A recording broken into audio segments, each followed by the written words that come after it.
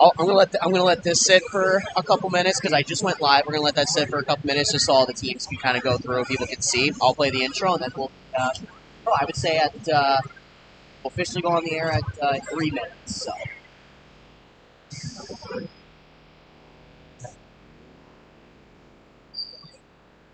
Hey, Jeremy.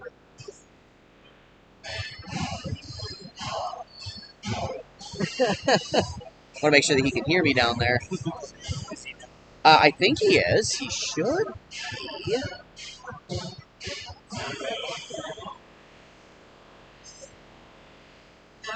Jeremy, can you hear me?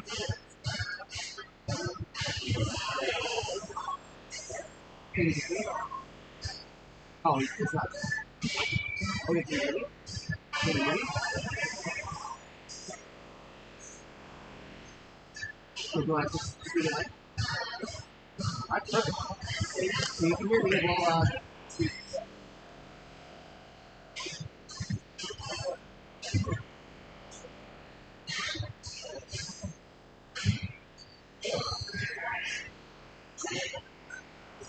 Fantastic. All right. Right. All right, we're gonna play our little intro here.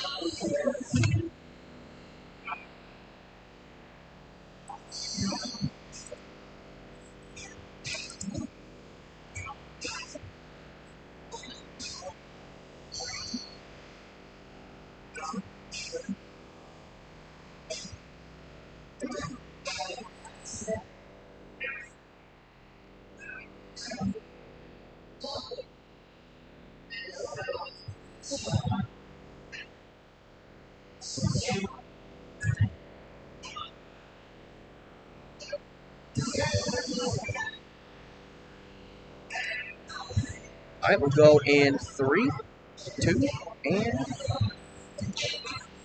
and welcome in, everybody. We are here in Detroit Lakes tonight. It is the Mid-State Conference Wrestling Tournament here at Detroit Lakes High School on YourLiveEvent.com.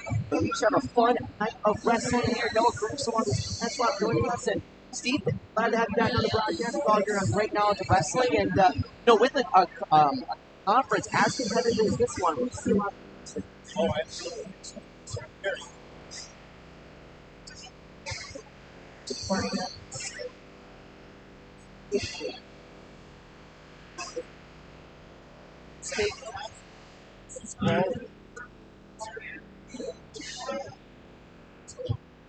One and done type of thing.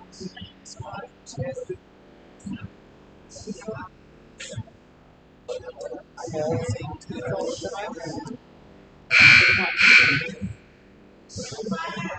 lot of history here, a lot of pride. Absolutely, and when you're kind of looking at some of the teams, a couple of teams, of course, the teams that are going to be competing here today are going to be the Aiken Gobblers, the Crosby Ironton Rangers, the hosting Detroit Lakes Lakers, the Park Rapids Panthers, the Pequot Lakes Pine River Baptist Road Crew, and the Steelers Motley Cardinals. And we were talking about a little bit off air some of the teams to kind of keep an eye on it, especially for the Road Crew together. Very important season.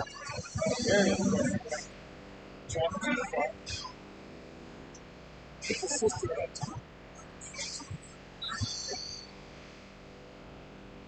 Yes.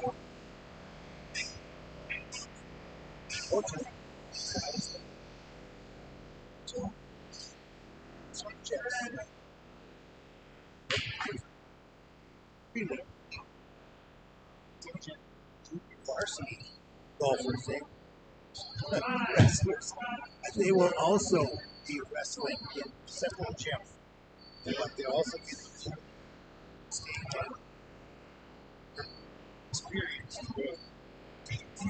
Absolutely. Well, again, a lot of good teams to keep an eye on for tonight, and we're going to take a quick break, and when we come back, we're going to take a deeper look at some of the wrestlers, some specific wrestlers to keep an eye on as we continue Mid-State Conference coverage all night here on your live event, liveevent.com. Back in just a moment. Except, so I said that just in case, because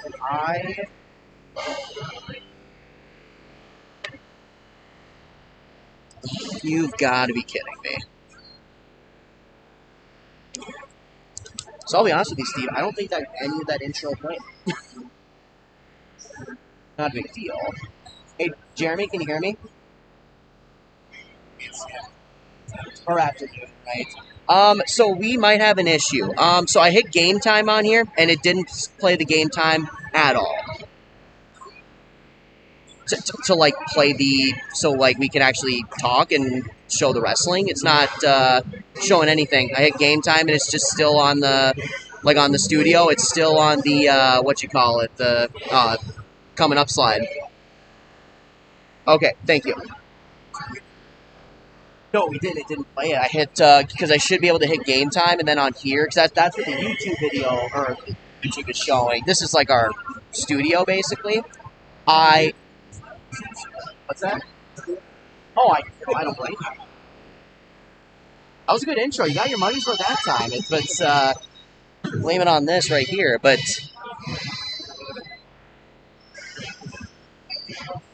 it doesn't really matter. This stuff will be filtered in as right.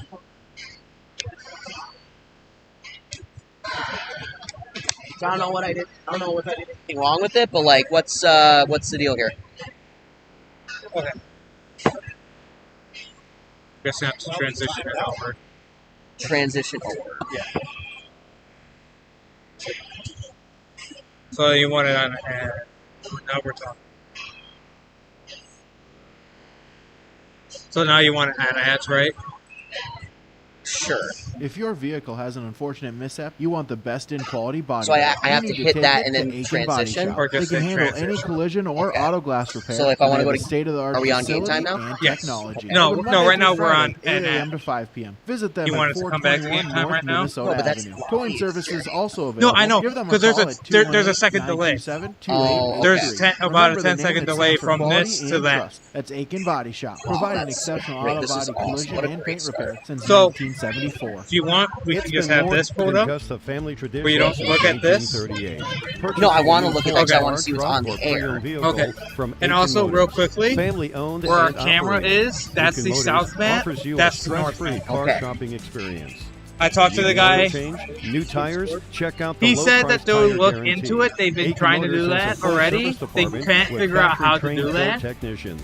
For hours, appointments, and vehicle inventory, visit AikenMotorsCO.com. We are ISD1. We are ISD1. So, We so are I'm going to try against ISD1. game We time. are and then ISD1. crank My that, favorite right? teacher is Mr. Transition. Dustin Richters. Favorite.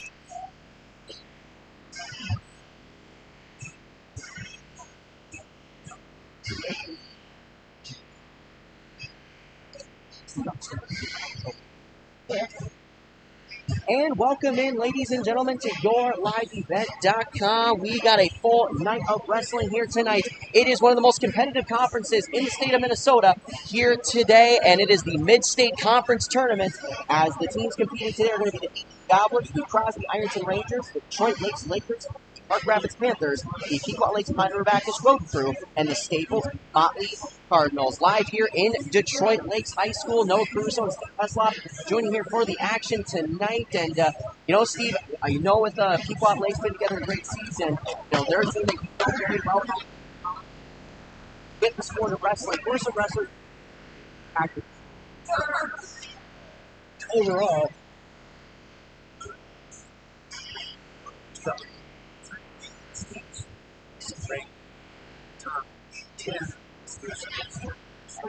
So, of course, we're going to look for those.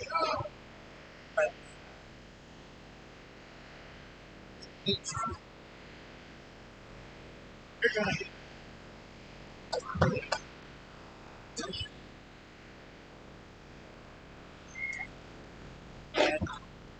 pretty successful. So I think that the road crew's coming in with a record dual wins of 61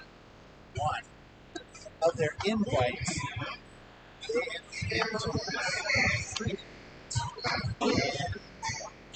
Two of them will walk away with first place. So they've got very successful. Staff. Dr. Mark, Justin Frank, all the first test of that's going to go live. That will be against State tomorrow. Should expecting a good one, and I'll get back to you, Steve, but that's a good transition into our schedule for tonight for the first round on Mat 2, as you see on your screen. Staples Motley taking on the Road Crew, and then in round 2 we'll be covering the Detroit Lakes Lakers and the Aiken Dowlers, and then round 3 starting at approximately 30, we'll have in Mat 2 the Road Crew taking on Park Rapids, and then a nice hour break before we get right back to the last couple of rounds, with Mat 1 being Detroit Lakes and the Road Crew, which should be a fantastic one with the two teams that are, probably near one of the favorites to win this conference here today. And then rounding it out, we'll have Aiken and the Road Crew, approximate start time of 7 o'clock. And then, Steve, you're also talking a little bit off air about State. That's going to be a tough challenge for the Road Crew, but they're a very well-coached squad, as you mentioned already. Absolutely. At one time, the rest of the most dominant teams in the state. When we had one chance. And it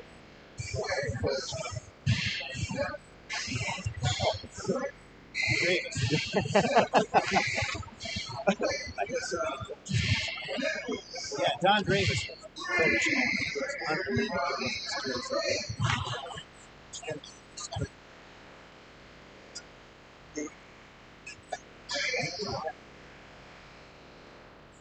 And his team went to state every team.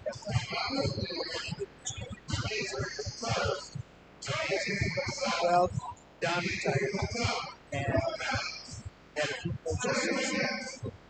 The program has been some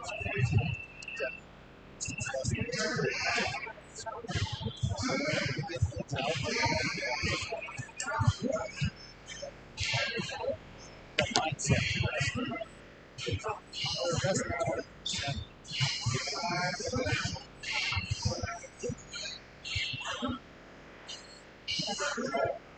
The rules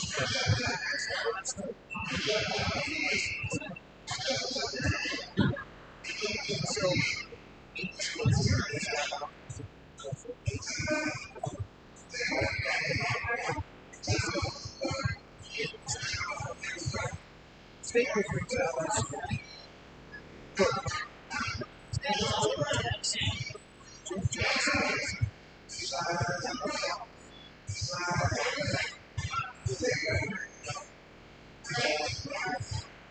he was part of the program that basically dominated AAA class. Basically was part of 16 state championships and national championships. And then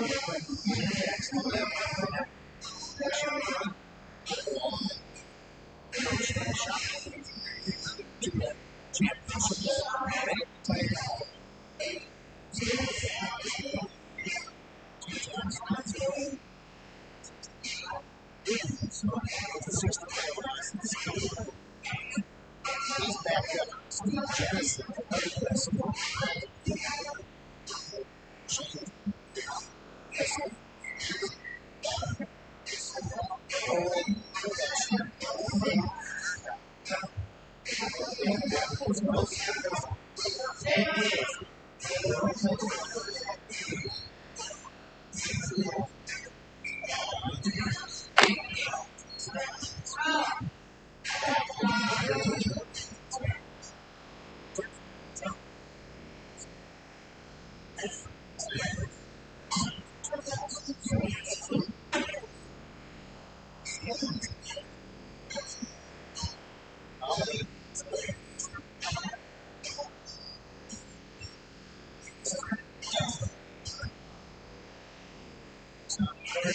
Should be a lot of fun, and we're going to take a quick break. When we come back, we'll continue our conversation here as we get ready for the Mid-State Conference Tournament. Back in just a moment on YourLiveEvent.com. If your vehicle has an unfortunate mishap, you want the best in quality bodywork. You need to take it to Aiken Body Shop. They can handle any collision or auto glass repair, and they have a state-of-the-art facility and technology. Open Monday through Friday, 8 a.m. to 5 p.m. Visit them at 421 North Minnesota Avenue. Towing services also available. Give them a call at 218-927-2883. Remember the name that stands for quality and trust. That's Aiken Body Shop, providing exceptional auto body collision and paint repair since 1974. It's been more than just a family tradition since 1938. Purchasing a new Ford car, truck, or pre-owned vehicle from Aiken Motors. Family owned and operated. Aiken Motors offers you a stress-free car shopping experience. Need an oil change? New tires? Check out the low price tire guarantee. Aiken Motors has a full service department with factory-trained Ford technicians. For hours, appointments, and vehicle inventory, visit aikenmotorsco.com. We are ISD1. We are ISD1. We are ISD1. We are ISD1. My favorite teacher is Mr. Dustin Richters. Favorite teacher is Mr. Miller. Mr. Googe is my favorite teacher. Definitely Miss Grader. Definitely Miss Grader in class biology. Mr. May. Right now is psychology. Mr. Smith's my favorite teacher. Mr. May's science class. Any art class. Mr. May in my ornithology class. We always practice good sportsmanship and respect. Go Gobblers. Go All-Stars. When you need heating, cooling, refrigeration, or plumbing work, call McGuire Mechanical. They provide quality and timely service for repairs and new construction with residential homes and commercial businesses. When you need the service of heating, cooling, refrigeration, or plumbing, call McGuire Mechanical, 218-927-5400. Serving the Aitkin, Crow Wing counties and surrounding areas since 2004. Rely on McGuire Mechanical. My roots run deep. I dream of a world where planting a seed can bring forth the food and knowledge our world needs right now. The field is my classroom, and I have the power to make a difference. I am going to feed the world someday.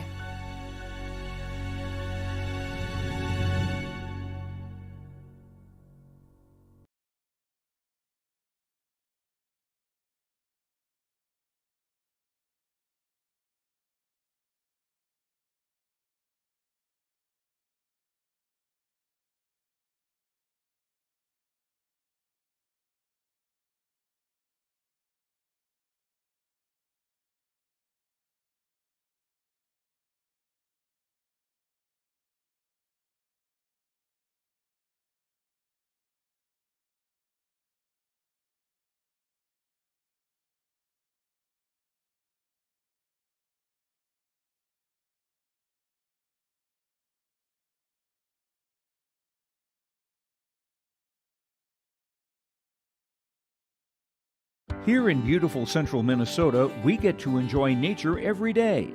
At Mille Lacs Energy Cooperative, we understand because we live, work, and play here too. However, just because you're not in the big city doesn't mean you can't have access to great internet service. Let MLEC Fiber give you the fast and reliable internet you deserve. Check to see if MLEC Fiber is available where you live. Visit us online or call our office at 218-429-0433.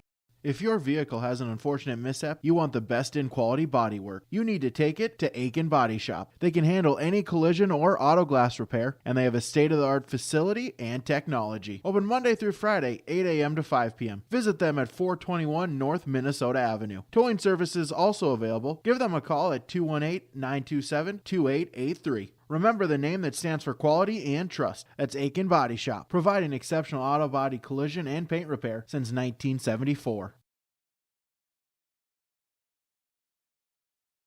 I'm Noah Crusoe and Steve Heslop joining you here for the Mid-State Conference Wrestling Tournament. Again, here's the schedule for tonight. Apologies for the technical difficulties, ladies and gentlemen, but we are here to bring you fantastic wrestling here throughout the day. Starting it off on mat 2, the mat that you see on your screen will be Staples Motley versus the Road Crew of Pequot Lakes and Pine River Bacchus. Expected to be a fantastic match. And then later on in our second round, approximate start of 2:15, we'll have mat 1 coverage of Detroit Lakes and the Aiken Gobblers. Following that in round 3, approximate start of 3:30, we'll be covering on mat 2 the Pequot Lakes, Pine River Bacchus Road Crew. I mean, where it says like the audio mixer? Approximate start of 4:45 to 5:45, and then right back to the action in rounds 4 and 5, starting off in mat 1 will be Detroit Lakes and the Road Pequot Lakes and Pine River Bacchus. Yes, and then I'm on it. Tonight on mat 2 will be the Road Crew and the Aiken Gobblers. A full night of wrestling, a very competitive conference here in the Mid-State Conference, and we have it all for you throughout the day on YourLiveEvent.com. We're going to take a quick break as we get ready for the start of Mid-State Conference Wrestling at 1 o'clock. Back in just a moment on YourLiveEvent.com. Okay. Here in beautiful central Minnesota, we get to enjoy nature every day. At Mille Lacs Energy Cooperative, we understand because we live, work, and play here too. However, just because you're not in the big city doesn't mean you can't have access to great internet service. Let MLEC Fiber give you the fast and reliable internet you deserve. Check to see if MLEC Fiber is available where you live. Visit us online or call our office at 218-429-0433. If your vehicle has an unfortunate mishap, you want the best in quality bodywork. You need to take it to Aiken Body Shop. They can handle any collision or auto glass repair, and they have a state-of-the-art facility and technology. Open Monday through Friday, 8 a.m. to 5 p.m. Visit them at 421 North Minnesota Avenue. Towing services also available. Give them a call at 218-927-2883. Remember the name that stands for quality and trust. That's Aiken Body Shop, providing exceptional auto body collision and paint repair since 1974. It's been more than just a family tradition since 1938. Purchasing a new Ford car, truck, or pre-owned vehicle from Aiken Motors. Family owned and operated. Aiken Motors offers you a stress-free car shopping experience. Need an oil change? New tires? Check out the low price tire guarantee. Aiken Motors has a full service department with factory-trained Ford technicians. For hours, appointments, and vehicle inventory, visit AikenMotorsCO.com. We are ISD1. We are ISD1. We are ISD1. We are ISD1. My favorite teacher is Mr. Dustin Richters. Favorite teacher is Mr. Miller. Mr. Googe is my favorite teacher. Definitely Miss Grader. Definitely Miss Grader in class biology. Mr. May. Right now is psychology. Mr. Smith's my favorite teacher. Mr. May's science class. Any art class. Mr. May in my ornithology class. We always practice good sportsmanship and respect. Go Gobblers. Go All-Stars. When you need heating, cooling, refrigeration, or plumbing work, call McGuire Mechanical. They provide quality and timely service for repairs and new construction with residential homes and commercial businesses. When you need the service of heating, cooling, refrigeration, or plumbing, call McGuire Mechanical, 218-927-5400. Serving the Aitkin, Crow Wing counties, and surrounding areas since 2004. Rely on McGuire Mechanical.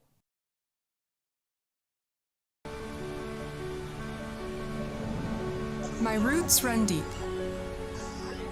I dream of a world where planting a seed can bring forth the food and knowledge our world needs right now.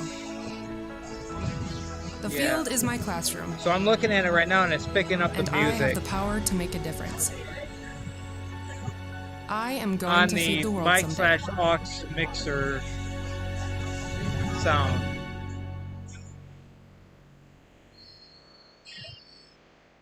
Yeah.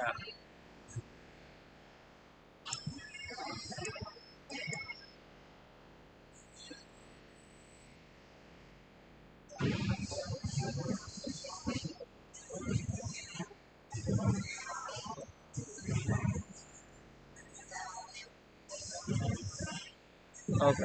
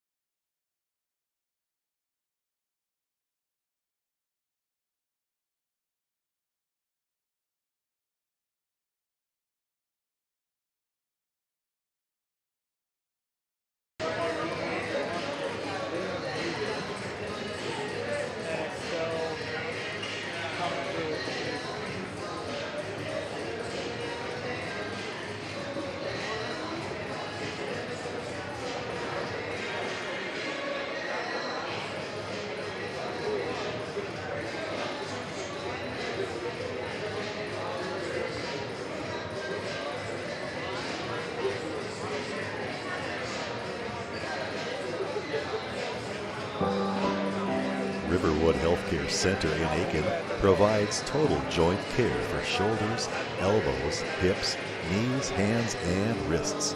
Our team of highly skilled orthopedic surgeons use innovative procedures to increase mobility and reduce pain. Get back to the activities you enjoy. Learn more at riverwoodhealthcare.org. Riverwood Healthcare, your trusted leader for orthopedics and sports medicine. I'm dreaming of a world where everyone has the opportunity for education. Where classrooms are not only a place to learn, but to make an impact. I will help the next generation of game changers and difference makers.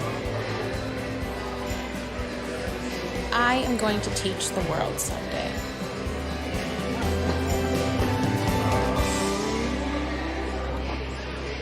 As a local business, Liljenquist Sewer and Excavating is proud to be serving the Aitkin community and the surrounding area.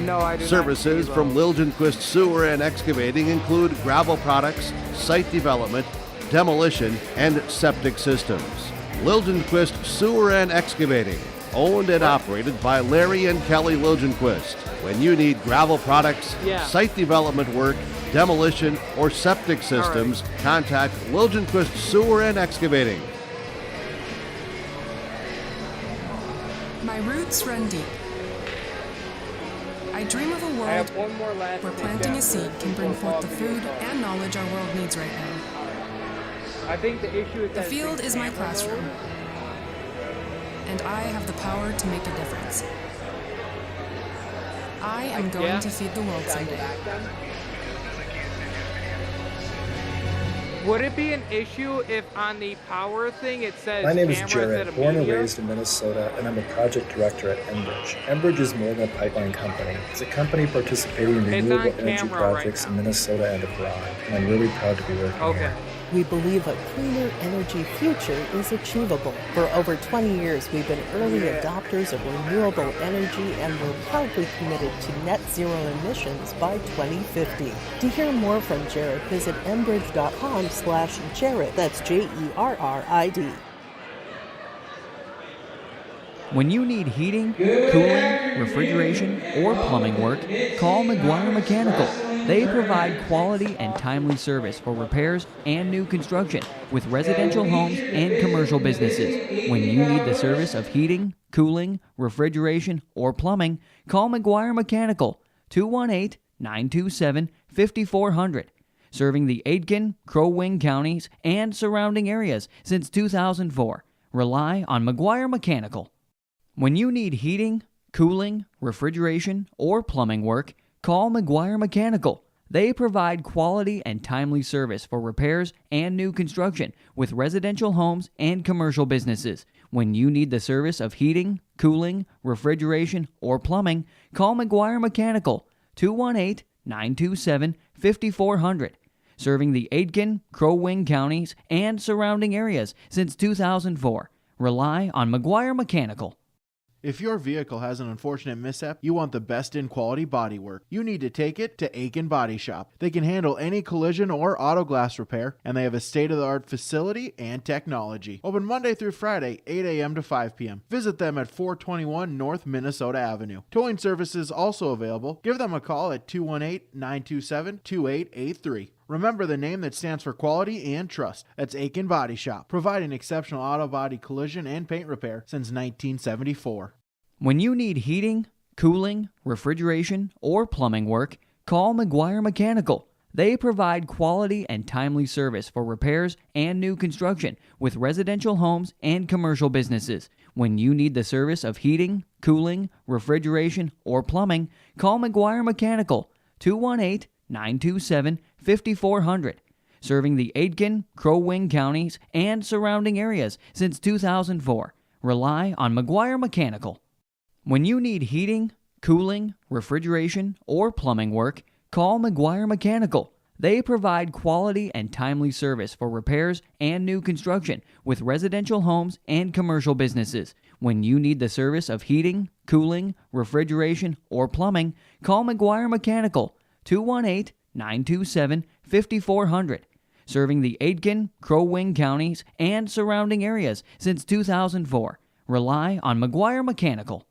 If your vehicle has an unfortunate mishap, you want the best in quality bodywork. You need to take it to Aiken Body Shop. They can handle any collision or auto glass repair, and they have a state-of-the-art facility and technology. Open Monday through Friday, 8 a.m. to 5 p.m. Visit them at 421 North Minnesota Avenue. Towing services also available. Give them a call at 218-927-2883. Remember the name that stands for quality and trust. That's Aiken Body Shop, providing exceptional auto body collision and paint repair since 1974. It's been more than just a family tradition since 1938. Purchasing a new Ford car, truck, or pre-owned vehicle from Aiken Motors. Family owned and operated. Aiken Motors offers you a stress-free car shopping experience. Need an oil change? New tires? Check out the low price tire guarantee. Aiken Motors has a full service department with factory-trained Ford technicians. For hours, appointments, and vehicle inventory, visit AikenMotorsCO.com.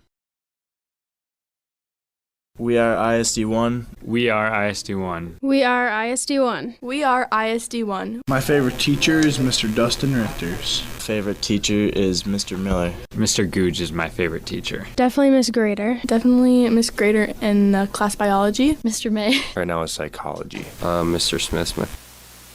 Good sportsmanship. Making the highest level conduct throughout the contest. Sports, medicine. And welcome back, ladies and gentlemen, to YourLiveEvent.com. Mid-State Conference Wrestling here for you tonight. Our first match that we will be presenting on mat number 2 will be the Staples Motley Cardinals. The road crew of Pequot Lakes and Pine River Bacchus. As we're continuing to work our way through the audio, so make sure you guys can hear us as we bring great wrestling coverage here tonight with the Mid-State Conference, a very competitive conference. Sounds better. And Steve, what are you expecting to see in this first set of matches here between Staples? I'm gonna stay up. Let's hope that we see the final. No, it's fine. I'm gonna stay up here for right now because right now it says Mike Ox is coming through, but then there's the mixer. Get ahead. I muted the mixer because the audio is coming through the mic Ox. I'm going to wait up here till after the first match to see what happens, and if the levels jack up on the mic Ox, then I think that's where everything's coming out of.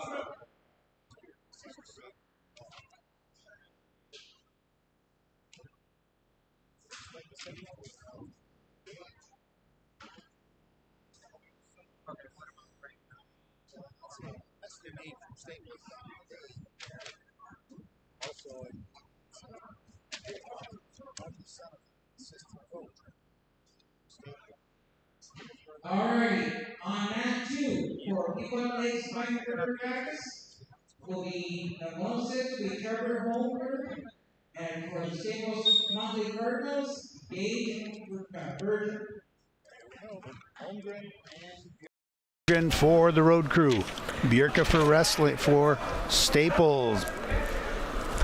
Both teams just both wrestlers just looking around. Tried for a throw, didn't work. Got him anyway. Got to keep the feet, got to keep inbounds there to keep the clock running. No points yet. And we're out of bounds. You know, and Steve, obviously with every weight class, it's always kind of a different approach, especially with the 106 class. When you have someone as talented as Holmberg, what are you kind of expecting, you know, with the 106 class, you know, what kind of their attacking style is in terms of their wrestling style? Well, when you're looking at the younger weights, you're looking at a little more leg technique, you might say. Because they're small, they're thin, they're wiry, they're supple, you know, they can wrap themselves around you. So once he gets on the mat, we'll probably see some leg, probably some cradle. From Bjorka, he's going to back away. He just doesn't have the experience yet, but he's getting it on the mat tonight. Holmberg with the good one-leg attack on that attempt, as trying to get that low leverage. And of course, we talk about wrestling all the time is, you know, the lower man wins. And does it kind of still play that way for some of the younger classes, the younger weight classes, where it's great takedown that time? No takedown. No takedown. Points. Well, there's the 2 points. Bjorka got around on him. That's 2 points for Bjorka. I think Holmgren did all the work, and Bjorka got all the points. There goes Holmgren, kind of a semi-sit-out. Didn't quite catch the leg well enough to get the leverage. He'll try it again. Notice Bjerga's going for cross-face cradle right away. Now he's got the far arm lined up. He's trying to reach behind the knee, try to get the two pieces to come together, and Holmgren breaks it for him. Holmgren back to his base. Then he gets knocked down with a cross-face again. As I told you, Staples is a cross-face. That's their trademark from Staples, is the cross-face cradle. And we're getting stalling on. No, we're just getting Bjerga's choice. He defers. So Holmgren picks up. 0-0. Oh, no, excuse me. 0-0 team points so far. 2-0 on the mat. 2-0 for Bjerga, a little 7th grader there. He's wrestling in the Staples style. Good single leg dive underneath by Bjerga. Caught him clean on that one. Holmgren went into defense, reaches across the top, gets the far leg, and Bjerga works himself around, gets another takedown. This Bjerga's a solid little wrestler. He's got a good future in front of him. You know what, Stephen, you were talking about with Staples Motley is, when you build up a program, it starts with some of these younger guys that you bring up. And, with Bjerga, just kind of talk about his talent and, how he can really kind of be that big catalyst for what's a resurgence for the Motley Staples Motley program. Right. See, well, when you watch Bjerga out there, he knows he pretty much has a good sense of what he's doing. I mean, he's only 108 pounds, but I'll guarantee you he's been wrestling probably since he was in the 3rd grade somewhere, even if it was just in his bedroom with his dad. He was wrestling, learning how to balance, learning how to control center of gravity, learning leverage. Like right there, he's got the arm bar trying to turn it over. He's going to try to reach for the far arm to get it in so he can turn it over. He's going to drive that around the head. There it goes. That's leverage. That gets him back points. May or may not be able to pin with that, as Holmgren's fighting it off as best as he can. And looks like Holmgren's going to turn it up, but he's still going to lose the 3 points, and he's going to go down 7-0 here in the 2nd period with 19 seconds to go. There was a readjustment by Bjerga. Drove him back through. We're still on the original hold, so we're not gaining any more points, but he does have his full 3. Now he's got a pinning combination he can put down. Now he can put some pressure on that inside knee, inside the shoulder, and he ran out of time. 7-0, the match score.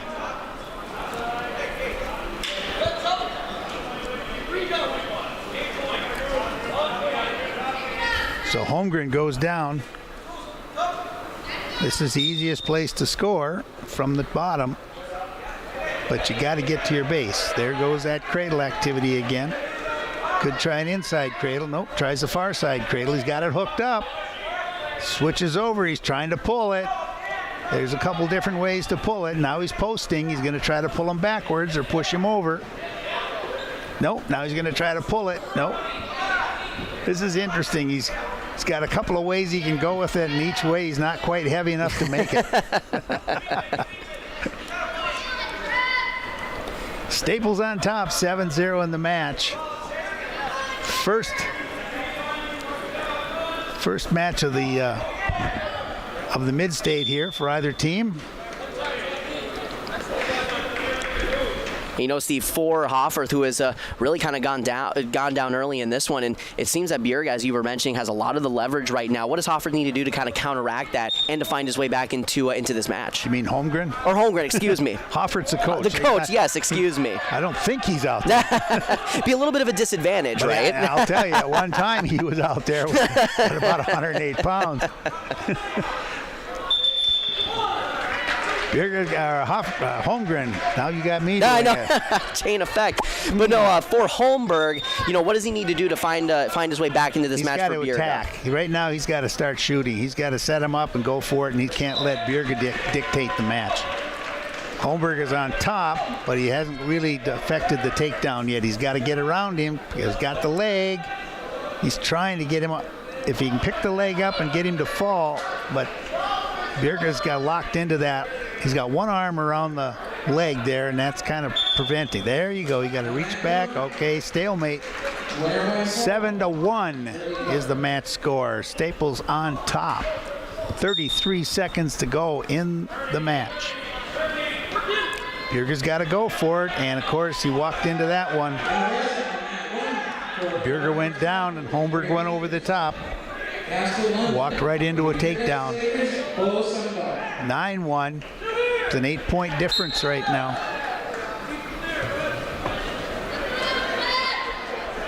10 seconds. 9-8.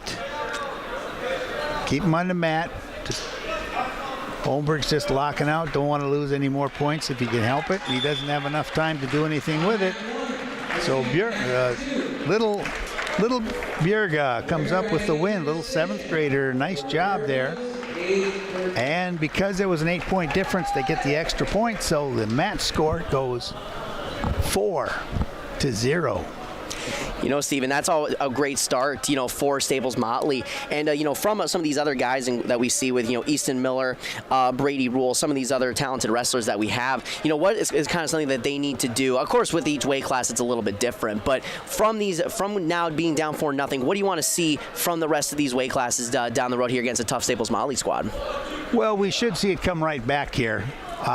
This is Parker Zutter coming out for the road crew. He's rated 3rd in state.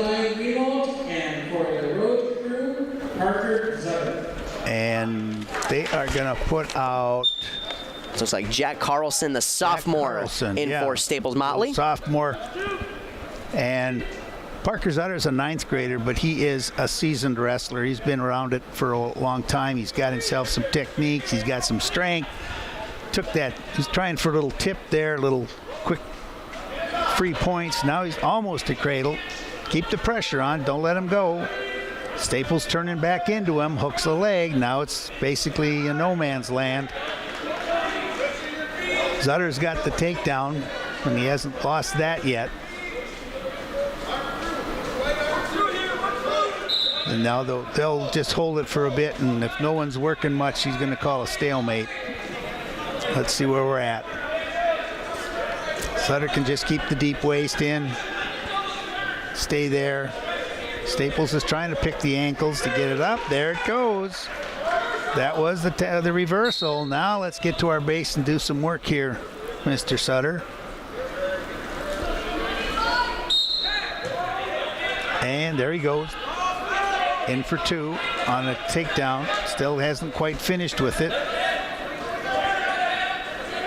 Staples putting a big arch in there, so the weight that you have to lift is about twice as much as it was before. And that's a tough lift when you're doing it just your back muscles.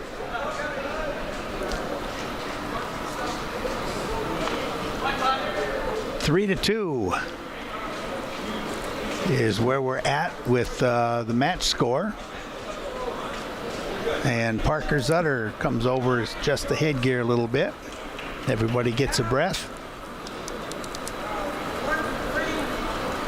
You know, Steve, right away we're seeing, you know, what Staples Motley can do in terms of how they want to attack, you know, leverage and everything like that. Is that kind of just speak on, you know, with Jim Jackson and his coaching style, especially coaching at such a great level in the state of Minnesota? Just kind of talk about Jim Jackson, his style of how he coaches from everything you've seen in the past with him in his career. Well, with Jim Jackson, I mean, when you're coaching, you got basically 14 weights.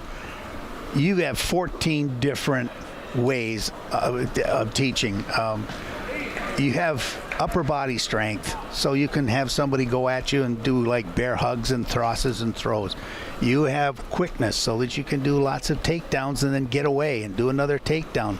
Don't get in there mixed up with somebody who's got a lot of upper body strength. You know, it's kind of a hit and run type of way, but you can outpoint somebody and you'll get the win. You've got leg technique where you tie them up. You can do guillotines and butterflies and stuff like that. You have people that can ride somebody once they get them down, and they can stay on them and ride them out. It'll be a low-scoring match, but it's still a win. I mean, there's all kinds of different strategies, and each kid's going to have his own he's going to develop his own technique, and the coach's his job is to do the best of trying to teach you how to refine it. Now Sutter, he likes to do that little hip toss, and that's what he tried. And Staples puts in what's called a wizard, and that's the blocking move for that. And of course, Parker takes him off to the side, and they go out of bounds. Now we start all over. Now we're going to do the same thing here. We go into the second period, and Staples takes down. So we think it's Jack Carlson, a 10th grader, for Staples. There's a tip. That's the tip right there that Zutter put on. He's going to get some points. Normally can't pin with a tip. It's just a matter of exposing the back, get some points on the guy. Now it's 5-2. Now a reversal doesn't hurt you as much. So Parker Zutter's riding him out the back. Carlson's trying to get, basically going to try to stand up, or he might, if he gets his arms free, he might try to sit. Nope.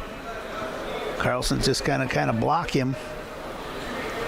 Spread yourselves out, make yourself difficult to turn over. Zutter's got the arm for the arm bar, but he's got to keep the weight on his hips. He's got to keep him down. He's got to get him down. Staples is defending very well. Now Zutter's trying to run him a little bit, trying to stretch him out. Now he'll try to run the bar. Turned him over. He's got 50 seconds to hold on and pin him. It's a difficult place to pin, but it is possible. Carlson's fighting off the bottom. There, Carlson settled on him now. Whoops, tried to turn over. Carlson went all the way, and Zutter got what we call high. And when you get high, you get loose. Carlson took advantage of it, turned him all the way over. And we're going to have a stalemate, which does not change position. So, Parker Zutter back on top. Carlson, quick to his feet, gets the one. 8-3 the score. Now he's got to set him up here. Zutter likes to do a little hip throw. He likes to get an underarm bar and then step in to throw it. He is capable of going in for a 1 or 2 leg takedown when it's possible. Last 2 minutes of the match right now. Parker Zutter on top, 8-3. Carlson looking for that cradle. Notice you tie up a leg, then you reach across the face, and then you take your other arm and reach behind the knee from the far leg and try to bring them together. And it's oftentimes easier to drive the head to the leg than it is the leg to the head. So that's why you'll see him with that one leg posting out kind of high and around him to try to get the pressure that way. Zutter's going to get his arm out, turn into him.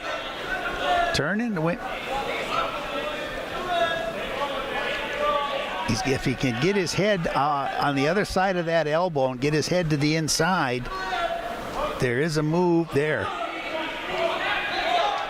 Now it's 1-1. Now it's a stand-up, basically. It's basically an escape for Zutter, so that makes it 9-3. 1 minute and 7 seconds to go.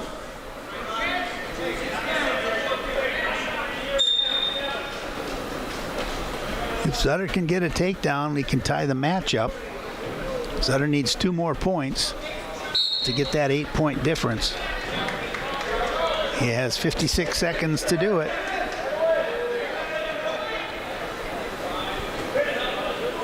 He's trying. He's going to try to spin him. Try to get around to his right. Go to his right. Tuck that arm under. Okay, there it is. Nope. Carlson's defending for all he's got. Carlson knows what's happening, and he is not making a move. There he crawled in there to get that leg to hang on. He's just not trying to make a takedown. He is just hanging on. Because if they can steal it, this basically, if Zutter cannot tie it up or get the pin to get the extra points, Carlson has done his job. He's given up 3, but he didn't give up any big ones. He could end up with, this could end up 9-5, but it's not going to change. Nope, it's going to stay 9-3 for the match score, and that means the total score for the two teams now is Staples Motley on top 4 and Road Crew with 3.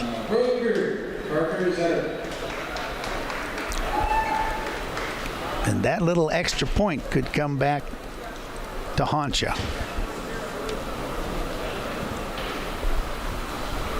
All right, we're looking in. The coaches are coming over to the scorers table to decide who we have out there. I think it's going to be Easton Miller for the Road Crew and Turner Beachy. That's a Beachy out there from the famous Staples Beachies.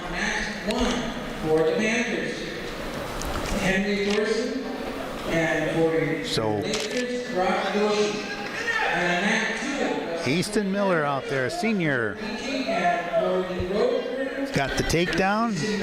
Doesn't quite have any back points, but he will if he gets to drive and set that head down. Keep the head. Move to your left. Well, he moved to his right. It gets the points. Being parallel like that is not conducive to pinning. You want to get 90 degrees to the shoulders if you can. That makes it a little easier. So he gets 2 points for the takedown, and he's got all 3 back points. Now he's pushing him down. Keep those legs up.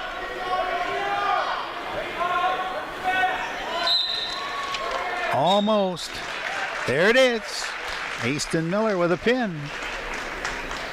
That's what the Road Crew needs, those extra points. Good job by Easton. Came out with the pin on that one. That puts the Road Crew ahead now 6-4. No, excuse me. Looks like 9-4. 9-4.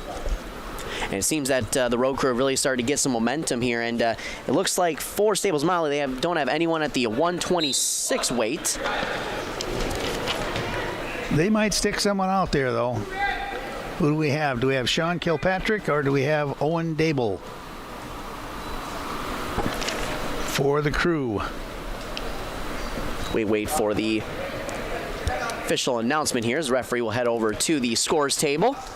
And Staples has got somebody out there, even though they have no one listed.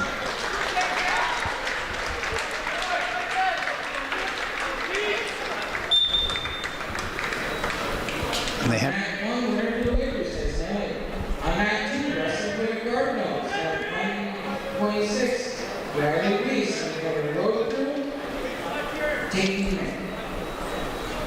Oh, Riley Reese, that's it. They moved him down. They had him at a higher weight at 132. He's now at 126.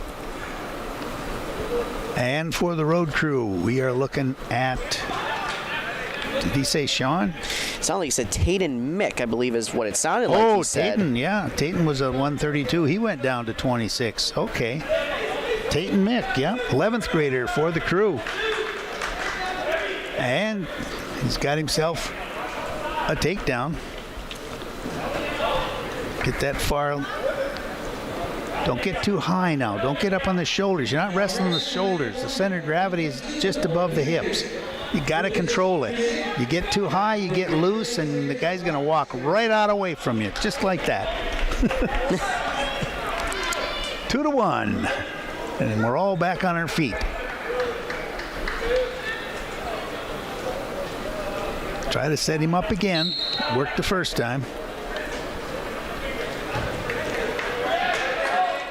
Good slide back there to defend the legs. Tayden Mick for the Crew out there. He's a junior. And we're going to have, and it's Riley Reese, who is a 9th grader for Staples. And right now we are basically just butting heads and trying to figure out who's going to make the first move.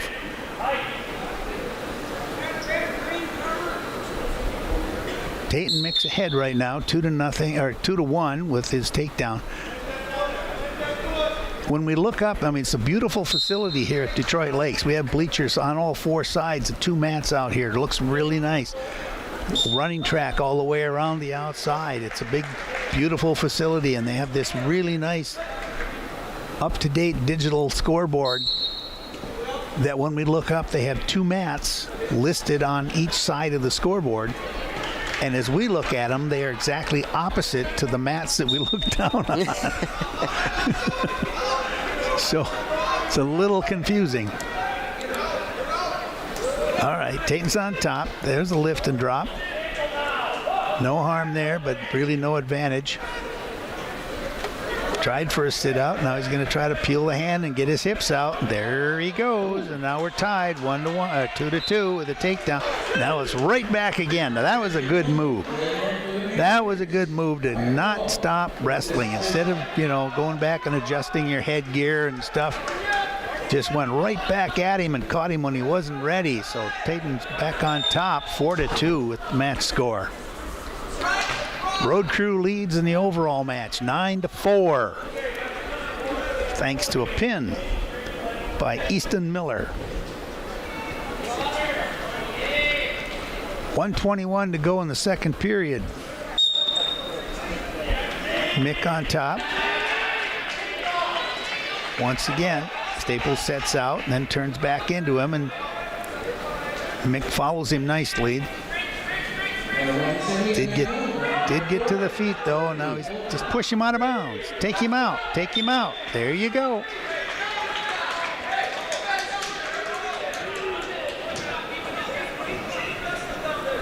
That stops the clock and stops that move. Oops, switch sides on him. All righty. He's going to sit back into you. Just going to his feet. See, now going to the feet like that, that's a technique. That, this, when you were asking me about techniques earlier, okay, you've got Staples here. You've got this Riley Reese. So far, everything he's done has been trying to get to his feet. And is there like a kind of like a specific advantage of going for the feet, or is if you keep getting escapes, like if you start, you're down, you get up, you get that 1 point. As long as he doesn't give up the takedown, he can do all right. But he likes to work off his feet, so he could possibly, when you see his technique later, he might be working on the upper body.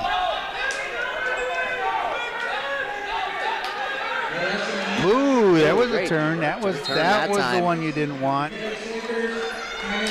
Now Reese is on top. Now Mick is in trouble.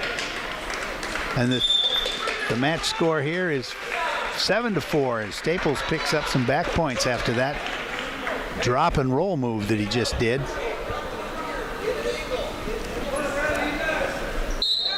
Wrestlers have to be working about at least 1 to 2, 3 moves ahead all the time. You're looking at doing this like when you sit and then you know what you're going to do next, and you're going to do the next thing. If the guy rolls right, you do this. The guy rolls left, you do that. It's kind of like a very active chess game.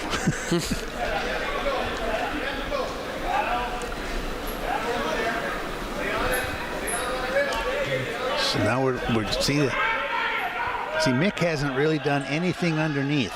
He's all defense, and it didn't work for him that time.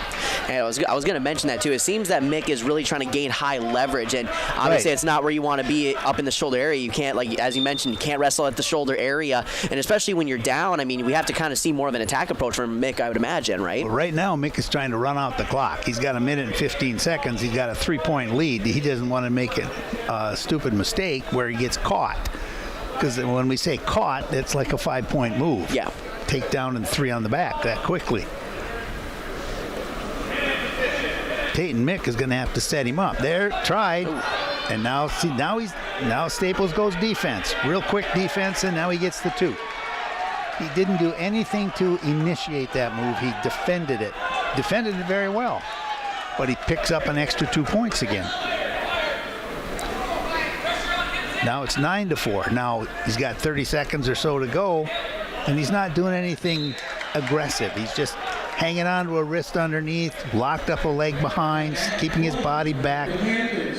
he's hip to hip at the center of gravity, and he's just staying there. See, he could take a stalling point if he wanted to. He could take stall.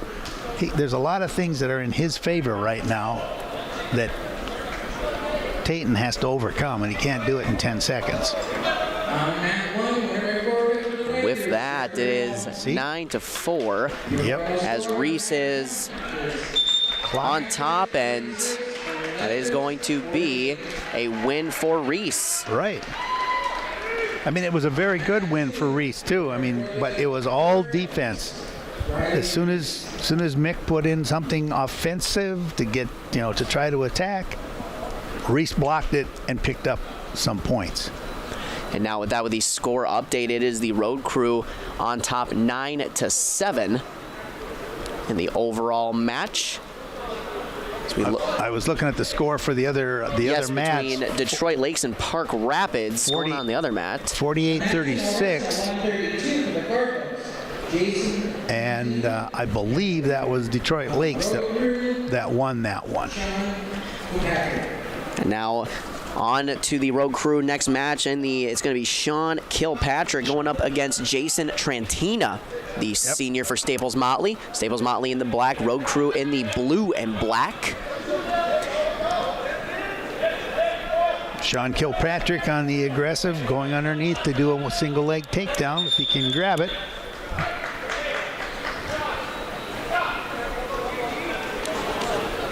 Looks like his right hand is a little bound up there, maybe a little wrist. Whoa, a little slappy in the face there. Caught him in the eye. Give him a bit there to make sure everything's all right. And then the official goes over and says, let's not do that again. Just a little bit of a warning this time. Yeah, let's not do that again. Let's not get too slappy. This is wrestling.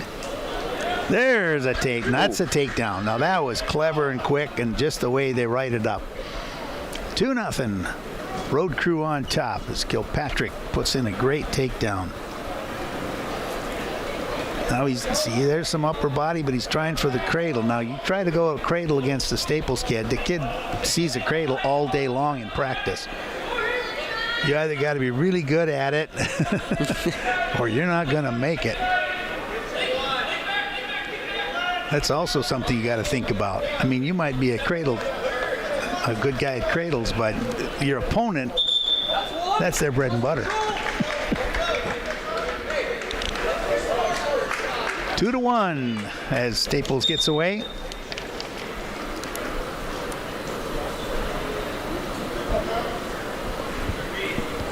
So Jason Trantina, senior for Staples Motley.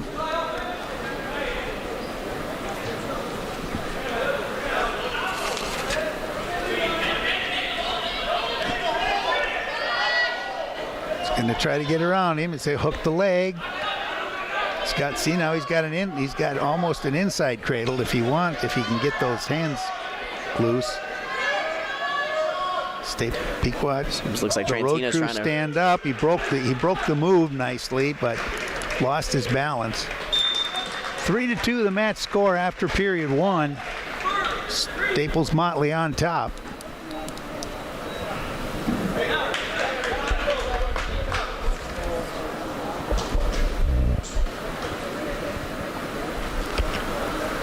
Gonna take a little blood time here, maybe. Officials timeout. Gotta check that. Looks like the left elbow of Kilpatrick, and Steve, what we were kind of observing is, in that first round, we saw with Trantina really getting that kind of lower level, reaching up for that leg, trying to bring the takedown. Just kind of how does that kind of change the approach when you're playing defense, or at least wrestling defensively, for Kilpatrick, how that kind of changes things? As far as what? I mean, I'm sorry, I was writing something down. No, you're I good. Didn't quite follow. No, yeah, I was saying, with Trantina, as we saw early on, getting a lot of leverage, especially going for that leg early. How do you kind of approach defense when that's kind of his attacking, bread and butter wrestling? Well, if you know he's going to go for your legs, then basically you're going to be blocking, and you're going to pancake him. As he comes in, you just drop on him. push back and make all your weight, force him right to the mat. And then he has to lift you and himself off the mat, which gets tiring after a while. And that's how you block it. And if you get on top like that, if your legs are clear, you try to spin. Try to do a little tabletop spin on him. Now there's leg technique again. This one is the guillotine. You get the one leg wrapped up in there. You can see how Staples has got their left leg grapevined around the left leg of the road crew. Then you grab the far arm, bring it back behind your head, lay back, and you start to you expose them for back points, but you got to keep the leg. And he missed the leg, but he immediately knew what to do with it. He's trying to do a little headlock here and drive it over. He's got both arms tied up. And road crew is trying to break it. He broke that hold, but he went right back into a different hold. Reverse half Nelson. And he's got to reach over and pull the far arm up is what he has to do if he's going to try to pin him. He's got to reach. There, you got the half in. Now reach for the far arm. Get underneath it. Reach for the far arm and lift. And he's got 4 seconds to do it. Come on, road crew, hang in there. Oh, did he get it or not? Nope, he did not get it. He gets the 3 points. Good job of fighting off that pin hold. That was 2 or 3 pin opportunities. Looks like. And he did a great job of fighting it off. And Steve, what was kind of the big thing, for Kilpatrick when you're down in there facing a pin situation? Kind of what's the biggest thing, what that Kilpatrick did that was able to, save some points and save a pin from Trantina? Well, he's strong enough to basically bridge his body to keep one arm or shoulder off the mat, and it doesn't matter which one, and you can switch as long as you do it fast. 1 second is what all it takes is to keep them both on the mat. You can do that. And he was able to keep his hips more in line with the opponent. So, like I said, when you're parallel or almost parallel, you get less leverage to pin if you're the man on top. So if you can keep scooching into him and do that and keep his legs from getting much purchase on the mat, you can fight that off, but it is tiring. You're underneath there fighting for air. That one slip with your shoulder and you're dead. The match is over. There's a Granby. That is a beautiful move, really. I love that Granby move. It's so much fun to do. You set him up for a sit out, and then you just basically rock back over your shoulders and kind of do a little side somersault. And the guy if he doesn't follow you like he's supposed to, he falls right into that reversal. 8-2 the score right now, with Staples Motley on top. Trantina is doing a really nice job of wrestling here.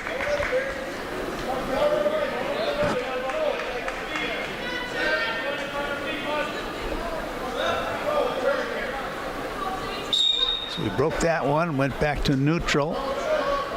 8-2 is your match score. We're into the third period with 1:12 to go. There's a little tip. That's the free points.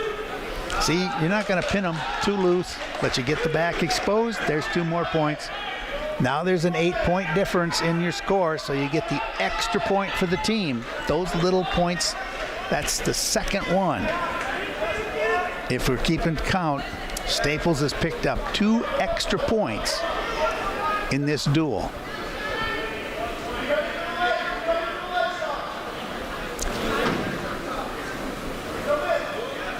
Here comes the legs again. Going to grapevine him. He's reaching for the far arm. There's the grapevine of the leg. He's going to roll him through or pull him back. One of the two. He's got his hips down. He's got the arm. He's got 18 seconds. Now he's got to pull it back. He pulls it back over and gets 3 more points. Still just trying hard. This is where the referee comes into play, because if he bars that arm up towards the head, then it's potentially dangerous. So that's the hard part. Run out of time. Score is 10-2. And the Cardinals are on top, 11-9 in the match score. All right, let's see who they're going to put out now. 138, right? 138 should be, so we're looking at... Maybe Sean Reese. Whoop. And it appears for Staples Motley should be Colby Tappy and Sean Reyes.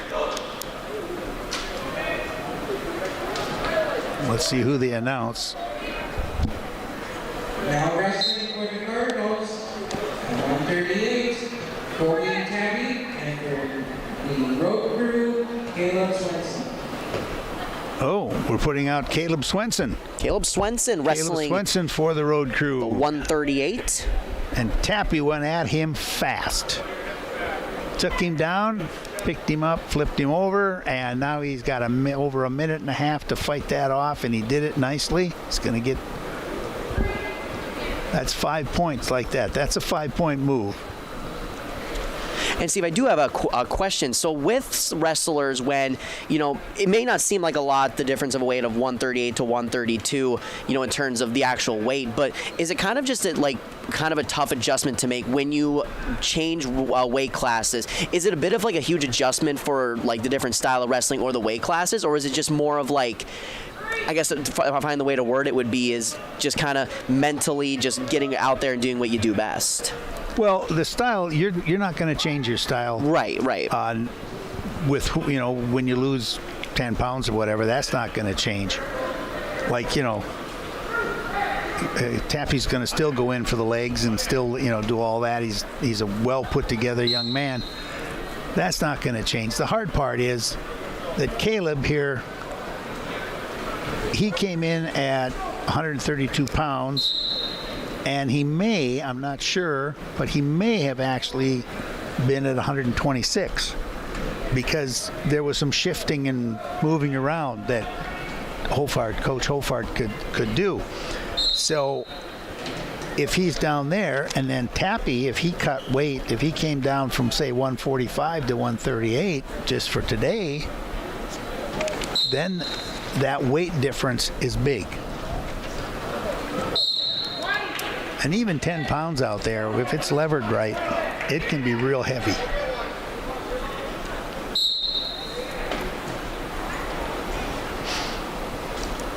So 11-2 now, your match score. Staples on top. Tappy going for the head. And he just wrapped him up, tipped him over. He's got that inside wrap on the leg like that. It's kind of like a guillotine, only on the near side instead of the far side with the leg wrap. Now he just rolled over the top. Picks up another 3 points, runs out of time in period 1. He's up 16-2. That's a 14-point difference. If Tappy picks up 2 more points, this match is over in a technical fall, and it's 2 extra points that you get.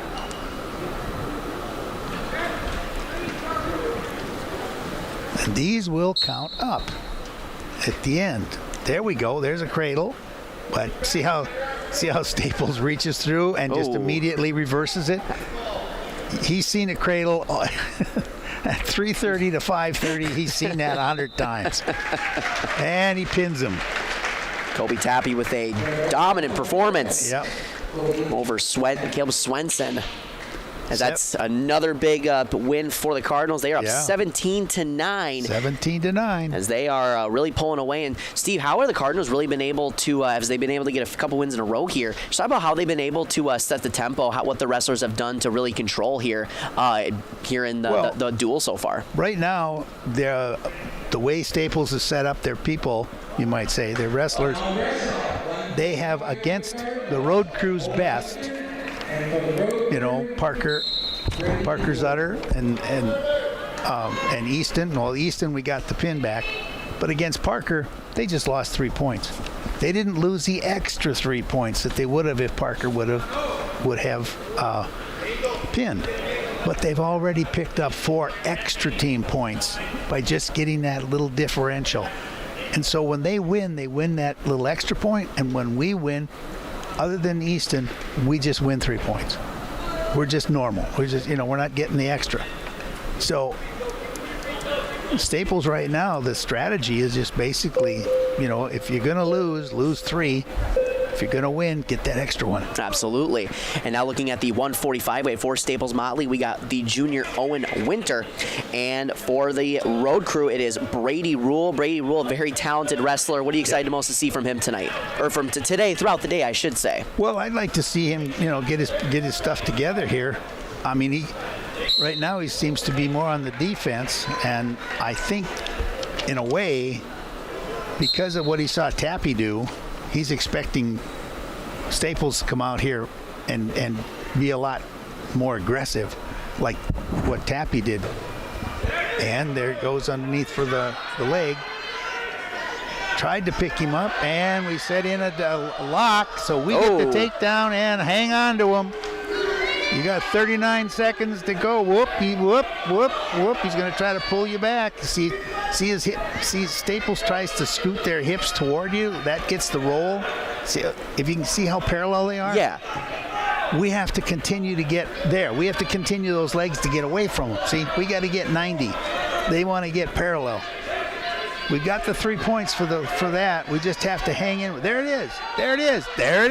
Fantastic performance by Brady Rule. There. So he gets the pin, and that is a big win for the road crew, as that puts now the score at 17-15 in favor of Staples Motley. But the road crew are coming, as next up will be the 152 weight, and Blake Nealon will be up for Staples Motley, but we'll wait to see if it's Chance Abraham or James Cummings. But Chance Abraham, we will wait to see here. Yeah, but Chance Abraham is rated 5th in state. I was going to say, I would imagine we're going to see Chance Abraham out there. So right now, Staples is kind of locked in because they've only registered in 1 wrestler per weight class. So they don't have a lot of wiggle room as far as who they're wrestling, although they could forfeit. And that is exactly what they're going to do. So Chance Abraham will win by forfeit on that. Yep. There. So now the road crew up 21-17. Is now looking ahead to the 160 weight. A couple of wrestlers to keep an eye on. Earl Stockman, the sophomore, and then the senior Grant Thompson expected to be out there for the road crew. As Dustin Converse at the 160 weight for the Staples Motley Cardinals, and that is what we're appears to see as we'll await the official announcement. But now for the road crew up 21-17. So you can see now, like, this would be, if you look at the wrestlers, the tall road crew wrestler would be more arms and going for legs, takedowns, and leg technique when they get into it. And Staples will upper body. It's going to shoot. It's going to be look more for power moves. And it looks like it's going to be Jay Cummings at the 160 weight, according to our PA announcer. Okay, Jay Cummings listed in at 152, and he's wrestling at 160. No score right now in the individual match. In the overall match today, it's 21-17 currently with the road crew on top. Previous match that was held on the other mat, Detroit Lakes 48, Park Rapids 36. So DL notches a win for them. This is a tournament that everybody plays everybody. It's not a ladder tournament where you're eliminated and you go on, you get consolation and all that good stuff. Everybody plays everybody, and then they count how many wins and how many losses. And see, does that kind of play into a factor of how you approach different teams, whether it's, you're competing for the upper parts, obviously, of course, you want to win as many duels as you possibly can, but does that kind of change the approach of teams that you will see pretty often being, a conference matchup? Does it kind of approach like who you send out there and how you want to wrestle? Well, you're coaching just the team that you're against at the moment. Right, of course. You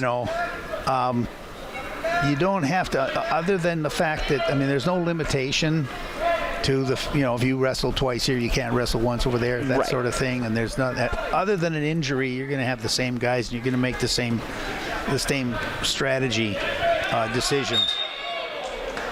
Ran out of time in the first period with no score.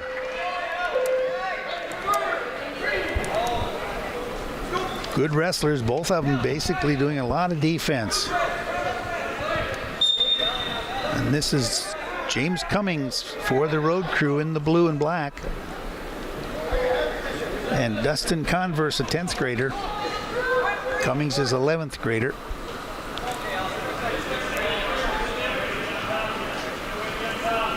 Still everybody just kind of dancing around, going out of bounds.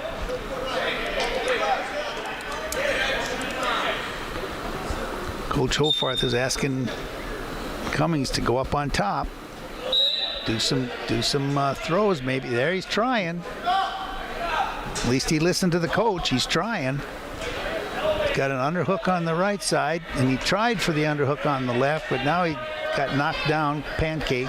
Now just get your hips up, get up back to neutral. Watch that leg. You're going to get hooked. He's going to reach for it.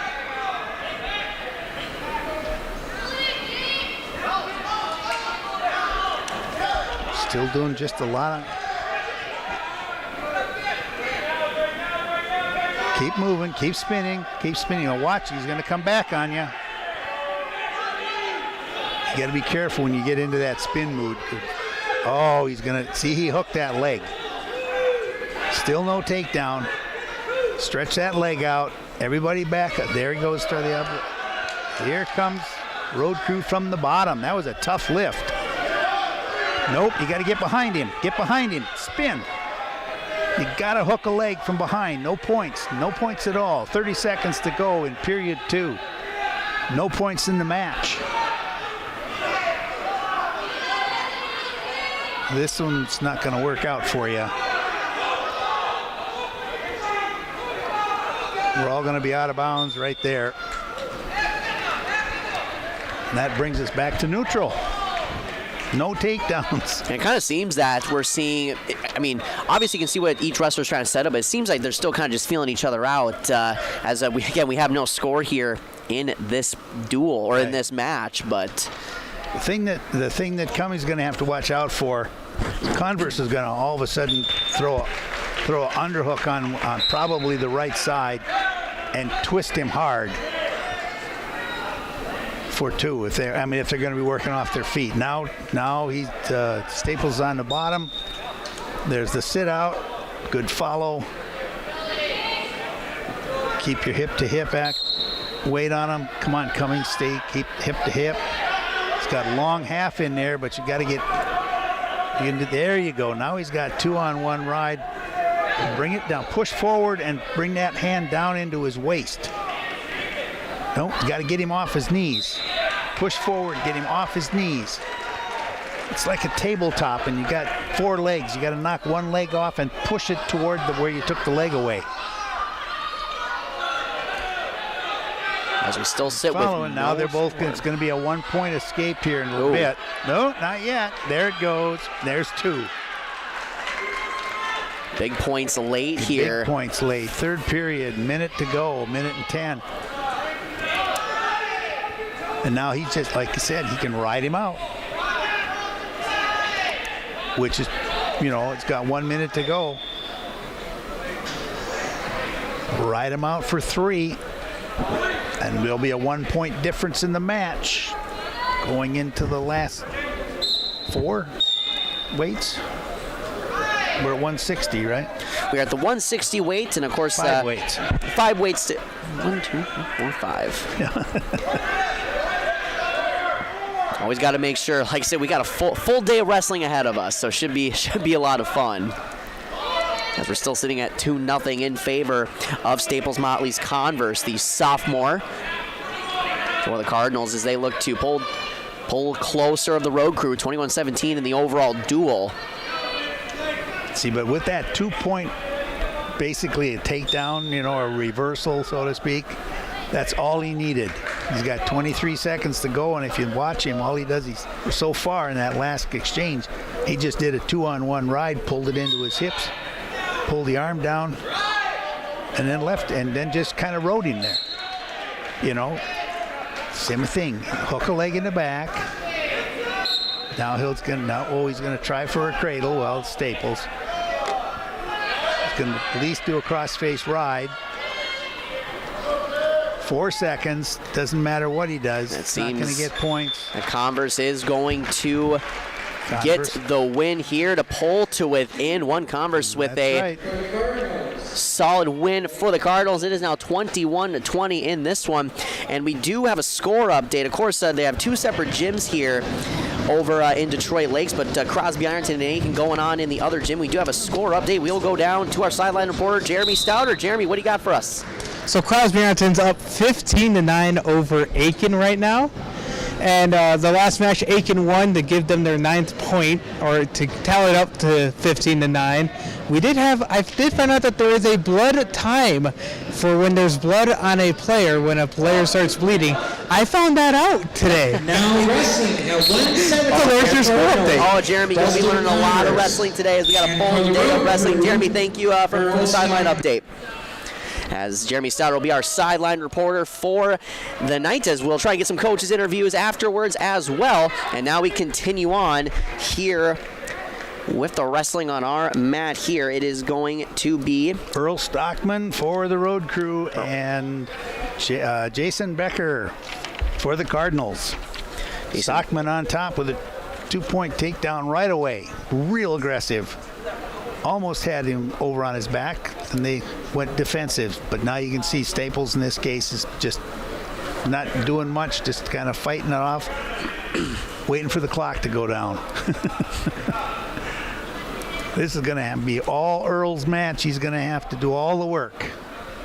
And right now, the road crew needs those extra points, whether it's the 4, the 5, or the 6.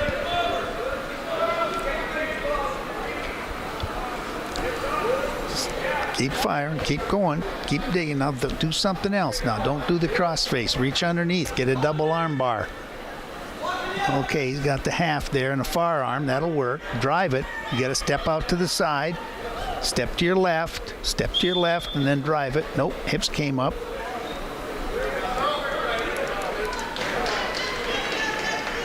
And we didn't get anywhere, so it's more or less basically a stalemate. Let's start all over here from the middle of the mat. Stockman on top.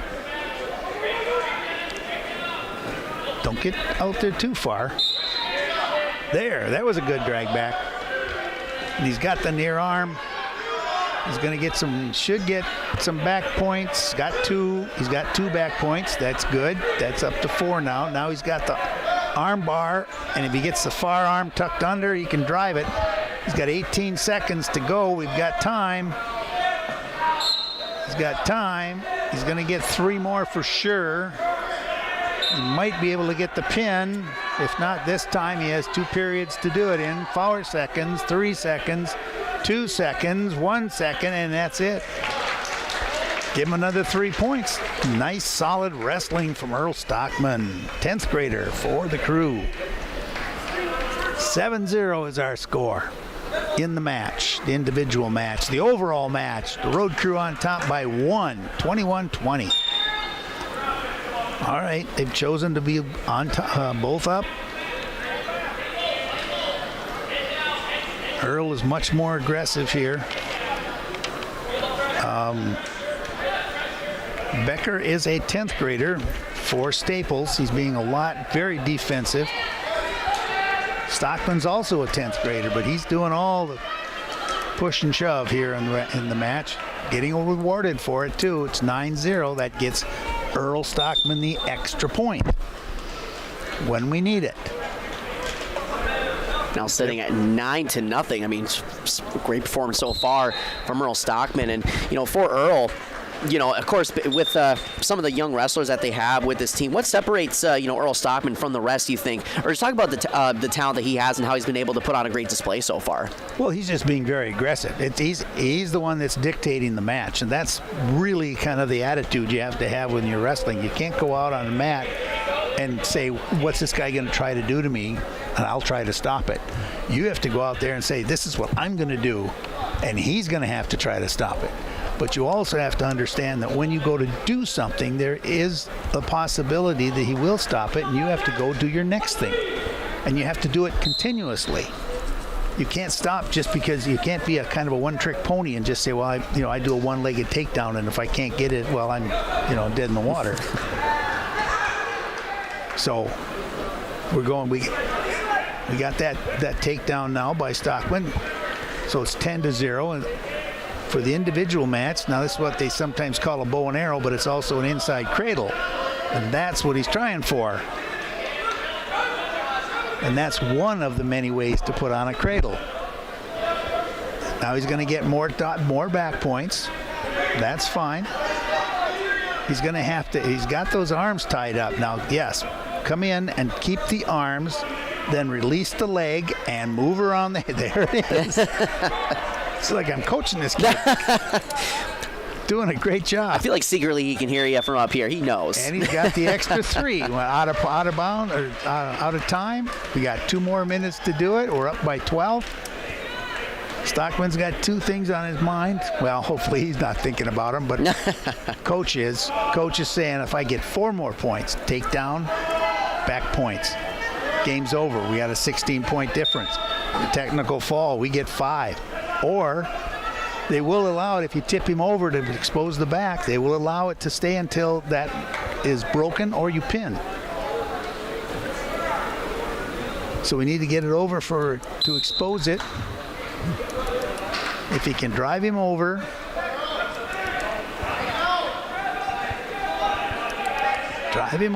you got to get him on his back. You got 1 minute and 30 seconds to go. There comes the armbar drive. There it is. That's going to be the 3 points. That's going to be 15. Now, this is a decision. Hold on and pin him, which would be a good idea because you got him in a... There it is. There it is. Great move. The other option was to roll back and drive him again and then pick up another, and then that would have ended it. But we got the extra points that time. That's our third pin. That puts us up 27-20 in the match over Staples. That was crucial. Earl Stockman. At the beginning of the show, we were asking about, what do I expect? We were looking for stuff out of the middle. We did not get the middle.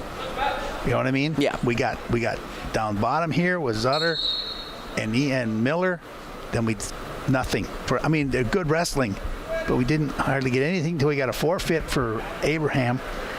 Then Stockman came through, so that's 12 points right there that we got. Now let's see if we can stay with it. It should be Goddard. So it looks like now the announcer just announced Trey Tuchtenhagen, but it looks like it is going to be a forfeit. Oh, they put Trey out there. It's a senior for that. Now 33-20 as we await. And another forfeit. That was Corbin, I think. I believe that was Corbin Knapp, the junior, who's going to be a key contributor for the road crew as he's been all season. And now we should be looking at on the 220. We're going to be looking at... That's in 220. So we'll have junior Peyton Scott coming up for the road crew. And then Adrian Gomez, the freshman, at 220. Yep. 220 freshman, Steve. I tell you what. So those 2 forfeits basically made it impossible for Staples to beat us. Now with that, Gomez is going right at him. Yeah, Whoa, good throw. Boy, Gomez did the work and got thrown. Came out on the bottom of that. So Scott's right on top. He's got the arm tied up. Boy, it's tough to breathe in there now. You get to be a point where you were, that's potentially dangerous. You're covering, you don't mean to, but because you're so tight, you've got his mouth stuck in your side. He can't breathe so the referee very wisely, very correctly said, wait a minute, this is dangerous, let's start over. You get your back points, you just aren't going to hang on to him to pin him. 5-1 is the score.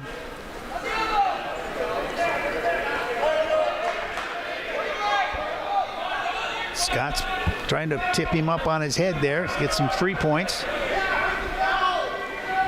Gomez trying to stand up.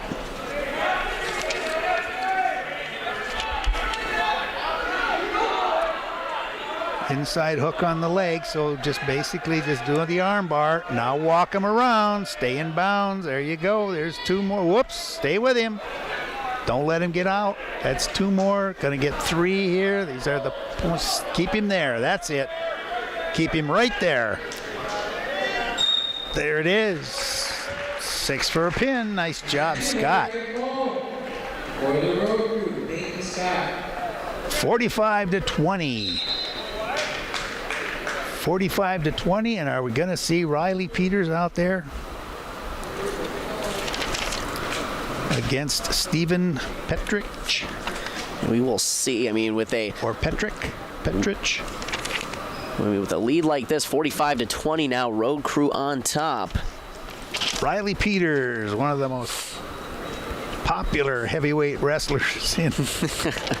And it looks like they're going to send him out. Here we go. So here comes Riley. He's an 11th grader against Stephen Petrich, the 10th grader, and Riley goes at him. A lot of times when you get to sometimes in the matches, you get to this point where it's all on Riley's shoulders, but today it's not, or at least not in this match. Absolutely. We don't know. Maybe against DL we'll have to worry about it. Riley takes him down for 2, reaches across face. A little bit close to the edge there. If he tries to step out and go around, now Riley's going to try for a cradle. He's got the head. He's got the head turning down. He's reaching behind the knee. Oh, there, yeah. Just let's go for the arm bar. Let's roll him over. Let's roll him back. Now let's lay on him. And there it goes. There's 6 points. That's Riley. He knows what to do. I like Riley. I like him when I sub up there. I get to see him.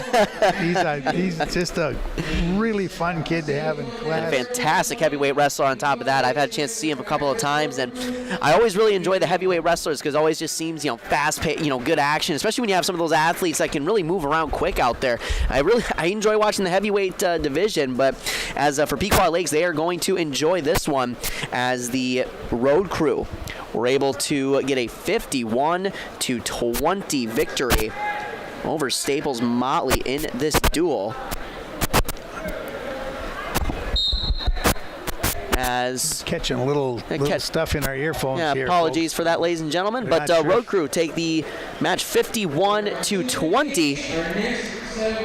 Not sure if that was Jeremy getting everything ready down there, but we're going to take a quick break, and when we come back, we will get set for our second round of... Hold on. Jeremy, are you with us?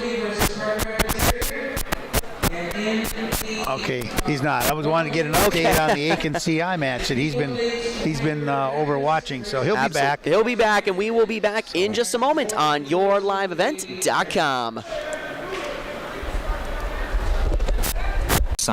Science class. Any art class. Mr. May, in my ornithology class. We always practice good sportsmanship and respect. Go Gobblers. Go All-Stars. When you need heating, cooling, refrigeration, or plumbing work, call McGuire Mechanical. They provide quality and timely service for repairs and new construction with residential homes and commercial businesses. When you need the service of heating, cooling, refrigeration, or plumbing, call McGuire Mechanical, 218-927-5400. Serving the Aitkin, Crow Wing counties, and surrounding areas since 2004. Rely on McGuire Mechanical.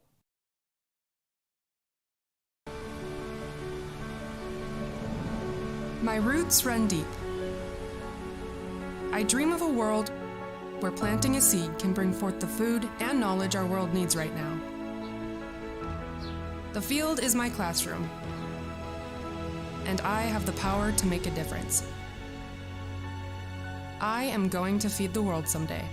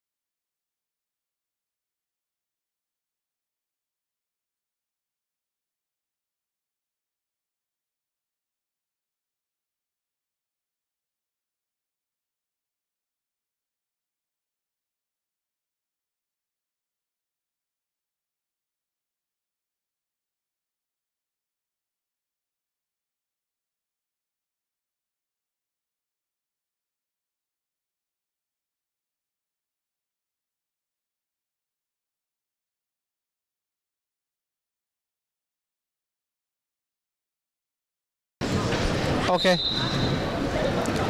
And welcome back to YourLiveEvent.com Mid-State Conference Wrestling. We just had the Road Crew getting a 51-20 win over Staples Motley, and we do have a final update over in the other gym between the Aiken Gobblers and the Crosby Ironton Rangers. Down to sideline reporter Jeremy Stouter with the final update. So Aiken was down 15-9 the last time I checked. Went back there to get the final, as I saw a lot of Aiken Gobbler fans as well as Crosby Ironton fans coming over to this gym where you guys are at. And it was a 51-15 Aiken Gobblers victory.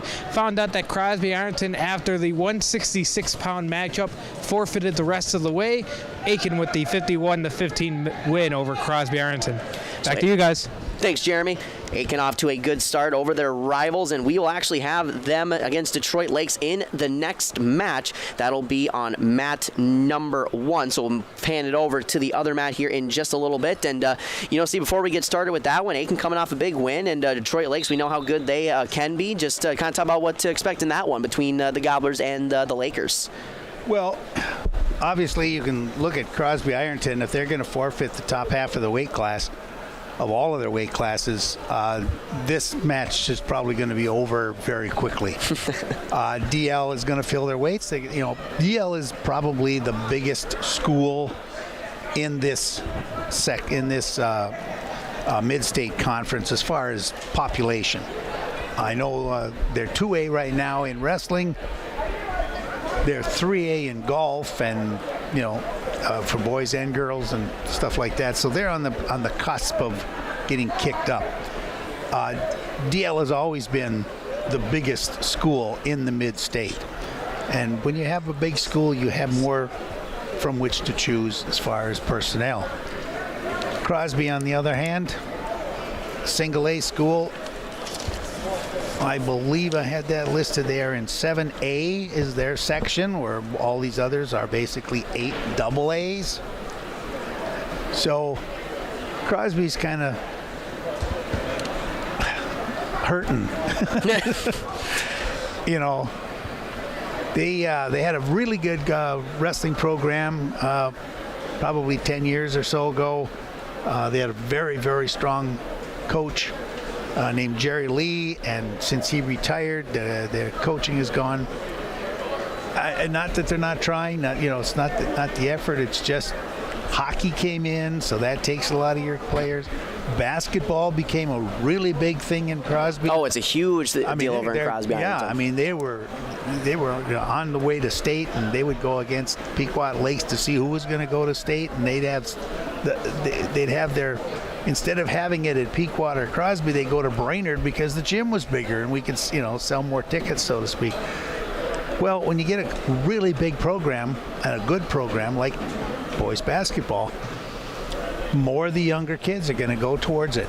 They're going to want to be a part of that. Less kids are going to go out to wrestling. And so if you lose that growth of those younger kids and the experience that they get, the program suffers. And Crosby is in that ebb right now. They're in the valley between the hills.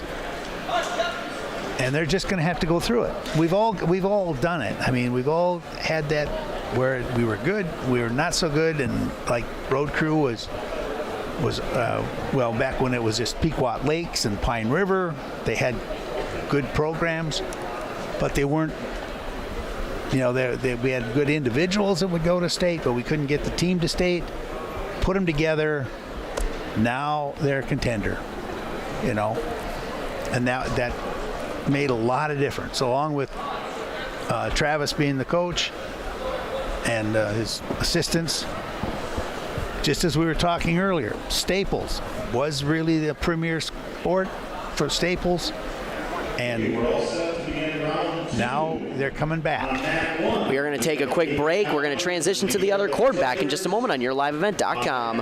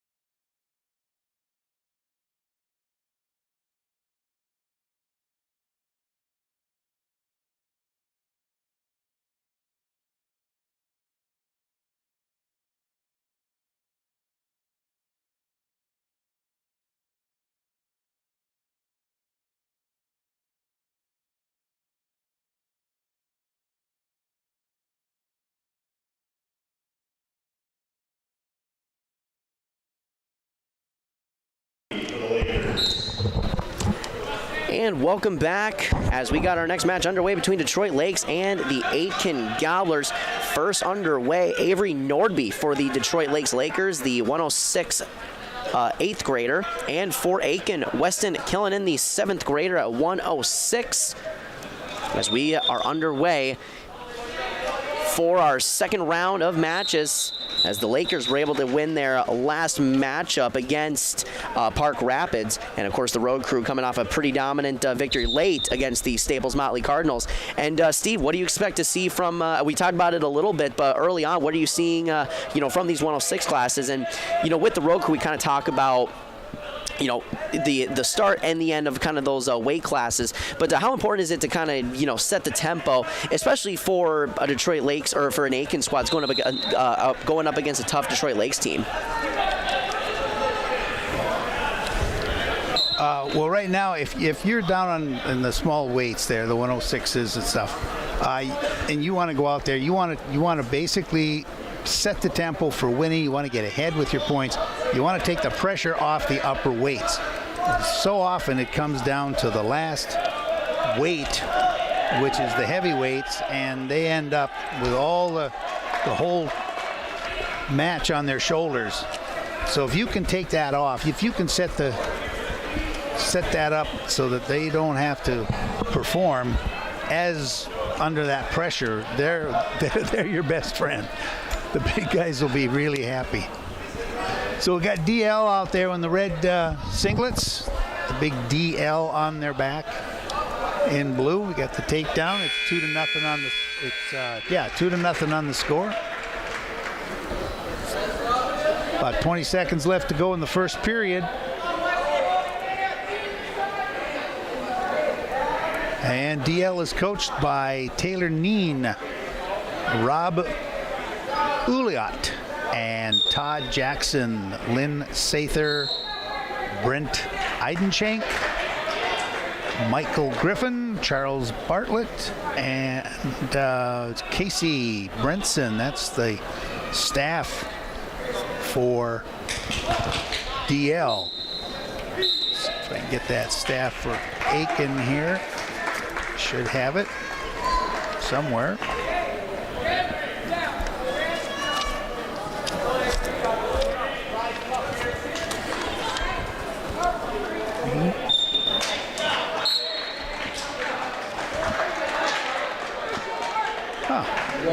I don't have the Aiken staff listed. Oh, here we are.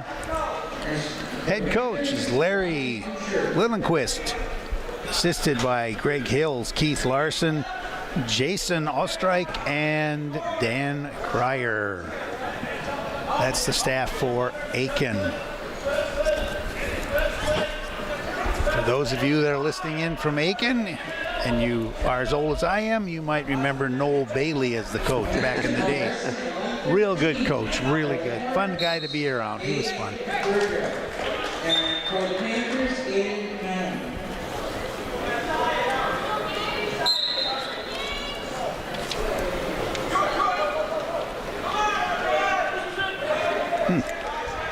And as for the Aiken Gobblers, they were in action. Sorry, not to cut you off, Steve, but they were in action yesterday in a going up against matches like Cloquet and Long Prairie Grey Eagle, as Aiken lost 50-29 over the Thunder of Long Prairie Grey Eagle, and then Aiken getting a win 51-19 over Deer River. Aiken comes in today with a 5-4 record on their duels, and they've been in 4 invites. They have not won any of those, but they've been in them. Gives them a lot of experience. They come out of 7AA as far as their section.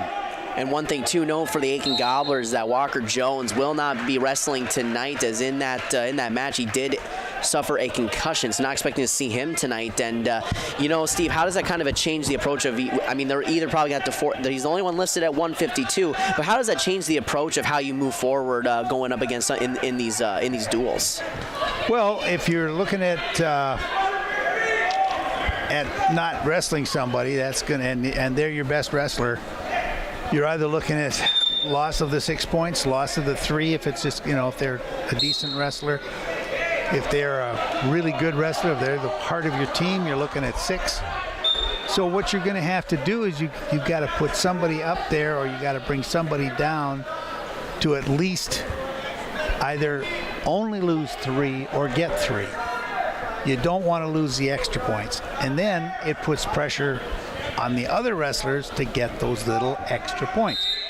If three weights can pick up a win by 8 and pick up 3 points, 3 extras, and and then everybody wins, gets their 3 in that bracket, that's just 6 points that you just were giving up. Now they're back again.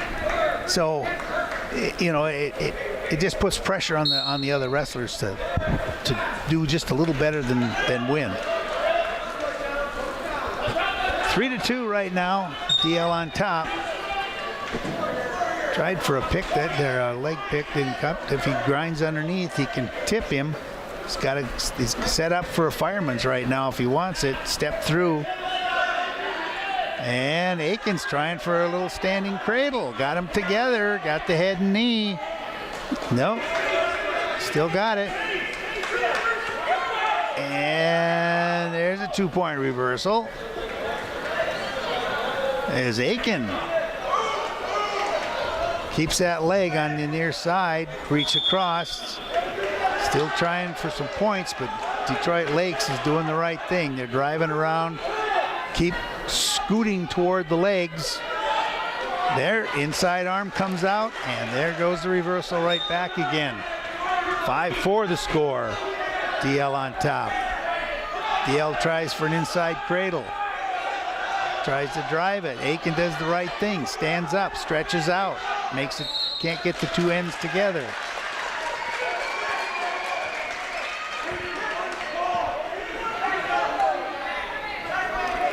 Go out of bounds. We're going to start it all over again. Aiken down.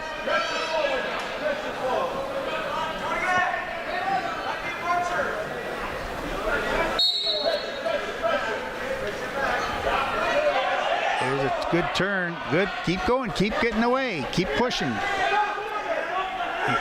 See, DL kept that leg, and that prevented the full escape. Now DL's pushing back into him. DL reaches up and grabs the head.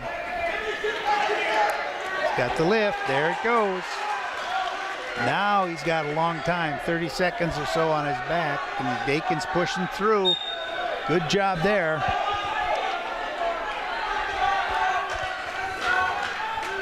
Is this Weston out there, did you say? This is Weston for the Aiken Gobblers. Weston Killinan, the 7th grader, holding his own out there early on. Nice, as nice little wrestler. He's going against Norby, who's an 8th grader. And that will round it up for that first set, as that is going to be a win for Avery Nordby of the Detroit Lakes Lakers. Yep, but 8-4, so he only gets the 3 points. Didn't get anything extra. Both wrestlers doing a good job out there. I was impressed with that Aiken 106-pounder, Weston Killinan, or Killonen.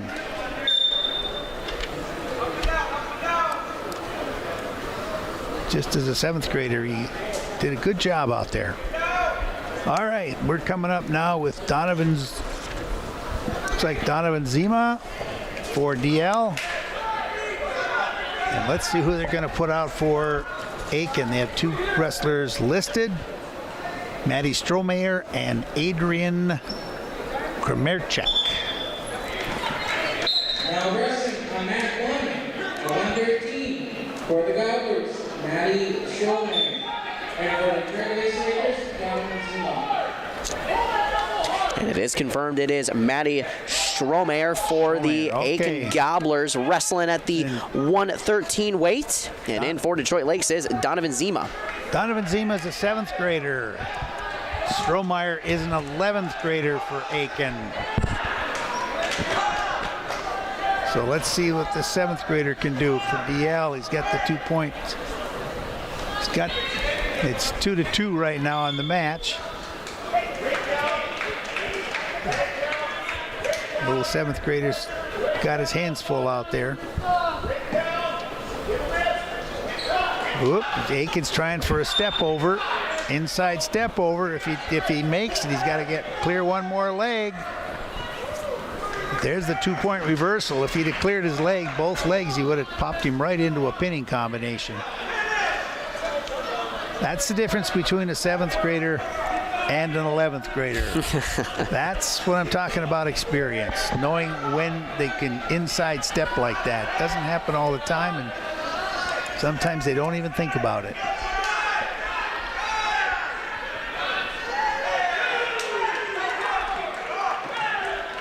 So Zima here is fighting them off.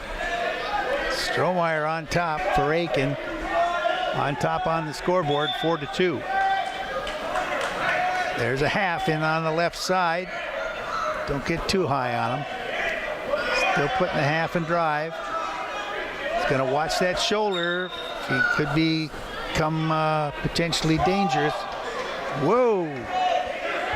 Broke the hold and this popped right back on top. No change in points. No change of position. Ran out of time in the first period. 4-4 the score.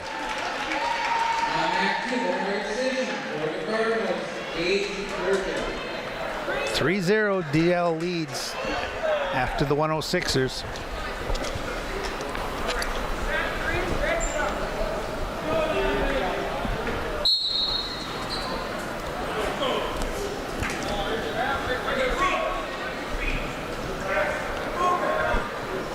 Zima just pulled him right back on top of him, and he quickly got to his tummy. Strohmeyer comes up, got double leg hook, gonna work on the wrists.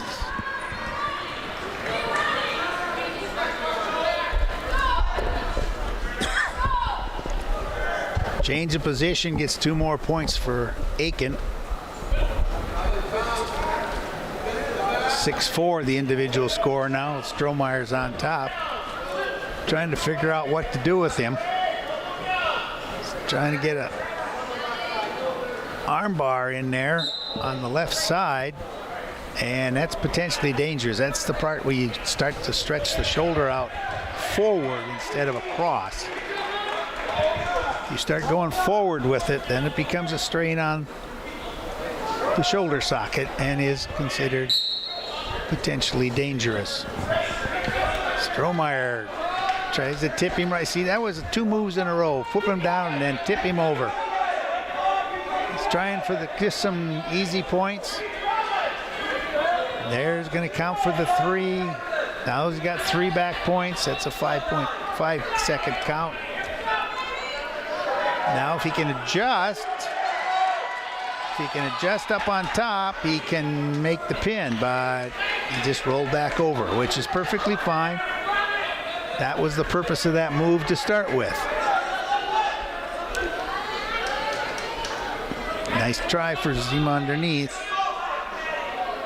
Tried a little shoulder roll, then Strohmeyer followed him all the way through and no change of position. Strohmeyer trying to work up on the top, getting a little high and sloppy, but he gets him over. So Zima's fighting it off again. 6 seconds, 5 seconds, 4, 3, and that's it. That was period 2. So DL goes on top 12-5. 12-5, 7-point difference, no extra points yet. Zima's got the choice. What's he gonna do? He's gonna take it down.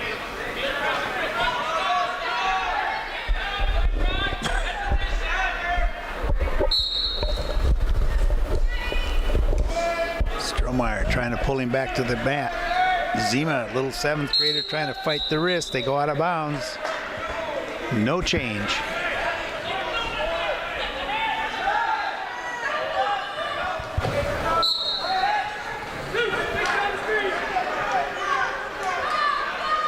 Zima gets to his feet again, and he gets away this time for 1. Goes right back underneath, but Strohmeyer spins him. And it's 2-point takedown for Strohmeyer as he gets back. Now Zima's back to his feet. That's a good job. Zima, the 7th grader. Donovan Zima for DL doing a fine job getting to his feet. Fighting off a junior. 14-6 is the match score with 1:15 to go. Technical foul on Strohmeyer. We're going to add a point. Zima gets a point. Basically, the way the referee signaled that, it appears that he was grabbing clothing, which was the headgear. Zima turned into him this time, stood up and turned into him. Nice little move. He's got the arm. Now he's going to go for the arm bar. The 2-point reversal goes into play. 14-9 your score. Whoops, Zima got high. That's what happens. You get high and lose a leg lock and you are going to get tipped. 2-point reversal that time for Strohmeyer. Strohmeyer didn't mean to do it, but Zima just got a little too high. He's trying to do a little tip here. He's trying to pull him over to get some easy points. Okay, let him go. Zima comes back in for 2. Whoop. So Zima gets 1 for the escape, and Zima came right back in trying for that takedown. 10 seconds. 5 seconds. It's going to be an 18-10. 18-10 your score. Strohmeyer the winner for Aiken. Aiken ties the score 3-3 for the match. 3-3 for the match, and we do have a score update from the other match going on between the Road Crew and Crosby Ironton. Bring it down to Jeremy Stouter, who will have an update. Jeremy, what do you got down there? So I went over to the other court, and on court 3, Road Crew 30, Crosby Ironton nothing. I'll head over there for more updates. It has been a dumpster fire for Crosby Ironton so far here tonight. Well, it's been a good start for the Road Crew as they are on top. Thank you, Jeremy, for the update. As we are back here in this one, it is 4-3 the score in favor of the Gobblers, and now it is going to be Jeremy Lin at the 120 weight for the Lakers, and then Jake McGuire, the sophomore, for the Aitkin Gobblers. Good duck under for a single leg by DL. Picked them both, tipped him down, 2-point. Very nice takedown. This is Jeremy Lin, an 8th grader for DL. Currently on top, looking for a half and drive. He's got the half. Just whoop, whoop, whoop. That's going to be illegal hold right there, yeah. You can put an arm up and do a half on one side, but you can't do a half on both sides at the same time. They call that a full Nelson, and that only works in professional wrestling.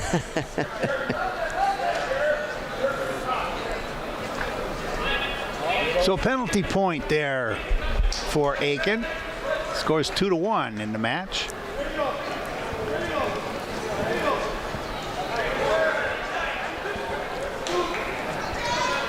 So we have Jake McGuire, right? 120-pound, 10th grader? We have Jake McGuire for the Aiken Gobblers, the 120 weight, the sophomore. Just wanted to make sure they didn't move anybody up. So Aiken's got stretched out, and he's on his back. He's got the 3 points. He gets tipped for the 3. His inside shoulder is down, and that's 6. 6 points for DL. As that little 8th grader, Jeremy Lin, did a fine job out there. Winner by goal on match 1, Jeremy Lin.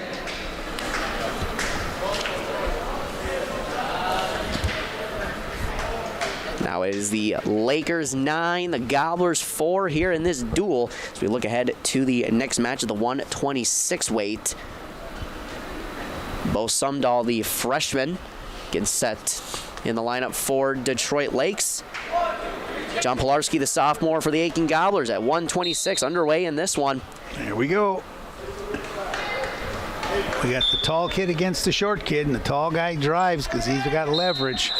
And you know, Steve, it seems that early on we're really seeing that we knew Detroit Lakes coming into this was a great wrestling team heading into this tournament, but we're really seeing early on with some of these lighter weights how talented they really are. Yes, they are.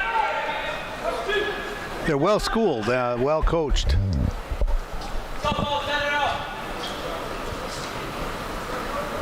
When you see a tall wrestler like that, you're thinking leg technique, and when you look at the shorter wrestler, you're thinking upper body. So the tall wrestler, he's got an advantage for going underneath because his arm is longer and he can hook the leg. So whereas the short guy, I mean, he can fire under there, but he's going to use a little more upper body. See, there's your upper. Tried for a bear hug almost. Try to do a throw that way. He also tried a fireman's carry earlier. That's another short body technique, you could say. Because you can get that short body underneath the arm faster.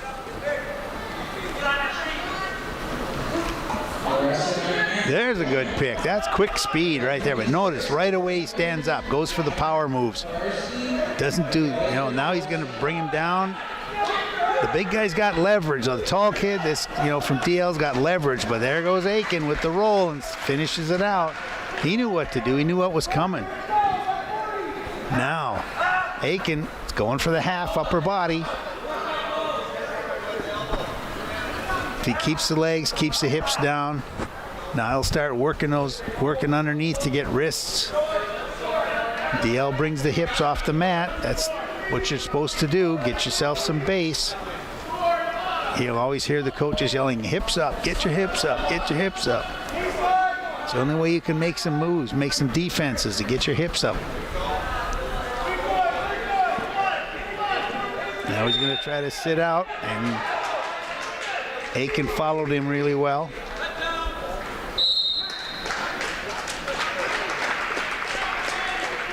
This Jake McGuire, right? Yeah. Jake McGuire for the Aiken Gobblers.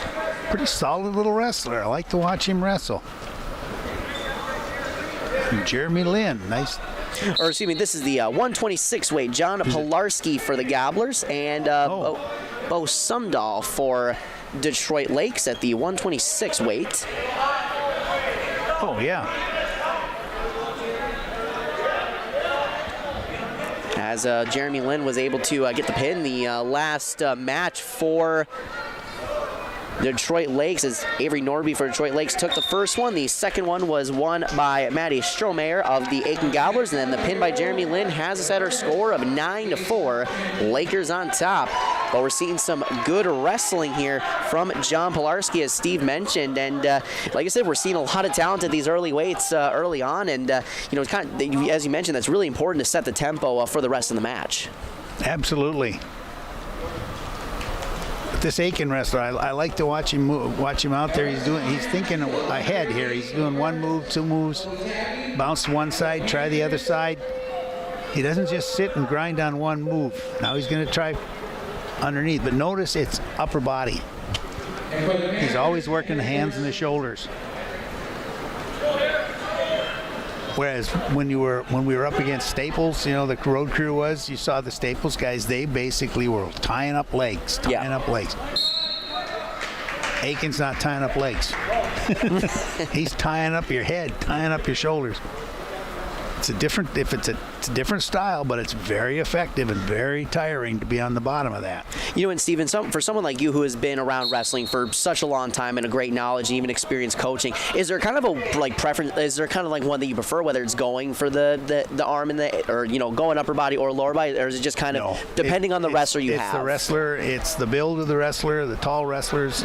You want see when a tall wrestler puts a leg out to the side, it takes a lot to get kind of up and over that leg. So in other words, the tall wrestlers, they have more leverage when they post out with either an arm or a leg. Short wrestlers, that pivot point is closer to the center of gravity, so it's easier to flip. So short wrestlers like to keep your arms busy. Tall wrestlers, they like to wrap the legs, and then they'll post and try to try to be in more control of your hips. Although you have to be in control of the hips all the time, no matter what. It's just a different way of controlling them.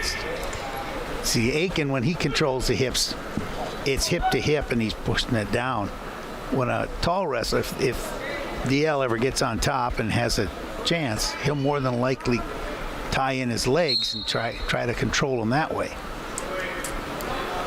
As we head into this last round here of this match, it is 9-4 and the overall dual score, but 4-0 in favor of Pilarski of the Aiken Gobblers. Yep. Now here comes looking. Is he going to get that leg? Oh, trying for a tip and roll. Didn't have all the pieces for that. Now that allows DL to stand up. DL's going to get those hips up, but then Aiken is just putting so much pressure on those shoulders. He's driving that head and everything right into the ground. Does have a leg hook, but he's got an inside hook on it. So there's only certain things he can do with that. He's going to try to lift that leg to get a roll, but it's not going to work out for him very well. He's going to have to break that, I think. I mean, it's a good ride. In college, it'd be a good ride because they give riding time, but in high school, we don't give riding time anymore.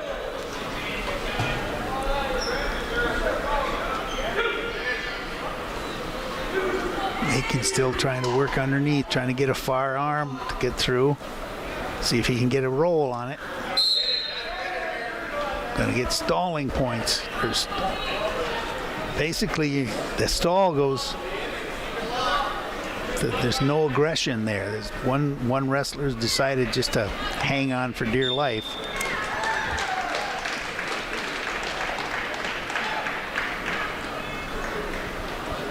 What am I call on match 2 for the Cardinals?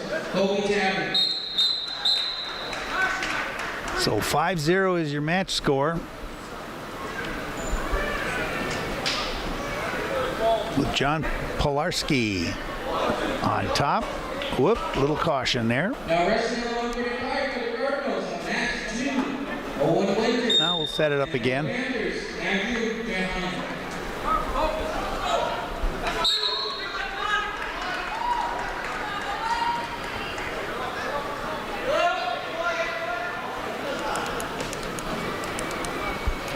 He's looking for some quick points. Pull that elbow, pull it toward you. Keep tipping, keep tipping. No, not quite. Whoop, you're getting out a little high there. Aikens, you see, he's up. Doesn't have any attachment down at the other end. So now he's hanging on. Now he's got two. Okay, now he's got him down. And that's the end of the period and the end of that match. John Polarski, the winner, the 10th grader from Aiken. 5-0 the score.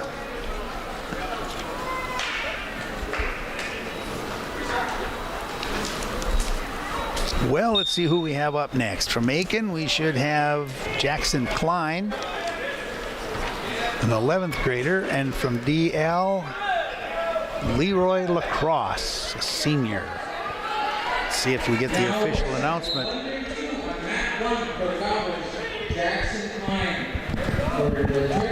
Now at the 132 weight. Yep, Lacrosse and Klein out there. Some very talented upperclassmen up here with Klein and Lacrosse.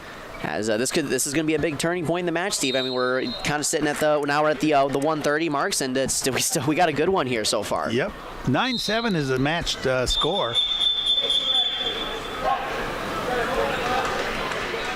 Both wrestlers about evenly matched as far as looks like what they're going to do. DL's I think is maybe a little more aggressive, goes at it, but Aiken is not too shabby on defense. There it is. Hook the leg. You get around him and hook the leg. If you get it, see, he tried. Almost had it. Aiken almost had that spin. There it is. Oh, he spun too far. Spun right off. Didn't get a handle on him when he went around. It was a good spin.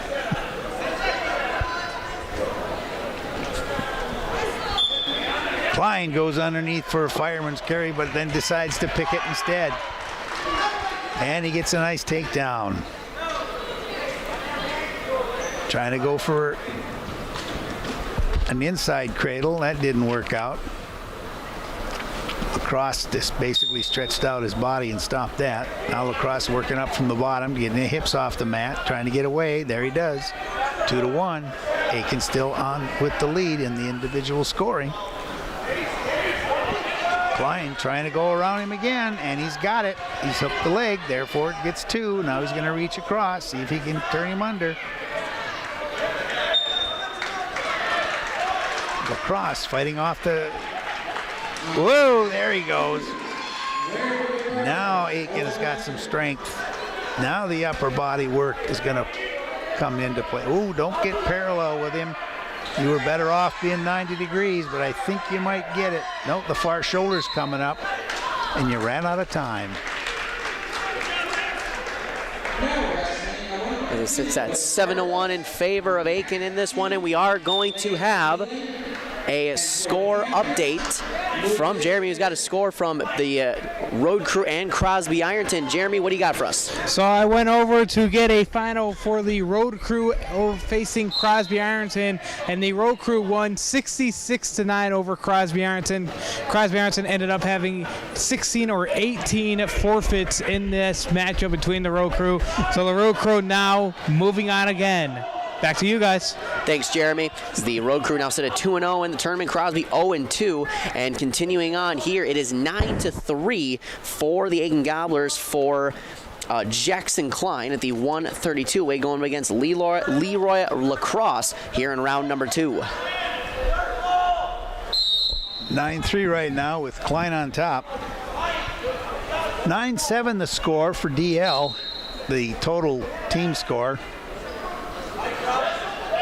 But that could change at the end of this match because Klein is going under again. Nice defense there by Lacrosse, taking him out of bounds. No scores. We are in period 2. Minute and 10 seconds to go. Klein being much more aggressive. He's quick, goes underneath, likes to pick the leg. Whoops. Tried to pull the head down. Try for a quick spin around the back, but that didn't work. Lacrosse stepped in for a hip toss. Now it's kind of a free-for-all to see who's going to get what. They go out of bounds.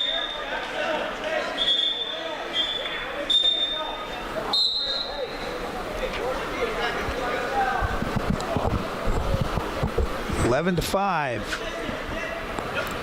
Aiken on top for the individual score. 30 seconds to go in period 2. Whoop, almost had the going underneath.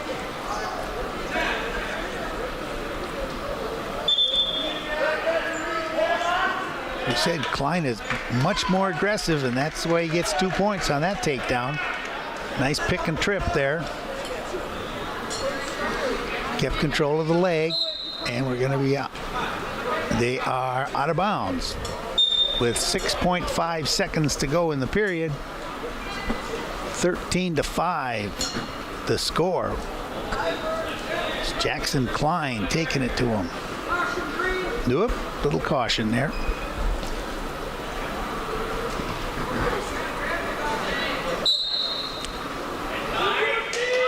Lacrosse stands up, trying to back out, see if he can get 1 point out of this before, well, nope, ran out of clock. 2 minutes to go in this one.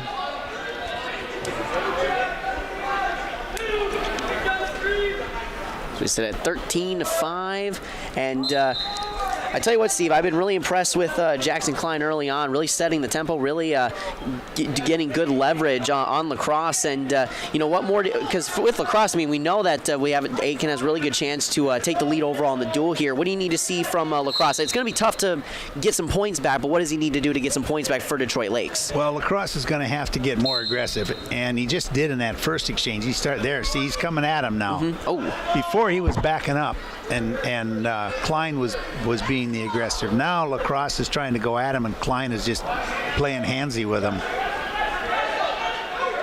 Now Lacrosse is going to have to defend it because he did go in awfully high. He didn't really have a plan on that one. He was just kind of ad-libbing it. So Klein comes up with another 2 points on the takedown. 10-point difference in the match. This time Lacrosse gets it. He's on top now. Now let's see what Lacrosse can do, because this Lacrosse he hasn't been on top the whole time, so we don't know what he's capable of. But he's not going to let Klein run away from it.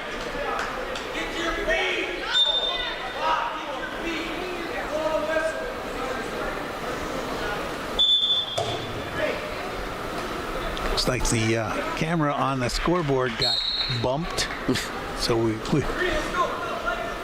we're only seeing basically 2/3 or a little more of the scoreboard that we're looking at. Oh, nice stand up and turned inside, but Lacrosse defended it, picked the leg. Oh, and he sat down on that one. Oh, that's just being tired. That's what that is. Just being tired. 25 seconds to go.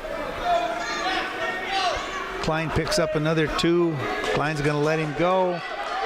He's got 16 seconds. Are you going to get another takedown? Going to get that takedown. 12 seconds.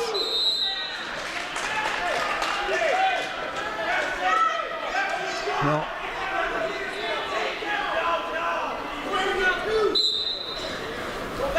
Crosscast coming over. He's going to be the aggressor right now, but he doesn't have enough time now. It's 5 seconds. Klein's just going to hold him out there, arm's length. Nothing there. Looked good, but it didn't count. And I believe it's, 17 to 10.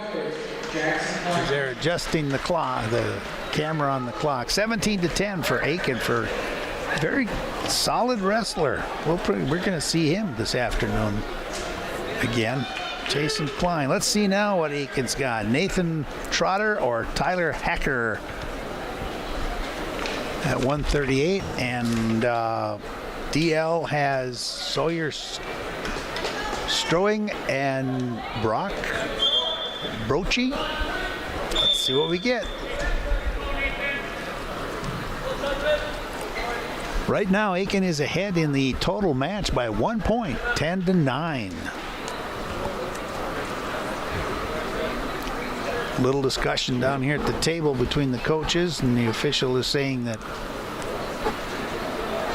the green team has to come out first in case there's any strategy to be had here. They do have 4 people.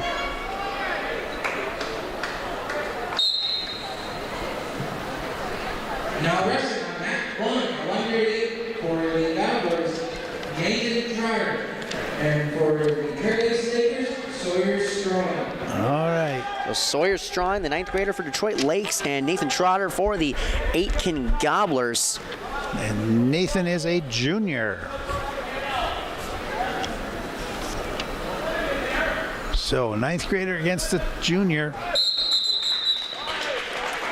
DL has a little bit of a height advantage to him, just a little.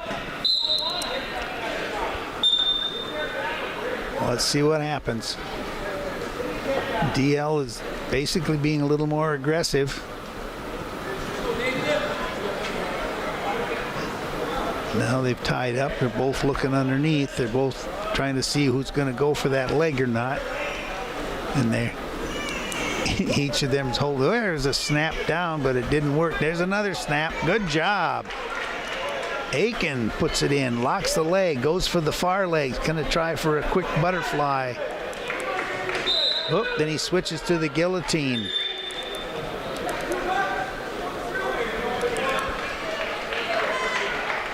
Quick. I like the moves. I like the way he flows from one to another.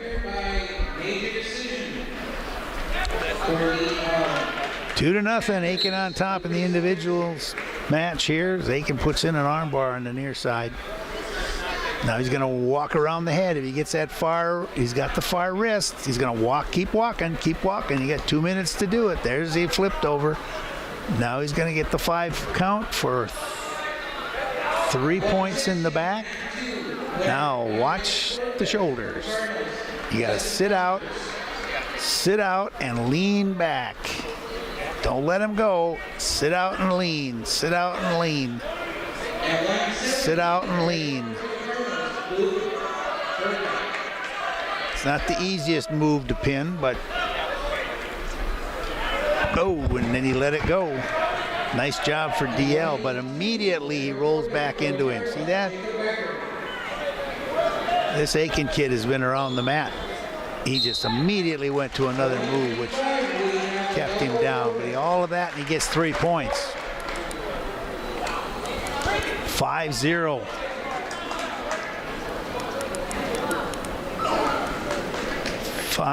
For Nathan Trotter. Now wrestling on mat 2 for the Cardinals at 220. Nathan takes down.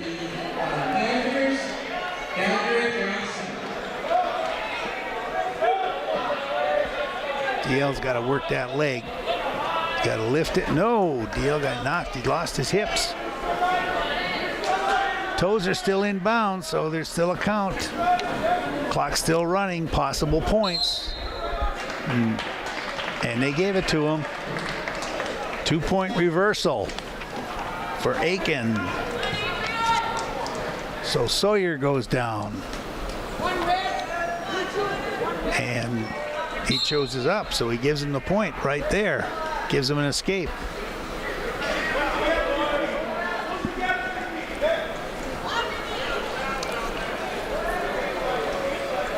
You can choose to do that as your choice, to go up, down, or basically give him an escape point and start neutral. You just have to give up the point to do it. So Aiken feels that he has an advantage off the feet. He feels confident in his ability to take somebody down. This Nathan Trotter is pretty solid wrestler. Nathan Trotter was a state tournament wrestler a season ago. Looking for more of the same, as he is, as you mentioned, he's been wrestling good so far. But I mean, that's what you get when you have an experienced guy who went to the state tournament a year ago. Once again, he went into a fireman's, came around, and he immediately did the hook. And there's the guillotine, the layback. He's going to get points because his feet are inbounds. Even though the shoulders are out of bounds, the feet are inbounds and the clock continues to run. Now he adjusts out. I like that adjustment. He made the adjustment rather than waiting until his leg was, the hold was broken. Now they're out of bounds. I like that when he made the adjustment because he just rolls right into another pinning combination.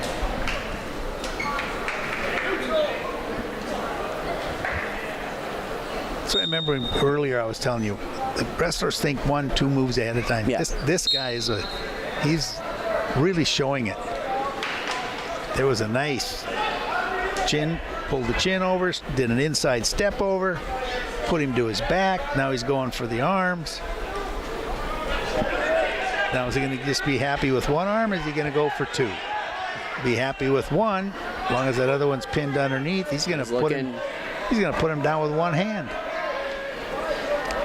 Probably not the pinning combination he was looking for, and he ran out of time, but he's going to pick up another 3 points.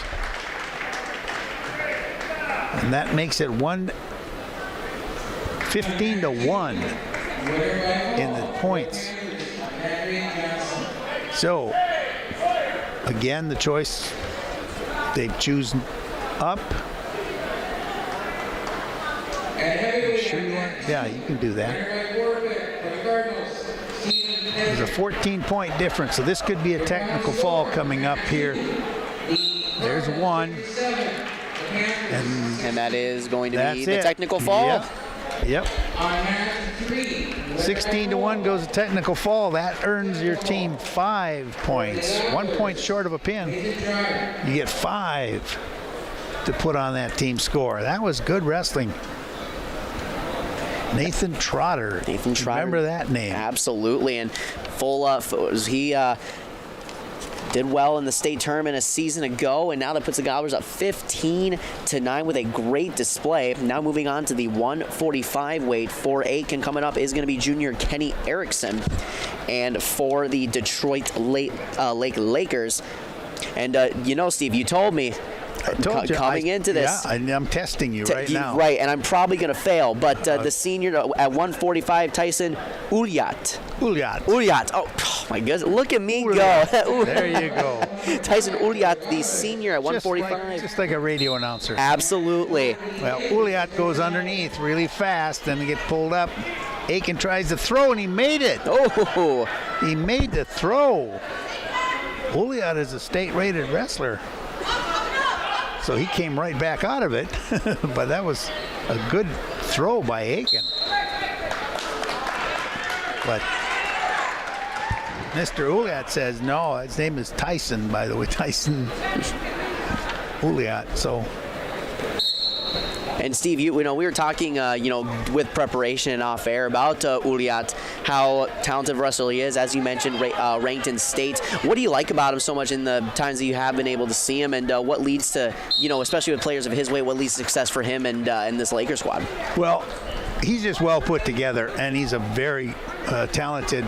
Noticed, he took the throw, flipped right through it, came back out of it. No big deal.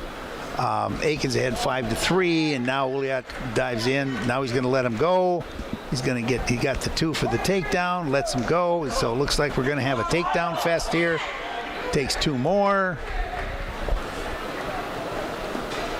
He's not going to do anything with him until he gets the throw that he wants, or the fall that he wants. Now he can move up on him. Nope, he's going to let him go again. This is just a takedown clinic here. Ouliot looks like he's just trying to break a sweat.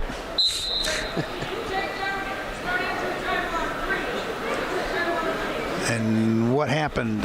I was looking at the clock.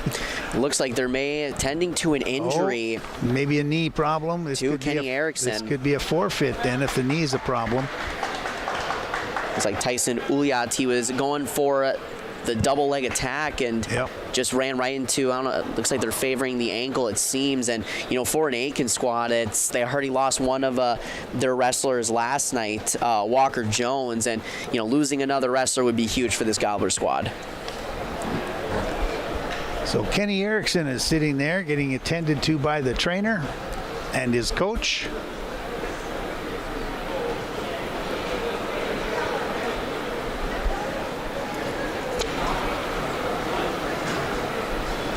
And Tyson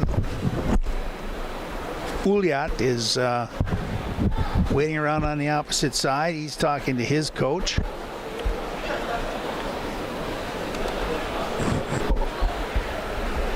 Let's see what the decision is. Right now, the score is 11-8 with Tyson Ouliot on top, DL on top.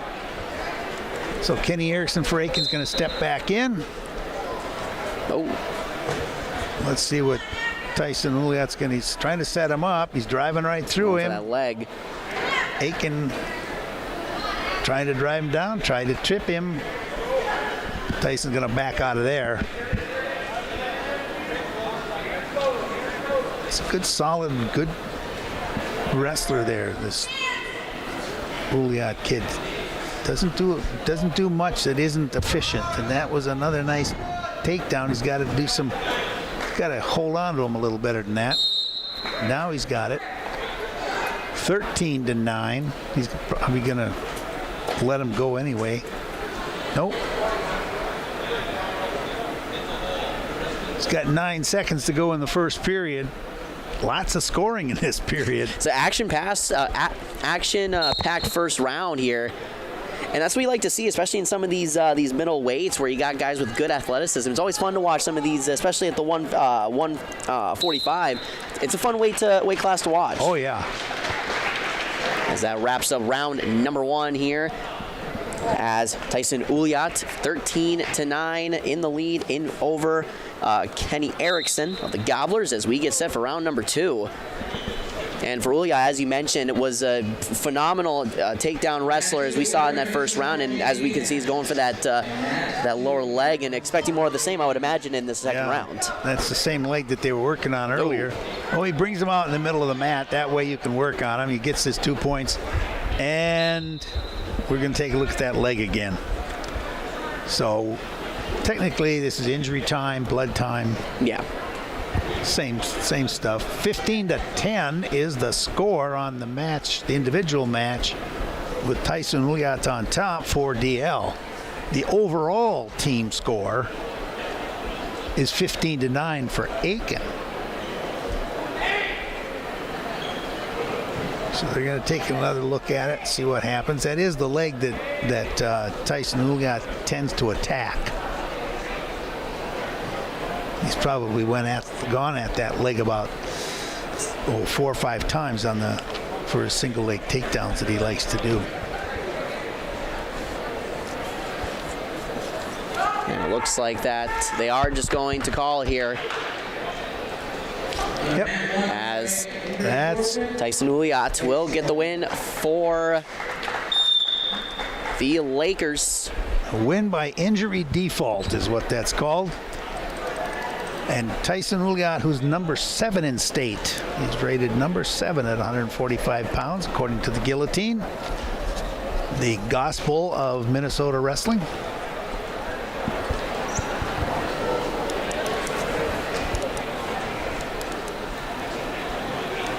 And now we look ahead to the 152 weight.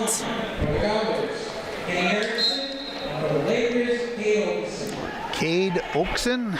O-K-E-S-O-N, Oakson, and Walker Jones. Or did you say that Jones was Walker injured Jones earlier? is going to be out for this one. Did they bring Workman down? Let's see. Yes, they did say they brought Workman down. I believe is what they were saying. So Hayden Workman, who normally wrestles at 160, he's a senior. He's going to come down and he's going to take on Cade Oakson, who's also a senior. Did you get the final of the other match that was on the other mat? So it seems that I was not able to on the last one, as in the other match with Staples Motley and Park Rapids. That one is actually still Staples. No, that's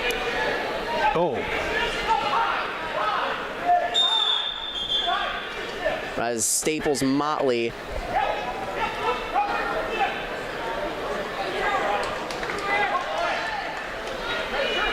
This is, I think this is junior varsity. Yes, it looks like it might be junior varsity. As so Detroit Lakes and Staples Motley for JV going on in the other mats. But looking ahead into this one right here. Well, I see Tom DeMars over here for the Road Crew Wrestling staff. And he's got a wrestler getting ready to go out there. Well, that wouldn't be the varsity then. Right. So there is a full JV tournament going on also, intermixed with this mid-state conference. 15-15. We're all tied up in the match between DL and Aiken. DL plops him down, stands right back up. 2-0 for the individual takedown for DL right now. There's a stalling call on red.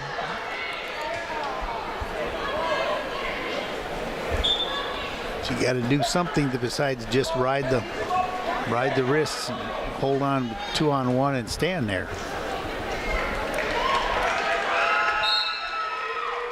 First period in the books.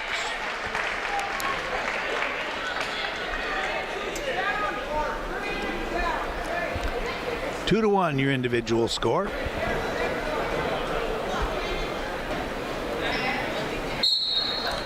So Oakson on top.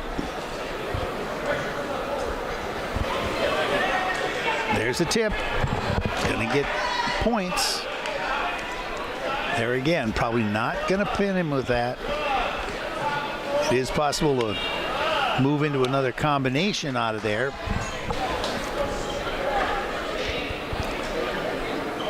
Hayden Workman on the bottom out there, fighting off that tip move.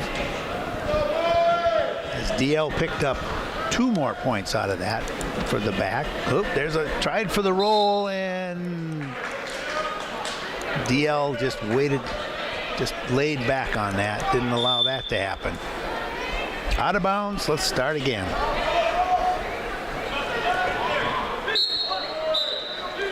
Little caution.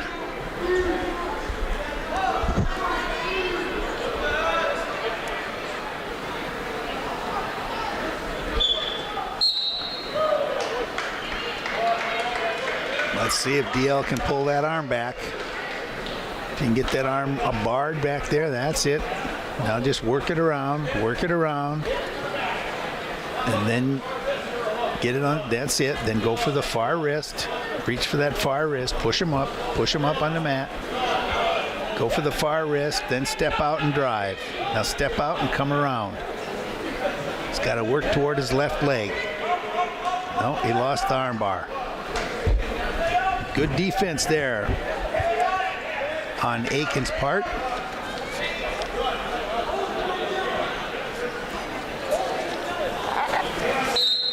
And we're going to be out of bounds here. We're in the middle of the second period. 34 seconds to go.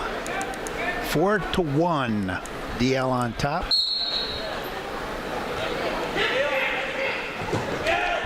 Aiken at a bit of a disadvantage, let's say, because Walker Jones, who was their regular wrestler at 152, did you say he was injured? He was injured, yes, in a tournament they had yesterday. He suffered a concussion. Yeah. Aiken was able to get a couple of wins over Deer River and lost to Long Prairie Gray Eagle yesterday.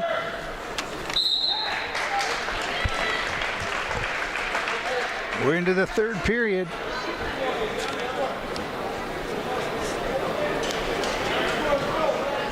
It's your decision, DL. So he chooses down. 4-1 for DL on top right now on the mat score.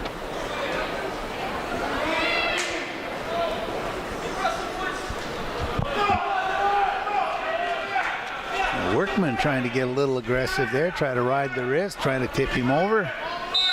Too close to the edge, and we're gonna go back out in the middle and start over.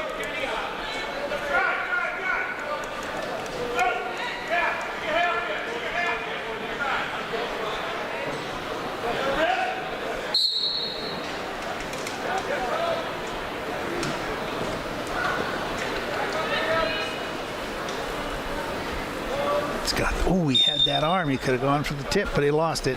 Now we're going to look like a cradle, but that didn't work. We're not sure what to do, are we? We're looking at both ends.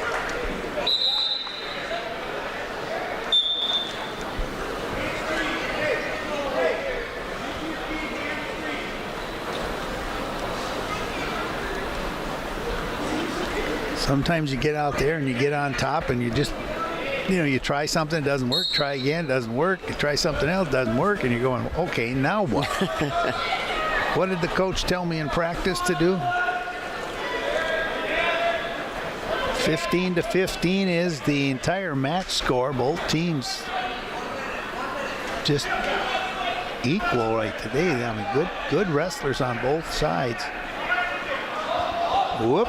Don't throw that crossface in from out there too far. We got less than a minute to go in the third period, and Aiken needs 3 points. And DL is just blocking everything.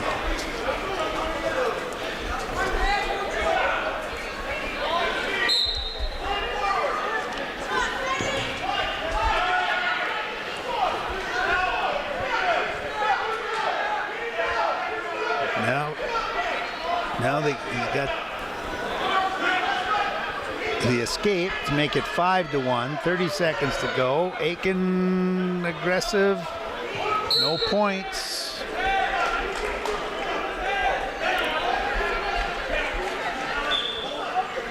Aiken has to get aggressive here. They got to come across. They got to be the one to initiate the contact. Mr. Workman coming down here to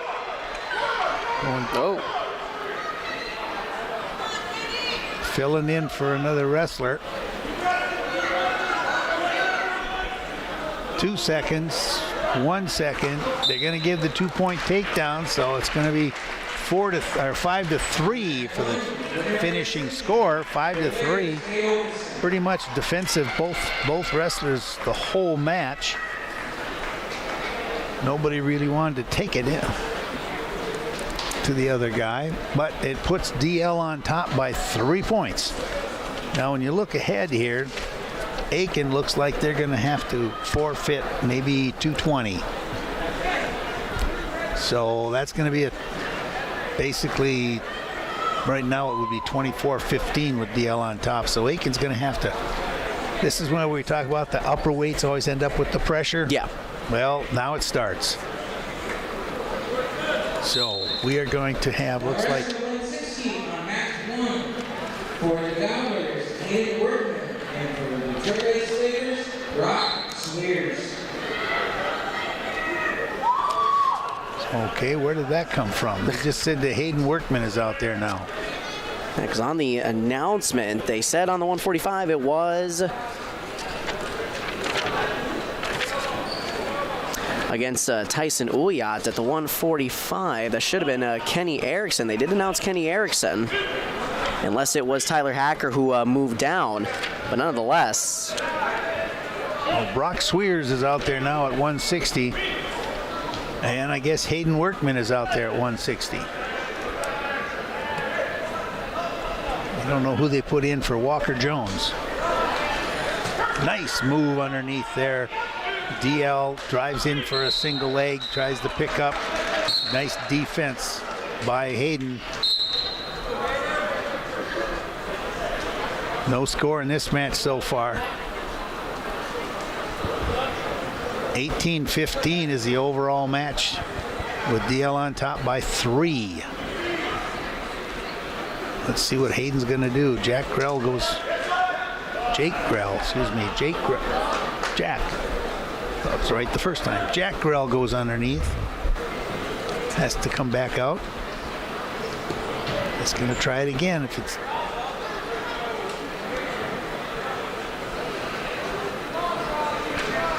I'd say Grell is a little more aggressive as the wrestler that's taking it to him and kind of creating the situation.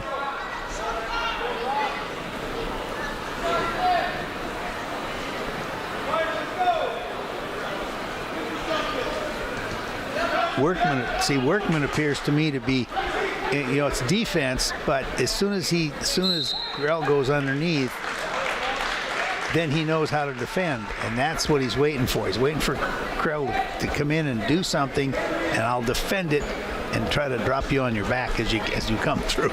And then kind of heading into a second round like this when you're tied at 0, when you're looking at, Brock Sewers at the 160, what's kind of the approach as we see at the 160 with Hayden Workman out there?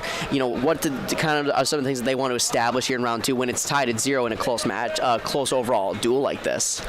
Well, DL right now is looking ahead and saying, okay, if we can get the 3, that's 21 plus 6 is 27. Then, of course, forfeiting the 220, that'll be points right there for DL. See, that's what I was just adding in. See, that would make 27-15. And then the other 2 wrestlers just have to, they could lose by 3, and the match is over. So they're just looking right now. He's just saying, Jack, go out there and do the best you can. And, Jack is the one for Aiken. I'm sorry. He's Hayden Workman. I think we got a little thrown off during the 145. So as Kenny Erickson, he was the one to wrestle at 152. As I believe they announced Kenny Erickson, so it must have been a mistake. This is not Jay. This is Hayden out there. Yes, Hayden Workman out there right now for the Gobblers. But what does he really need? Yep, and what does Workman, do you think, need to do as he's got positioning right now? What does he really need to do to really establish his pace of wrestling? You basically say you've got to win it. You've got to get me 3 points. That'll give us tied, and then we'll start to work on maybe trying to get a win in the next few matches. We're going to have to give up 6, so we have to win twice to make it even. But we have the weights to go to do it, but I can't give up a weight. You know what I mean? So as far as the coach, he probably didn't say this to the kid because he doesn't want to put a lot of pressure on him. But he's basically saying, you've got to get me 3 at least. So, don't do anything that's going to get you in trouble out there. 15 seconds to go in this period, this second period of this match. DL's on top 3-2. So very low scoring match right now compared to what we've seen in the past. Like 17-11 and stuff. Okay. Nothing there. Both wrestlers doing a good job of defending for position, because the Detroit coach, he may also look ahead and go, I'm not so sure about my 220 or my 285, Well,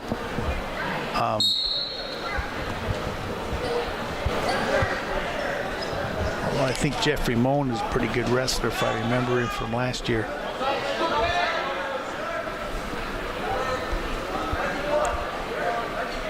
DL's kind of got the advantage on the pick, and now it's defended back to the neutral position. Still 3-2. Workman, you're going to have to do something. You're going to have to get, it's 3-3 now. So basically, you could say the next takedown wins. And that's important to Aiken. Real important to Aiken, because they got that forfeit coming up unless they can fill it somehow. But they don't appear to have anybody else listed. No one listed at the 220 weights, trying to get getting some points here, winning these next couple of rounds will go a long way for Aiken, as we've got a good one here in the third period. 3-3 between Workman. Oh, there's the toss. See, that's the defense. That's the defense. Oh, he threw him out of bounds. He got to work to the middle of the mat, but he caught that. See, it was a defensive move to make that. I told you he's going to wait for the defense to throw. He's got to set him up again. It's almost like, here, take my leg, because I'll defend you. 37 seconds to go and counting. This could go into overtime unless we get that defensive flop again. He's trying for it. He's trying for it. Oh, got him in the head. DL. Oh, there DL, it is. there's the down. There it is. That's exactly. That was a fantastic. Defense. And he did it. And he got the pin. Fantastic work by Hayden Workman. Oh, the DL coach is all upset about something. Our receiver appears to be down, as he was taken down pretty hard. He dropped him, but I think I thought the pin was called. Maybe he just. He got 2 for the takedown for sure. 2 for the takedown. That would give him a 3-point win. But if he pinned him,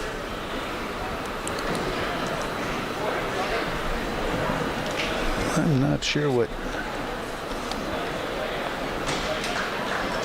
I did not see anything that looked illegal, potentially illegal, or whatever.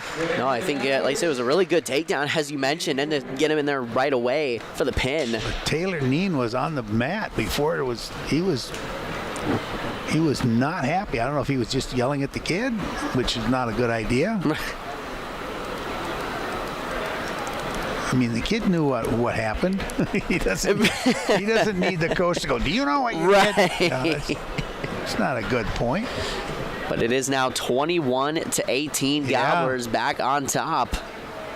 Back and forth action. If that pin had been counted, that would have been big time for Aiken. That would have helped a lot. Absolutely. But now looking ahead into 170. It's going to be senior Jack Grell. Colby Ortloff, the senior for Detroit Lakes, going at it. Again, Aiken in the black singlets. Detroit Lakes in the red. Let's see who's going to take it this time now. As we move ahead into the later rounds, right now, and you've got a good one. Looking at it, I'd say Aiken is the aggressor. Oh, nice spin. Oh, good defense. DL reversed the spin and got out of there. Aiken's going to come at him again. These are two upper body wrestlers, and Aiken goes in deep. Brings him up, hooks a leg, lets it go.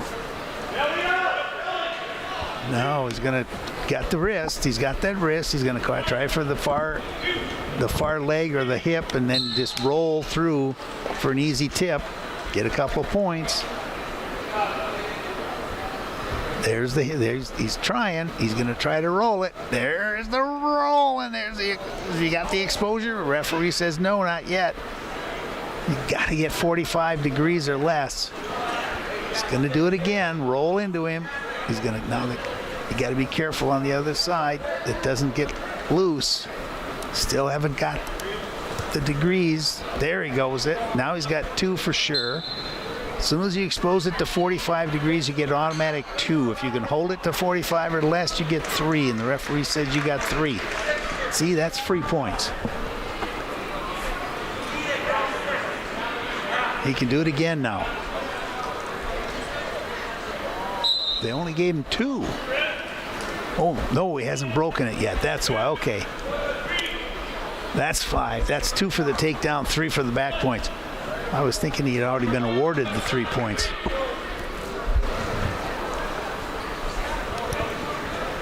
I was trying to watch the referee's hand, and he didn't have it, as we say, in his hand, so I thought he'd given it to him. He's going to do it again. Here it comes. Same thing. If it works, why not use it? And there's 3, so he's got the extra 3 points. Now come up, now break the hold. And we ran out of time, so that broke the hold, but that makes it 8. 2 3-point tips right there.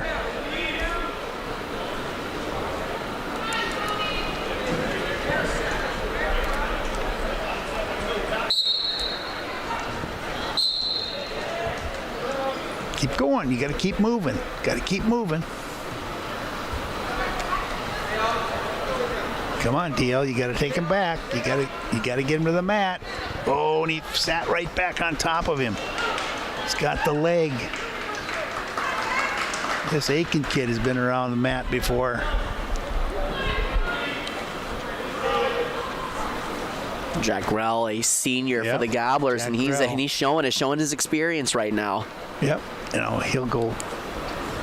Is he going to let him go? 10-0. He's working really close to the edge. Still, but whoops, watch that foot. Watch that foot. Don't, yep. Can't grab that toe like that. You gotta let it go. And he did.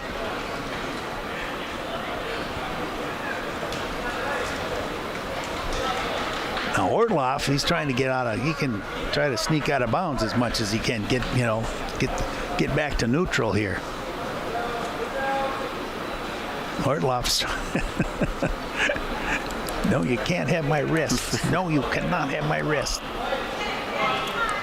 It's going to be a stall here on the bottom. Aiken's getting a little loose because the guy on the bottom isn't resting. Hit the mat.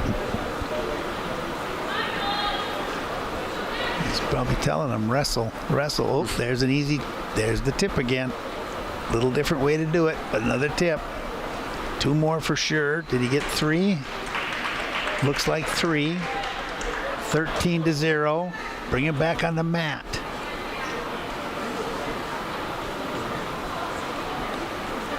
He's going to break the hold here. 8 seconds, 5 seconds. Time's up. Period 2, and it's all Aiken score, 13-0. Wow.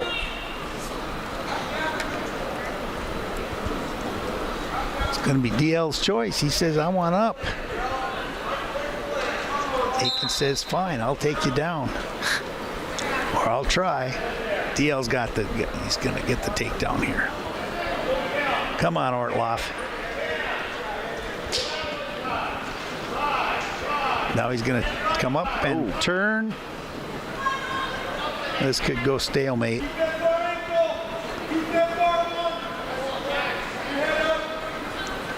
Grell's got to get his hips out, and he's got his legs tied up underneath him, so he pushes back into him.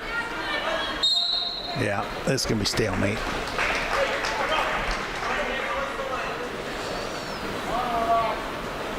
Everybody's up. Boy, on the whistle.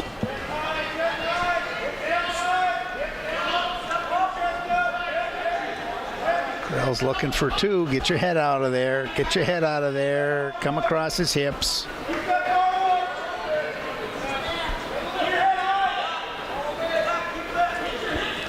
Sometimes you can see what you have to do, and then you go, "Wow, that leg is caught." You got to get behind. If you tuck his head and push into him. There it goes. That's a lot of work for 2 points. And that is a technical fall. That's 5 points there. So it's 26-18. 26-18, and now we got to give 6. Is this the... Now Nope, we got Jacob Williams to go yet. Jacob 182. And Cade Jackson, the senior for Detroit Lakes. Yep. As we're seeing with Aiken, I mean, we know that they're going to have to forfeit, it seems, for the 220 unless they can find a replacement. But Aiken doing a fantastic job in the last couple of matches, and another big one here. I think DL's going to come back on this senior against the 10th grader.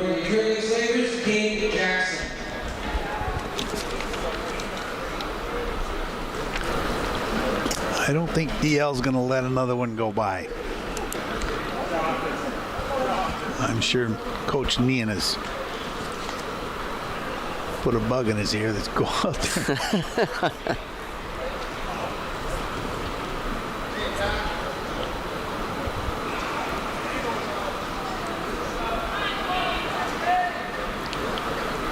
Just doing a little hand fighting here.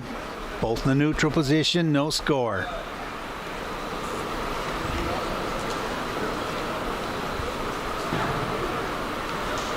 Aiken's a 10th grader. And this is Cade Jackson, the senior for DL. Jacob Williams for Aiken.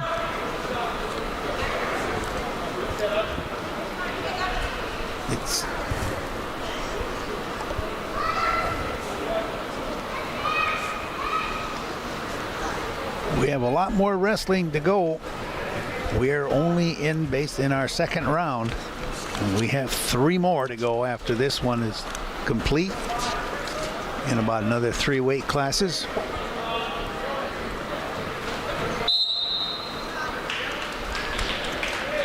So next up on the camera is going to be the Road Crew against Park Rapids. Park Rapids Panthers.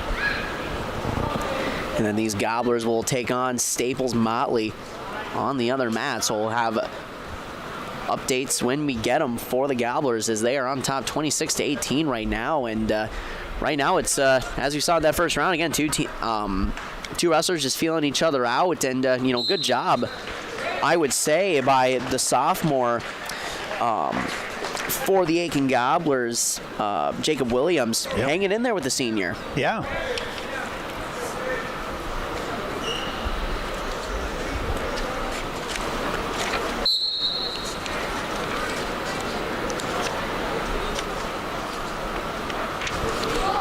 Well, DL's trying to stand up.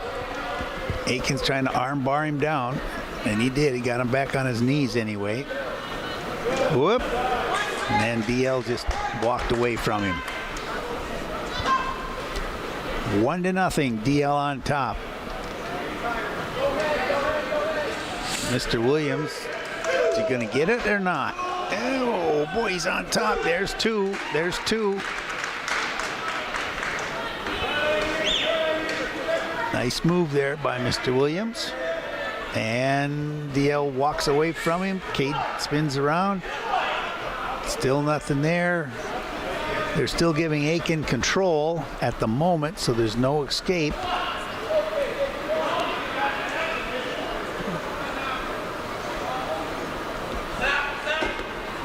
Cade still has control, basically, and they're out of bounds, so whoops. They're going to give him the escape.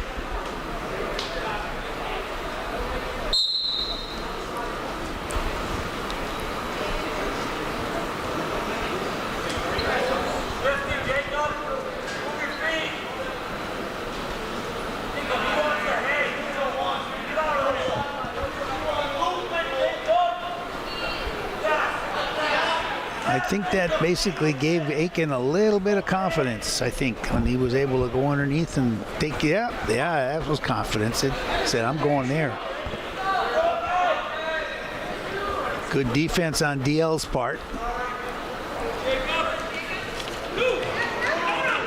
By Cade Jackson, but here's Aiken twisting him down again, using that same move off the head. Down for 2.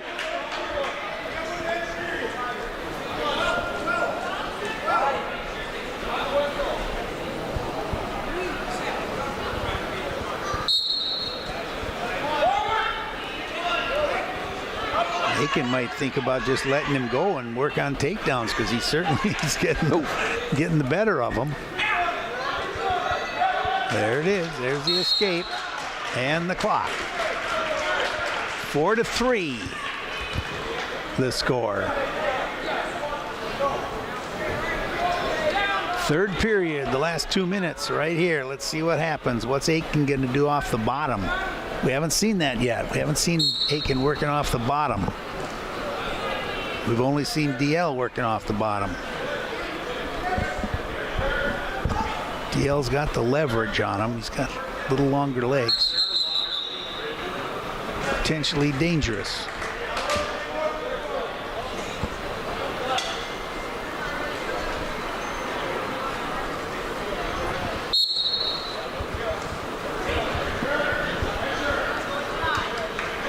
Got a half deep in there on the right side. DL does. Aiken's trying to peel it.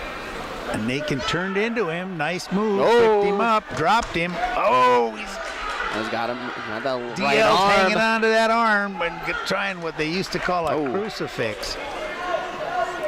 No points. Good job by Williams to get out of that. Yeah, but right now DL's hanging onto that arm. Just, I'm not going to let go. But he gets a point. There was an escape, so now they're both up. 5-3, Aiken on top. 26-18 is your team score currently, with Aiken leading over the Lakers. 1 minute to go. Here we go. DL's trying to get a little more aggressive, trying for the ankle picks. He's got the length to do it. Aiken right now, little 10th grader, probably just happy to be where he is, but nice move by Aiken coming in.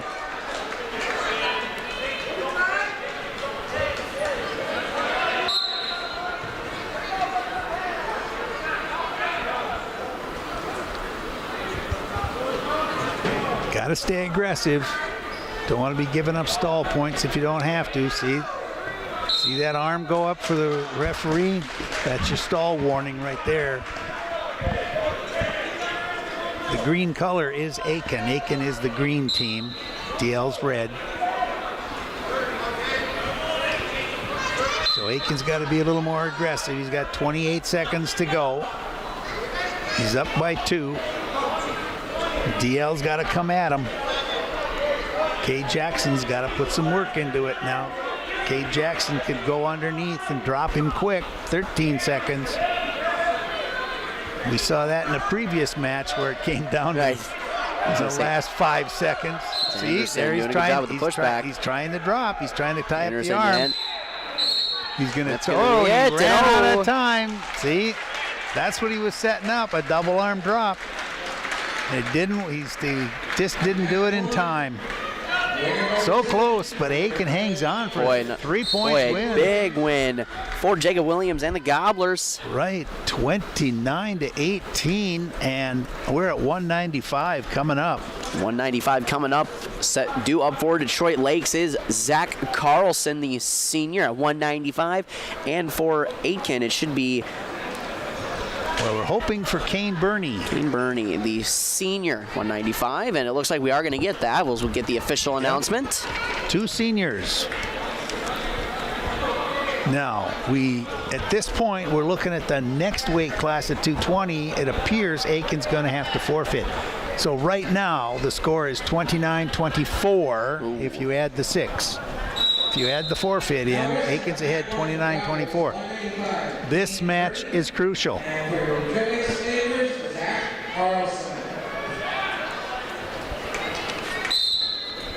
As Aiken looks to get a big win here. If Aiken wins by 3, it'll be 31.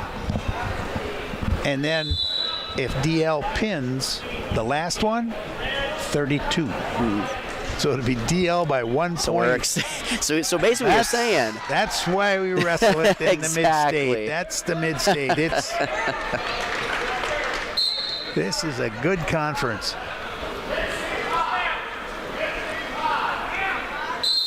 Of course, I'm just guessing. I'm just saying this is what could be. It could be that close. Well, for everything we've seen so far, I mean, we've seen some back and forth good action. I mean, even with Aiken, winning the last few matches, some of the duels have been really good. I mean, back and forth, that coming down to the last round. So it's like, and these are 2 teams that I think are, at least for Aiken, they've proven that they have stepped up here in this tournament so far, especially against Detroit Lakes, who is one of the better teams coming into this tournament. Aiken doing a good job at hanging in there, as this is a big opportunity for both teams right before the 220 forfeit. But how crucial was that when it was 3-3 and Aiken took him down for that? Oh, for the pin. Yeah, almost pin. He took him down and he won in the last 5 seconds, and he got the 3-point win on that. Take 3 away from there and add 3 there. I mean, you got 26-21. Now you got to give 6 to that, 27-23. Now you got a whole different ball game. So right now you're looking at that. I think that was Workman, wasn't it? Yeah, Workman, who was able to get that victory. Get that drop at the very end. Right now, Workman basically should get a free dinner from the coach. He's keeping him in. Because looking at the record, I mean, of course, I only deal with the duels, but Aiken's only 5-4 on the duels. Won 5 and lost 4 of the 9 duels they've had.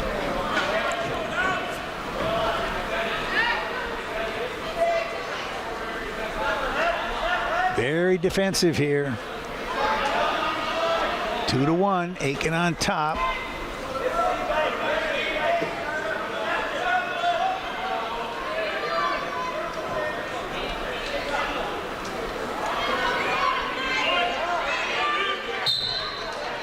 This is going to come down to Greg Ashton and Jeffrey Moen. And Jeffrey, if I remember Jeffrey from last year, he's a pretty good wrestler. So there's some. There'll be 2 seniors going at it, the 285. If Aiken wins here, this could come down to a 32-31.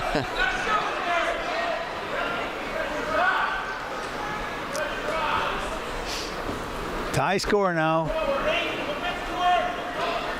2-2. Whoop. Out of bounds.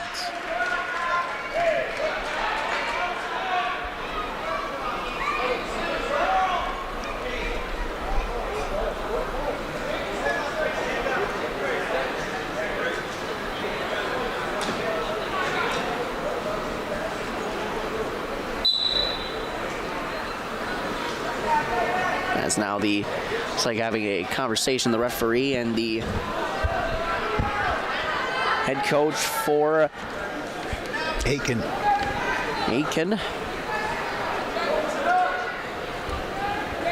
It's Larry Lillenquist having a word, and then now we reset. Again, tied at 2. This is a big matchup.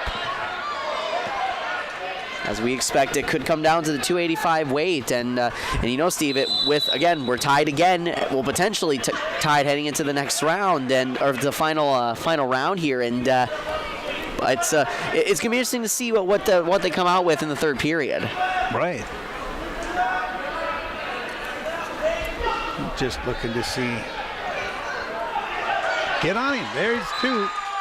There you go. Even though it was a fall, you got it.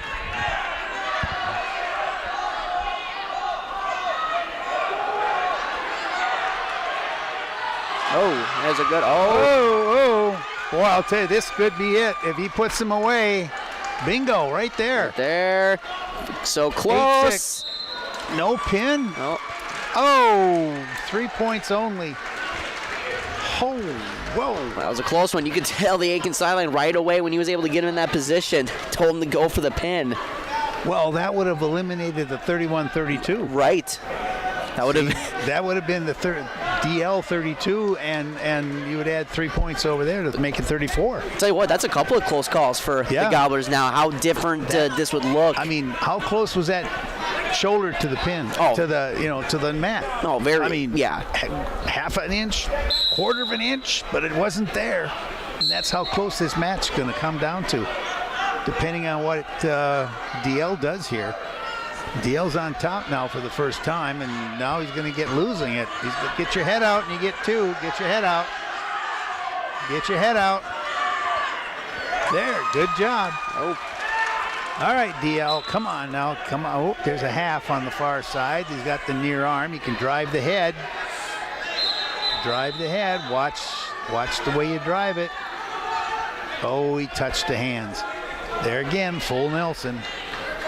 Even though he had the arm and it was in a wrist, as soon as this other hand touches it in any fashion, doesn't have to be overlapped or anything like that, touched. That's the call. They don't make it a judgment. They make it just, you touch it, you lose. 9-3 with Aiken on top for the individual score. One more point goes to DL, so it's 9-4. We've got 1 minute and 20 seconds to go in this period, which is the last period of this individual match. Ooh, both wrestlers are getting tired out there. DL tried to do a step under and just didn't seem to have the oomph anymore. This could come down to a drop just like the other one did. Both wrestlers are just hanging on with 50 seconds. See what I mean? Nobody's really getting it clean. Attempted head throw, but that didn't work. DL's hanging on, saying, okay, I'm just going to lose 3. And that could save the game, save the match for my team. Aiken's going. It seems that he has no issue keeping him where he's at. Aiken's going, I don't want to lose here because then it's going to be over. 25 seconds, 20 seconds. Aiken's got to do a throw. Aiken's got to drop him if they're going to get any points out of it. DL's just has to defend it. Get around on him. 7, 5. No, nothing's going to happen driving here. him back. Oh! Nothing's going to happen there. Aiken for 3. Whoa, good match. A lot of good matches here. Good match. Boy. Cade Burney. 32-18. Now let's see what Aiken's going to do. Are they going to forfeit it? Or do they have somebody? I don't think so. I think they just have their 285-pounder in the wings. Yep. They're going to forfeit it. And forfeit as we expected there. No surprise there. So it's coming down to Craig Ashton for Aiken. Yep. And Moen. Jeffrey Moen. Jeffrey Moen. And Moen is... I think this is for the win, basically. I mean, I think Moen has a little advantage here. I don't know if these have met earlier this year at some other invite. I was looking back. I have not. Moen's going to try to throw. Which guy's going to throw first? They're both hooked up. The underhook on the right side is an advantage for Aiken. Now there's the hook. Now here comes a step and throw. Nope. Walked away from it. Now we're just doing the classic tie-up right there. That's just...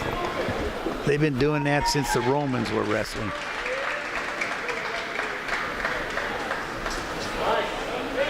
There, he's going to take him down. Whoa! That's a lot of effort for 2 points. There are easier ways to get 2 points. But it's not the stylish way, Steve. It doesn't get the crowd going like that. That's exactly right. It doesn't bring all the... But boy, the brute strength, though, from Moen. My goodness. Yep. And 1 point for the escape. So Moen didn't want to hold him down. Right now, Aiken might feel a little bit better about this match that way if he couldn't hold him down. Here comes the try for the hook again. Try for that step through throw. Seems to be a favorite of the heavyweight division to try to get the throws. They do double arm throws. That was tried for a double arm throw. The single underhook, and then you step and take them off your hip and throw them. Because once you get both guys on the mat, the guy on the bottom is definitely at the disadvantage. You know. Oh, don't lift and throw again.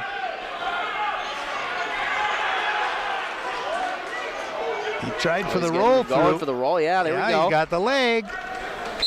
Duck out. Oh, he ran out of time. 4-1. 2 takedowns versus 1 escape.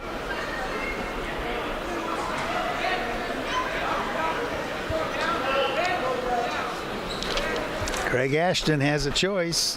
He said, I defer, and DL says, I want down. So Jeff Moen's going to come off the bottom, or is he going to roll it? Sometimes they go up and they roll real quick. Oh, he's got the leg there. He'll give him the 1.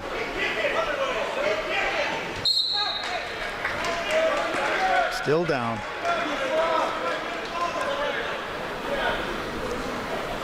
Moan's going to stand up and take the 1 again. Oh, he's not getting to let him stand up. He's trying. Yep. There it is. 5-1.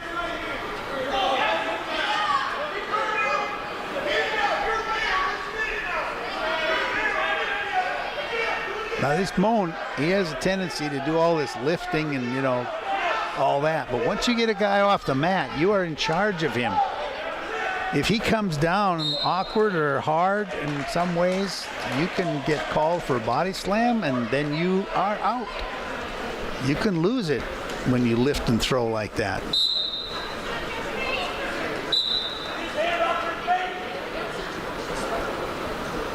I've seen that happen a few times, where especially in the heavyweight division, where they like to lift, take him down, take him on the mat the wrong direction, or too hard.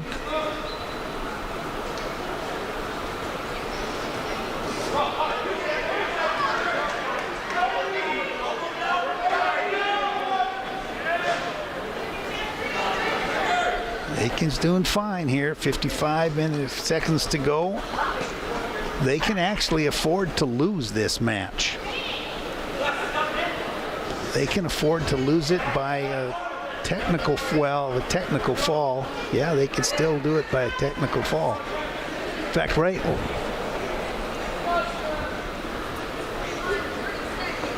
Looking at what's up there. They're sitting at 32-24 right now. Even if they get the Aikens wins. I was going to say even if they don't get the pin, we're still looking at 32-30, right? For the 30-32. So great effort in the middle there. We talk about that all the time. You know, that was the difference. And even with that forfeit, that workman match saved it. Workman match is the difference. Absolutely. As it's 5-1 in favor of Moen heading into the last period. And for the Gobblers, now they sit at 2-0 heading into round 3. They got to feel pretty good about their conference chances all of a sudden. Right. So Aiken's going to notch a win there. What I don't know is Staples Park Rapids. I still have to get a result from there. And again, in match 2, the road crew were able to get a dominant win over Crosby Ironton. Aiken will be 2-0. Detroit Lakes will fall to 1-1. Third period with a minute and a half to go. 5-2 the individual score with DL on top. Jeffrey Moen doing a lot of work off the feet today. Moen's gotten him down twice and gotten an escape. And Ashton has gotten 2 escapes.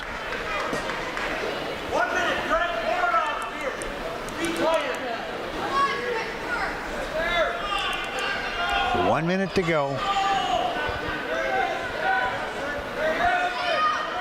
Should be like in hockey where they have the big, the guy announces it to everyone. 1 minute. Right.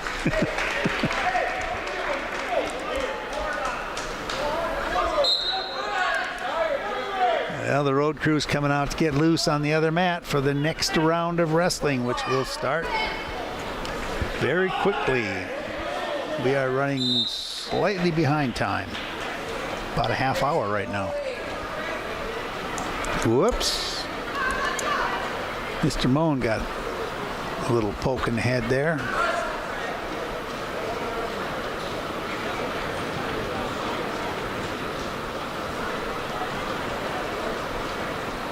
Trainers out there, the coach is over there.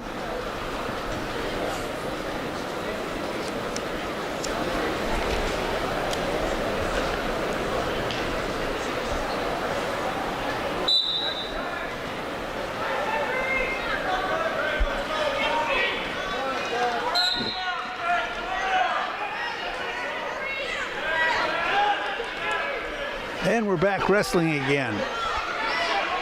Jeffrey Moan in the red. Ashton. Craig Ashton in the black. 21 seconds to go in this match.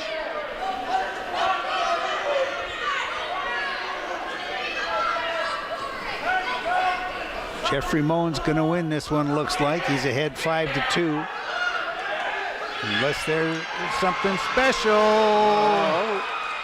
Not enough time. Not enough time. 2 on the takedown. 5-4 final score. Moan the winner. Or actually, it looks like... No, it looks like 7-5 in favor.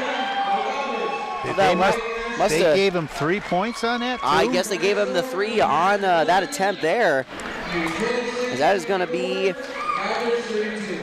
a win for the Gobblers, and they really came alive in the later stages as Craig Ashton will get the win in the final round. So now the Gobblers.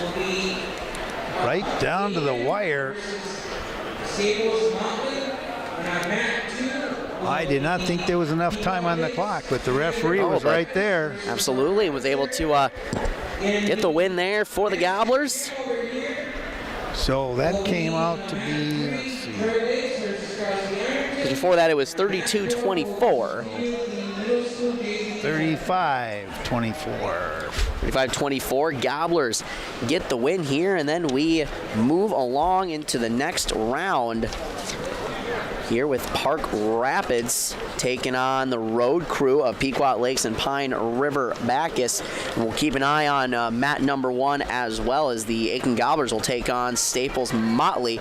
Next, we're going to take a quick break as we get set for round 3. Back in just a moment on YourLiveEvent.com.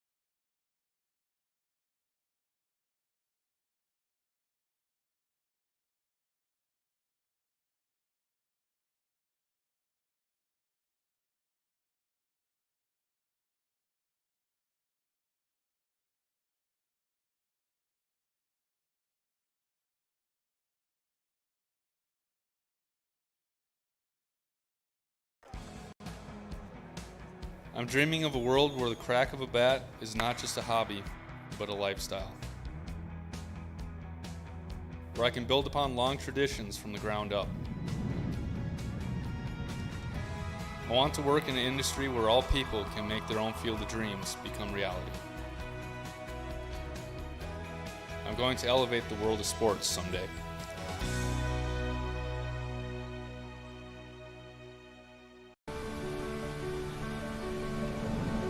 My roots run deep.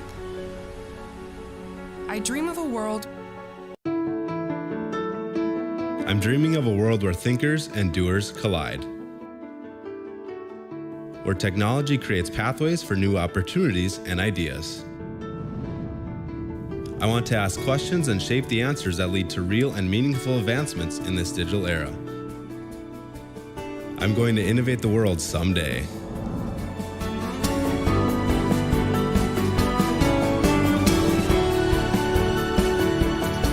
If your vehicle has an unfortunate mishap, you want the best in quality bodywork. You need to take it to Aiken Body Shop. They can handle any collision or auto glass repair, and they have a state-of-the-art facility and technology. Open Monday through Friday, 8 a.m. to 5 p.m. Visit them at 421 North Minnesota Avenue. Towing services also available. Give them a call at 218-927-2883. Remember the name that stands for quality and trust. That's Aiken Body Shop, providing exceptional auto body collision and paint repair since 1974.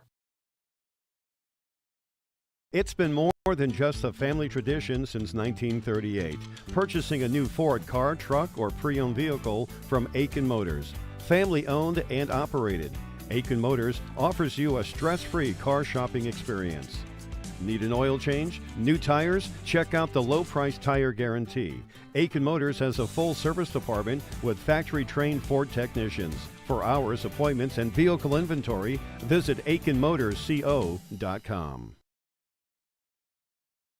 We are ISD1. We are ISD1. We are ISD1. We are ISD1. My favorite teacher is Mr. Dustin Richters. Favorite teacher is Mr. Miller. Mr. G.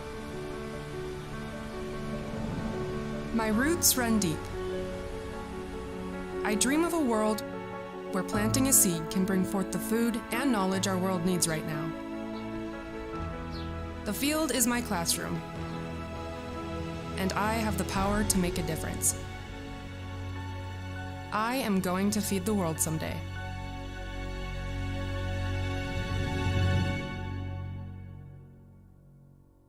When you need heating,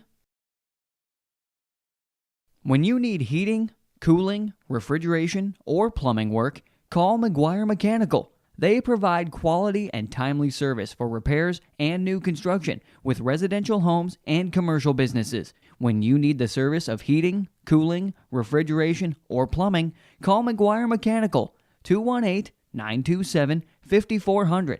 Serving the Aitkin, Crow Wing counties and surrounding areas since 2004. Rely on McGuire Mechanical.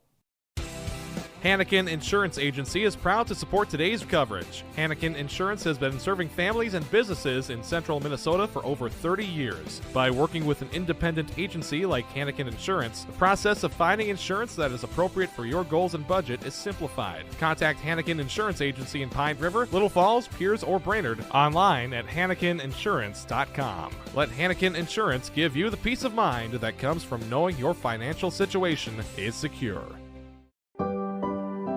Riverwood Healthcare Center in Aiken. I'm dreaming of a world where the crack of a bat is not just a hobby, but a lifestyle. Where I can build upon long traditions from the ground up. I want to work in an industry where all people can make their own field. Do something fun and make new friends. Join a bowling league at Community Bowl and Pizzeria in Pine River. Community Bowl and Pizzeria has openings for all leagues: men's, women's, mixed, youth, seniors, and also Special Olympics. Enjoy some friendly competition and have a great time. Food specials offered on all league nights. Don't forget Moonlight Bowling every Saturday evening. For information on leagues or to sign up, call or stop into Community Bowl and Pizzeria in downtown Pine River. 218-587-3100.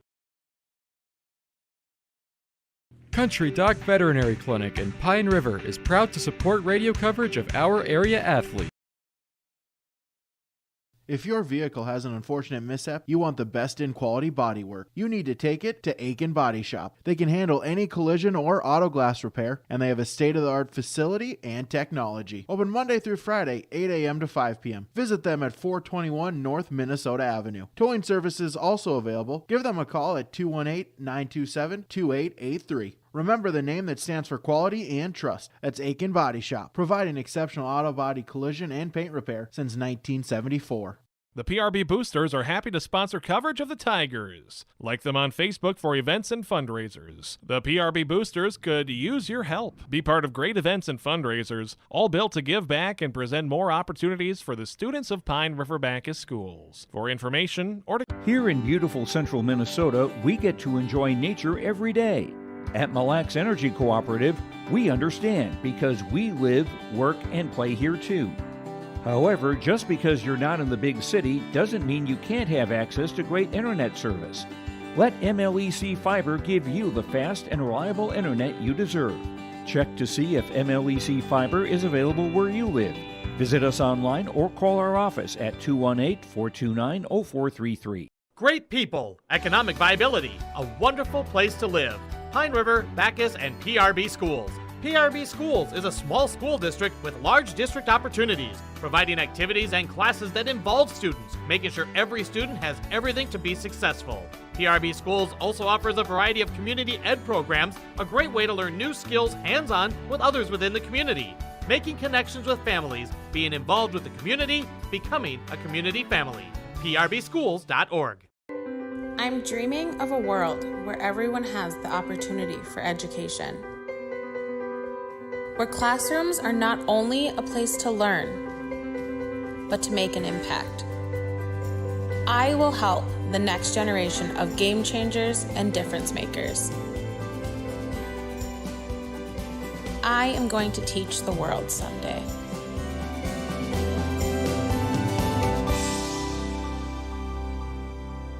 It's been more than just a family tradition since 1938. Purchasing a new Ford car, truck, or pre-owned vehicle from Aiken Motors. Family owned and operated. Aiken Motors offers you a stress-free car shopping experience. Need an oil change? New tires? Check out the low-price tire guarantee. Aiken Motors has a full service department with factory-trained Ford technicians. For hours, appointments, and vehicle inventory, visit aikenmotorsco.com. Do something fun and make new friends. Join a bowling league at Community Bowl and Pizzeria in Pine River. Community Bowl and Pizzeria has openings for all leagues: men's, women's, mixed, youth, seniors, and also Special Olympics. Enjoy some friendly competition and have a great time. Food specials offered on all league nights. Don't forget Moonlight Bowling every Saturday evening. For information on leagues or to sign up, call or stop into Community Bowl and Pizzeria in downtown Pine River. 218-587-3100. Country Doc Veterinary Clinic in Pine River is proud to support radio coverage of our area athletes. No matter the sport, they salute the kids and coaches for all their dedication and wish them all the best of luck. Country Doc Veterinary Clinic thanks all the coaches, staff, and volunteers for taking the time to provide our area kids plenty of opportunities. Country Doc Veterinary Clinic is located east of Pine River on County Road 1, providing compassionate small animal care for your beloved pets. Hanakin Insurance Agency. It's been more than just a family tradition since 1938. Purchasing a new Ford car, truck, or pre-owned vehicle from Aiken Motors. Family owned and operated. Aiken Motors offers you a stress-free car shopping experience. Need an oil change? New tires? Check out the low-price tire guarantee. Aiken Motors has a full service department with factory-trained Ford technicians. If your vehicle has an unfortunate mishap, you want the best in quality bodywork. You need to take it to Aiken Body Shop. They can handle any collision or auto glass repair, and they have a state-of-the-art facility and technology. Open Monday through Friday, 8 a.m. to 5 p.m. Visit them at 421 North Minnesota Avenue. Towing services also available. Give them a call at 218-927-2883. Remember the name that stands for quality and trust. That's Aiken Body Shop, providing exceptional auto body collision and paint repair since 1974. Welcome back to YourLiveEvent.com, the Mid-State Conference Tournament for wrestling. And we saw some good wrestling in our last match that we covered between Detroit Lakes and the Gobblers. Aiken moving to 2-0 with the win over Detroit Lakes. And we were able to get an update for Staples Motley, who got a win over Park Rapids. So Staples Motley improves to 1-1. Park Rapids falls to 0-2. And the Road Crew getting a win over Crosby Ironton as Crosby Ironton falls to 0-2. The Road Crew improving to 2-0. And up next for you is going to be the Road Crew and Park Rapids. And, Steve, with Park Rapids Road Crew sitting at 2-0, I mean, this is a really thin Park Rapids squad. Yes, it is. Sometimes you just don't have the right bodies to fill the weight classes, and that's a problem. You can have 15 106-pounders, but if you don't have 112, you just lose it. So we're out there already, and right now we have Robbie Schreck from Park Rapids, and he is a state-rated wrestler. He is rated number 3 in state, and he's going to be out there. Whoops, let me get the right one. Out there with. I had it all lined up for me, and now I don't have it. Oh, there it is. Yeah, he's going to be out there against Trevor Holberg to start with. It looks like we just missed a pin. So Shrek came up with that one pretty fast, I would assume. 6-0. Park Rapids on top. So now we're going to put out our rated wrestler. Parker Zucker comes out there. And he's going to go right up against Aiden Manam, M-A-A-N-U-M. Apologize for the pronunciation. But Aiden's out there. He's a 10th grader. He's going to be going against Parker Zucker, a 9th grader.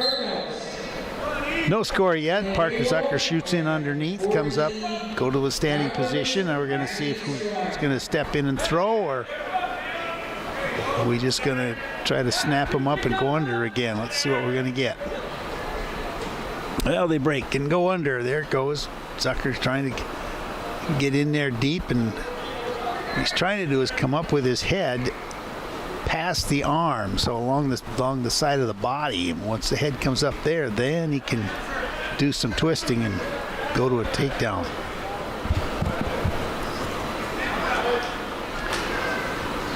On the other mat, we have Aiken and Staples right now, and we'll be switching that if this mat that we're covering finishes early. Right now, in this particular round, we're running a little bit late, but it's Aiken and Staples Motley, the Road Crew against Park Rapids, and in the small gym, as they say, the other side, Detroit Lakes against Crosby Ironton.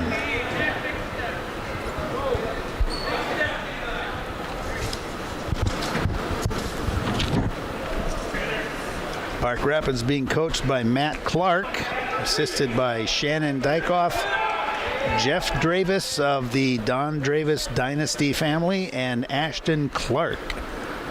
Don Dravis had 3 young men. Each of them, of course, wrestled for him. They were Craig and Blaine and Jeff. They were sandwiched by 2 daughters, an older one and a younger one.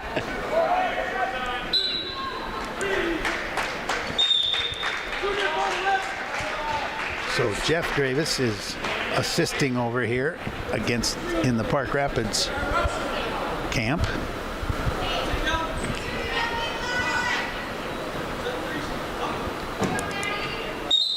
Park Rapids takes the upper position.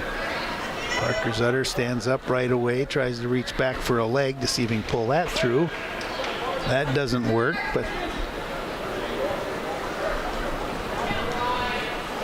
Park Rapids there, that Aiden is a little loose as far as he's trying to control the hips.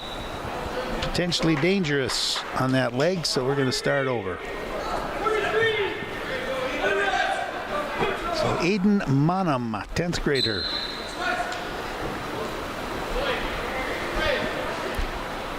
Zucker stands up and gets the one.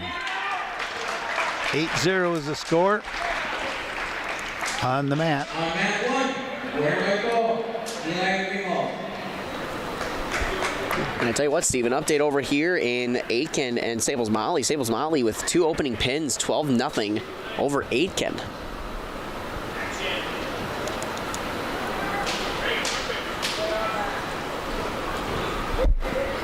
Correction on the score on the mat that we're looking at. It's 3-0 for Parker Zutter.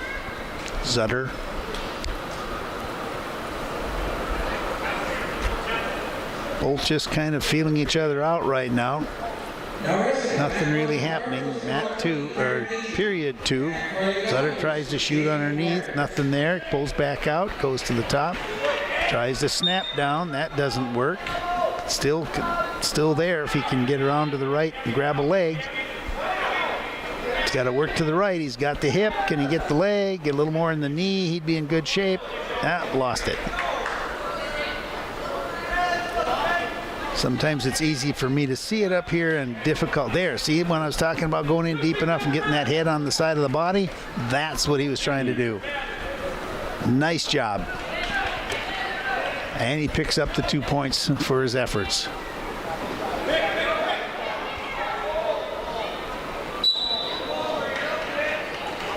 And we ran out of time in that period. So we're going to the third period.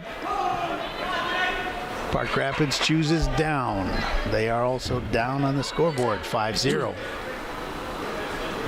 Nosebleed time, nose time, blood time.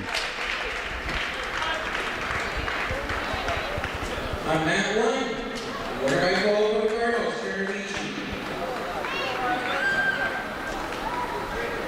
So the trainers and the coaches are attending him.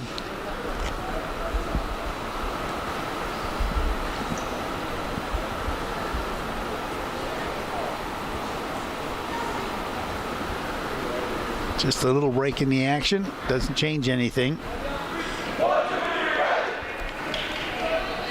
Park Rapids still down. The road crew on top. 5-0 the score. Let's go again. Third period. Zutter lets him go, gives him one. Sometimes it's easier to work this way.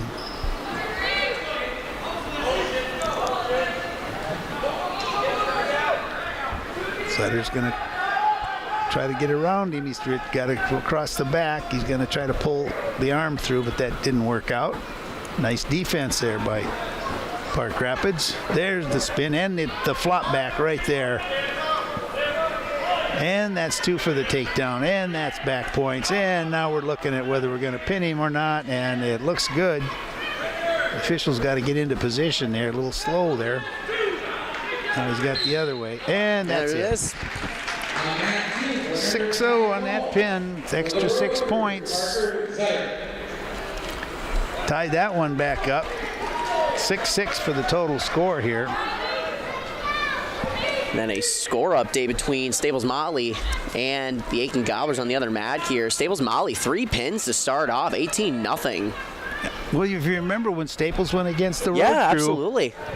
They were ahead at the beginning, right? Except for Parker, and then they didn't pin Parker, or whatever. But no, in those early weights, I mean, we saw they were able to compete. It's just with how Aitkin, how well they wrestled, it's just kind of crazy. They're already 3 pins already, but back here with our next matchup here at the 120. Easton Miller. And Wrigley Clark, the freshman for Park Rapids. Yep. Easton Miller, the senior. Wrigley Park, the 9th grader. Wrigley Clark, I should say. I was going to say that. Clark.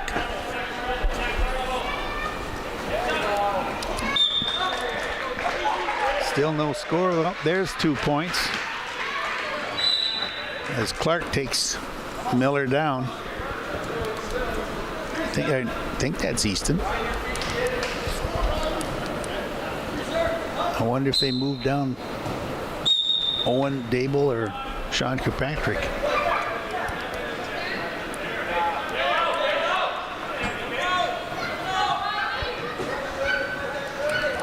Staples still on top and in control.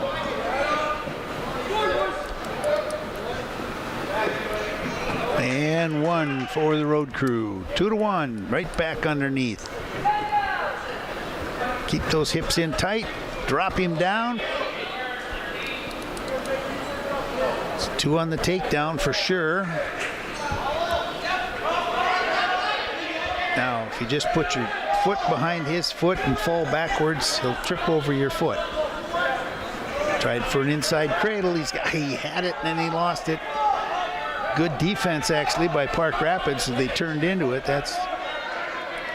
I could thank Jeff Dravis and the coaching staff for knowing how to break cradles.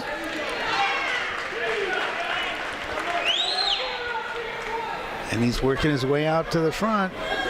So not quite an escape. There it is. There's 1. 3-3 the score now. Clark comes in hard underneath. Runs out of time. Going into period 2. Park Rapids, your choice, and you're going down. The down position. Sutter moves in. Sutter just drapes over the top of him to put some weight on him and then catches him on a cradle. As long as he can hold it together, it's not too bad. He's got to sit through now or roll, one of the two. He's got to sit that right leg through. If he sits the right leg through, he's going to pull him backwards. If he rolls onto his own back, he can pull Clark right over the top of him. But when you go do this, you can't let go.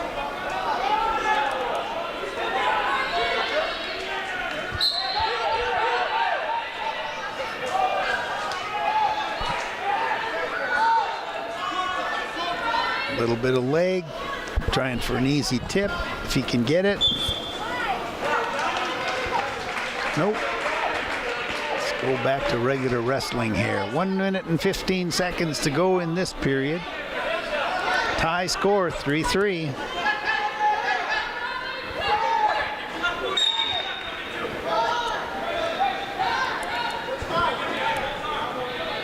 Try to get some points on a tip. That's not working.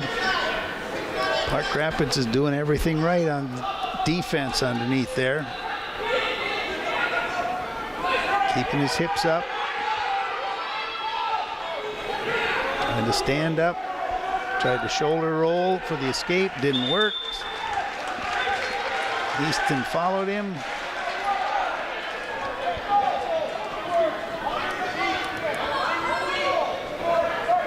Easton's got his arms tied up. Now he's got a double arm on that. He can just fold him up and walk around his head and flip him on his back. And it's going to take a little bit of a move. Oh, he's going to go more for the cradle. Still doesn't quite have it. 10 seconds to go in this period. He's got to get those hands together. Whoop, there's the defense.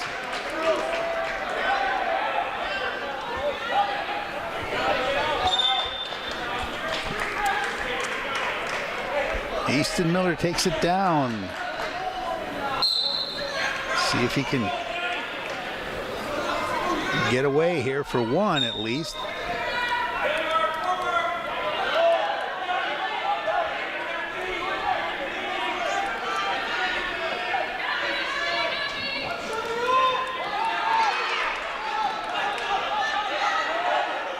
Clark's doing a good job of working on the top.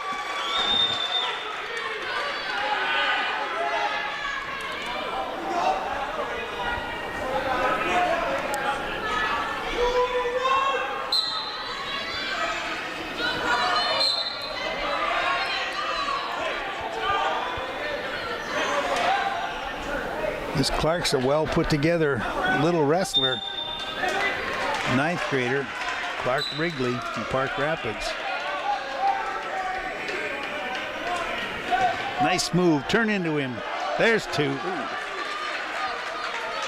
Nice move. 1 minute and 20 seconds. You have the lead 5-3. The idea now is to tie him up. Keep control of his hips.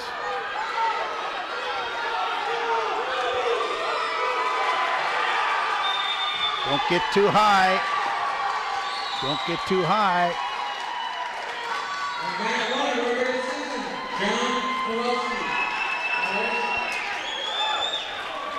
Get yourself a handle back there again.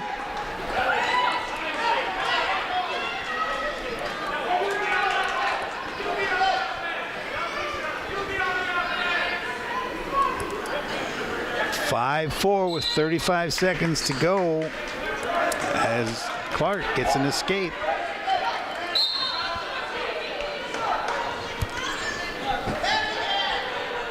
Clark's going to do everything he can to get a takedown here. He's got 25 seconds to go. You got to keep working. Get in there. Hang out of that leg. 20 seconds. You got a 1-point lead and 15 seconds to go.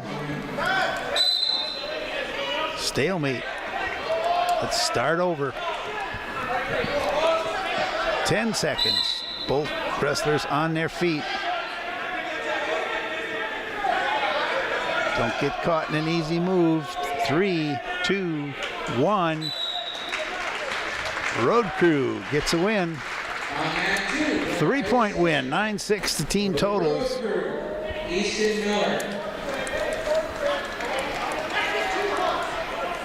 We'll see who they put in at the 126. Well, last time it was Sean Kilpatrick. Last time we saw the Road Crew. Yep. Travis has to make a move first, I think. Travis Hofer, the coach. Let's see who he's going to pull. 126 on mat 2 for the Panthers, Castle London, and for the Road Crew, So Castle London comes out for Park Rapids. It's not like you said Tayton Mick, I believe is what I heard. That's what I thought too. So Tayton Mick and Castle London at the 126. And Tayton Mick gets a takedown right away. Now he's trying to put him into a cradle, flips him over, get a knee in the side. There's a pin. That's 6. All right. So Castle London gets pinned. And I believe you're right. I think it's Tayton Mick. Tayton Mick, yep. All right, so now should be Corbin Schiller for Park Rapids. Corbin Schiller and then Caleb Swenson, who was wrestling at the 138. Well, he weighed in at 132 today. This. for the Panthers, 132, Corbin Schiller, and for the Road Crew, Sean Kilpatrick. It is Sean Kilpatrick at the 132. Yeah. Sean Kilpatrick, so they moved him back up. And Corbin Schiller. They put Tayton Mick down and Schiller and Kilpatrick up. Sean Kilpatrick, the junior, Corbin Schiller, the freshman. As Road Crew are really starting to put together some good attack here with the wrestling. Yep. 2-point takedown right away. He's got the arm coming across the back. He's going to keep it there. Got to be careful it doesn't go too high. But keep it back there. There you go. Now grab the far arm. Now drive him into his back. Now referee, get down there. They still can get pinned. Even your feet are in bounds, so you can still make the pin, even though the shoulders are. There it is. There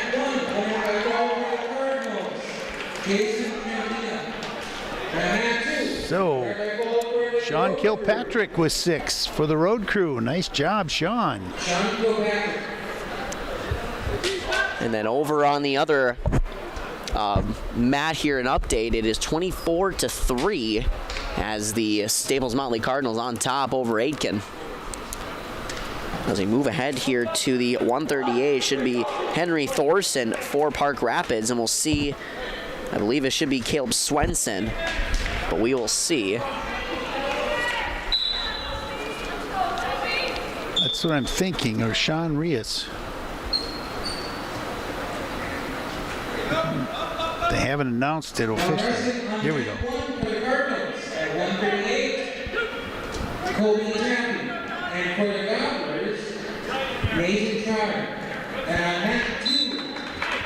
Wrestling for at 138 as well. Wrestling for the Panthers, Henry Thorson, and for the Road Crew, Caleb Swenson. It is Caleb Swenson. Did you say Henry Thorson, I thought? Henry Thorson for Park Rapids, the 138, and then Caleb Swenson, yeah, the 138 Caleb for Swenson. the Road Crew. So they moved Henry Thorson down. And Henry Thorson comes down a weight and gets a takedown. So the Road Crew leads in the match 21-6. The only time they lost was the 106-pounder to the third-ranked wrestler in the state, Robbie Schreck from Park Rapids. And we're going to get up and go back to the middle of the mat. First period action here. We have a little bit of blood time now.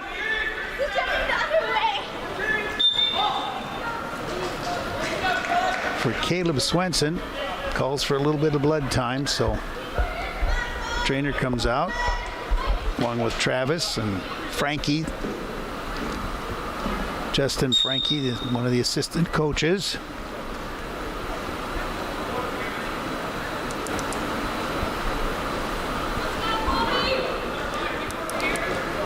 Of course, while there's a blood break, the coach comes over and, says, okay, now let's try this, this, and this. So there's a little coaching going on here also. Absolutely. Well, any coach that gets an extra chance to talk to their athletes, strategize a little bit, they will take that opportunity. They see it in every single sport.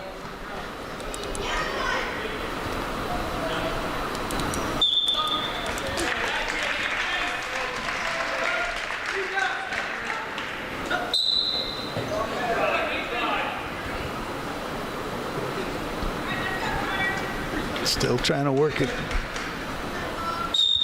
But he's trying to get a control of a wrist down underneath there. Both wrestlers are trying to control hands. Now he's going to try to grind it out.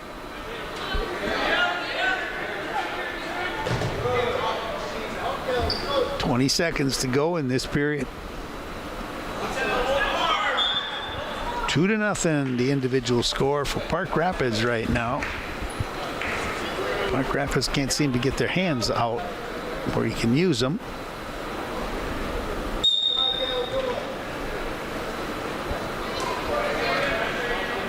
And time runs out. A lot of hand fighting, but not a lot of action. Just one takedown by Henry Thorson to lead 2-0.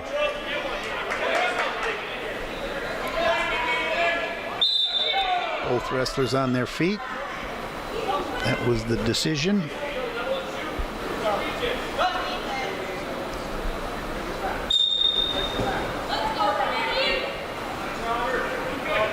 Ooh, tried for it. Tried to go underneath. Didn't get deep enough.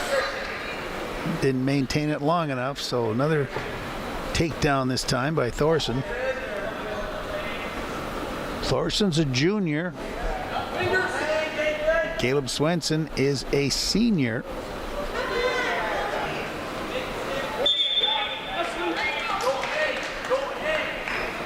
Still hand fighting underneath. We get a takedown, that's all the farther we're getting here. We'll see how it plays out when the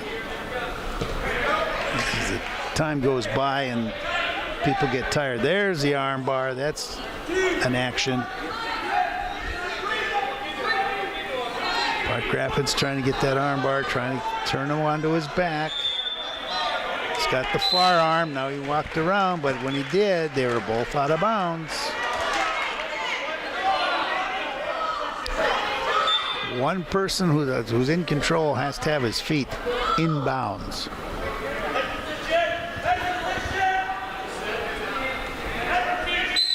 So we'll start from the set position.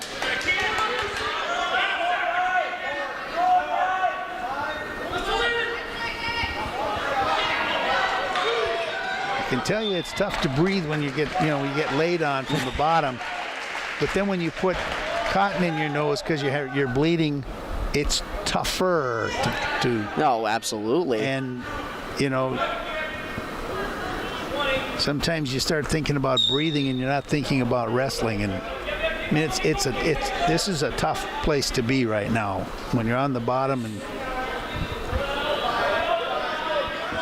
all hand fighting's going on again. 10 seconds to go in the second period.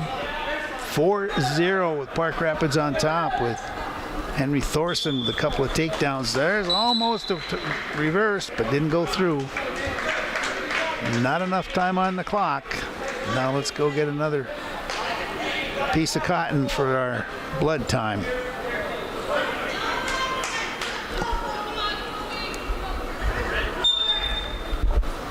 They also have to check the mat too when there's blood out there, because they can't have it on the mat. So that all has to be cleaned up, although that's why the official standing where he is, pointing at the ground, go, there's one. With blood, it's they can't make it any easy with it being a red mat, of course. So.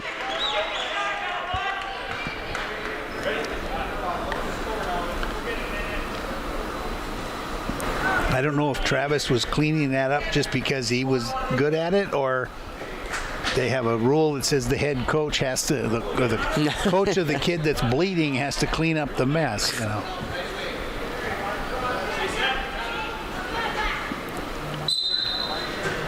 Caleb Swenson on top. We're starting the third period. Caleb's down by 4 points. Going to keep the leg, do more hand fighting underneath, see who's going to get control of that. Thorson tries to stand up. Swenson knocks him back down again. Stay tight with him there, Caleb. Stay tight, even though he's pushing back on you. Stay tight.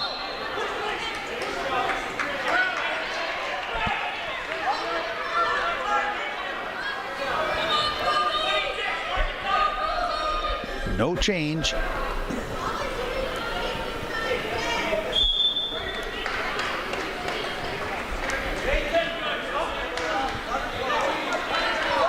(21-6) team score with the road crew on top. Park Rapids has a limited number of wrestlers. 8. What we have 9 we have on the roster.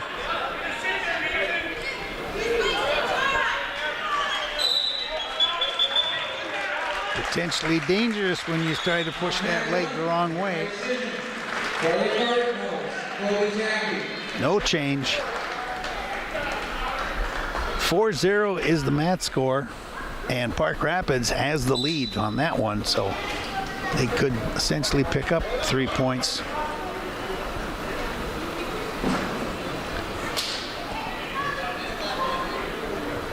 Once again, all we're doing is hand fighting underneath, trying to figure out who's going to get control.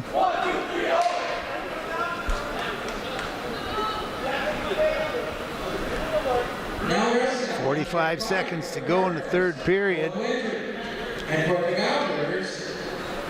Swenson stay tight with the hips and keep knocking him down. He's got him in a cradle, or trying to.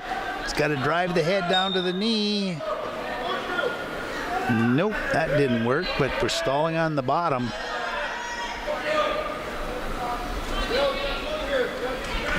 Meaning that the Park Rapids is not doing anything aggressive other than just hanging on to wrists on below.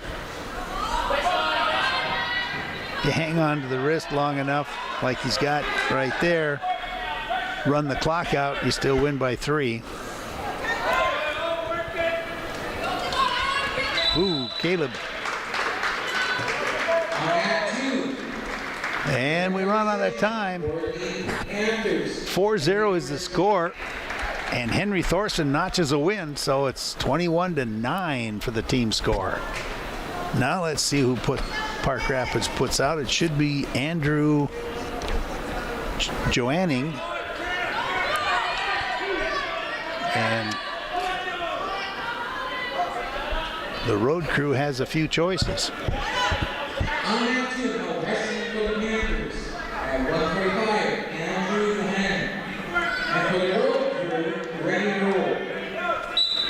Bradley The Brady Rule, the junior, against Andrew Johanning at 145. 145, ninth grader. So Mr. Rule dives underneath, does a double leg pickup, drops him down for 2, reaches up for the head, doesn't get it, and Park Rapids is trying to go out the back door. Looks almost like he's got it. There's a 1-point escape. Not quite, not quite, not quite. Referee hasn't given it yet. There it is. 2-1. Let's start over.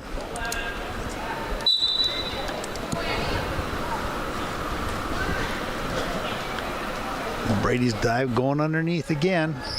This time Park Rapids was ready for it. Backed out of there. Brady will try that again.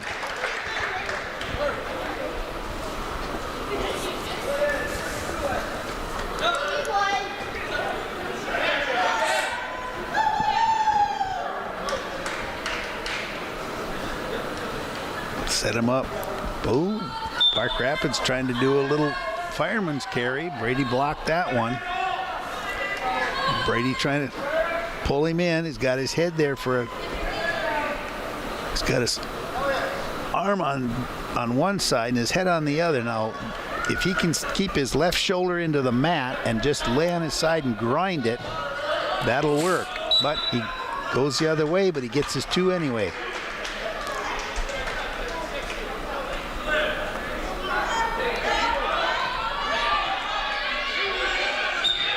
So Brady's on top, 4-1. On the score, on top, on position. Park Rapids stands up. Brady follows him around, brings him back to the ground. Arm bars him on the left side. Tries, going to go for an arm bar on the left side, or we just tuck the wrist. Just get that far wrist. There we go. Grab the far wrist, now walk around the head. Okay, go to the double arm bar.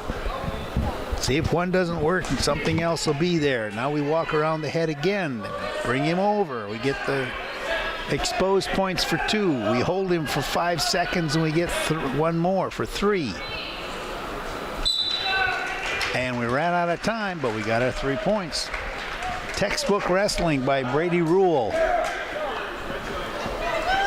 7-1, good score. Second period coming up.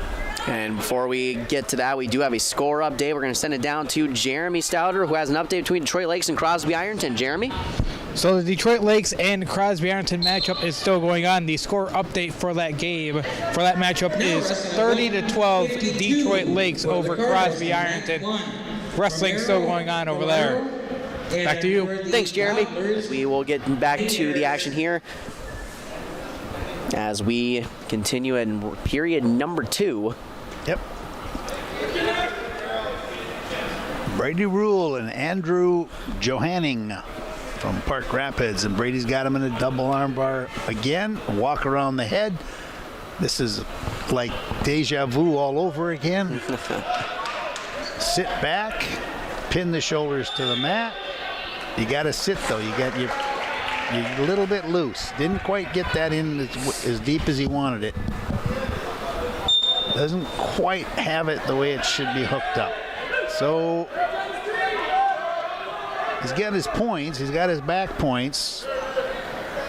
But I don't see a pin that's going to be happening there anytime soon. He's got 50 seconds to go in the period. If he wants to hang on to it, he can do that and just grab 3 more points.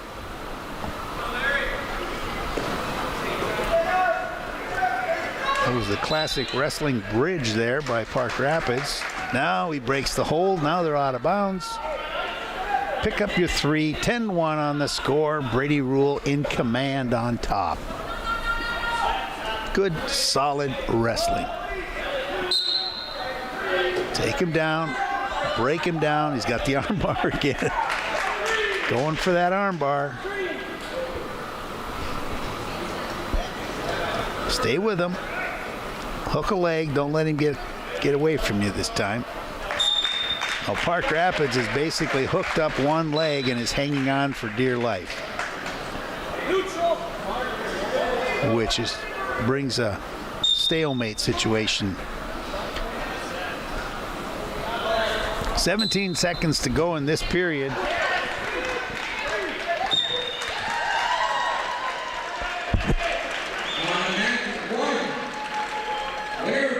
Brady's still working that arm. Going to try to get that bar in there again on the left side.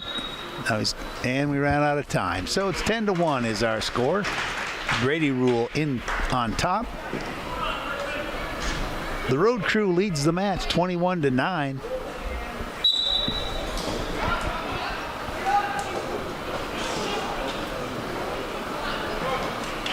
And there's a throw.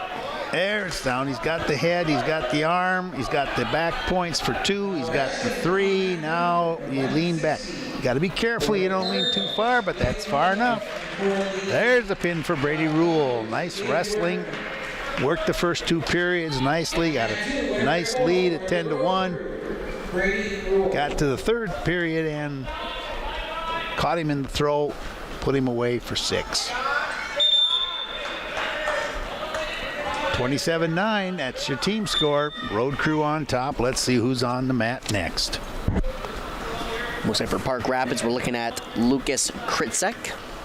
Yep. And last time we saw the road crew brought out Grant Thompson, potentially. And for the road crew, James Cummings.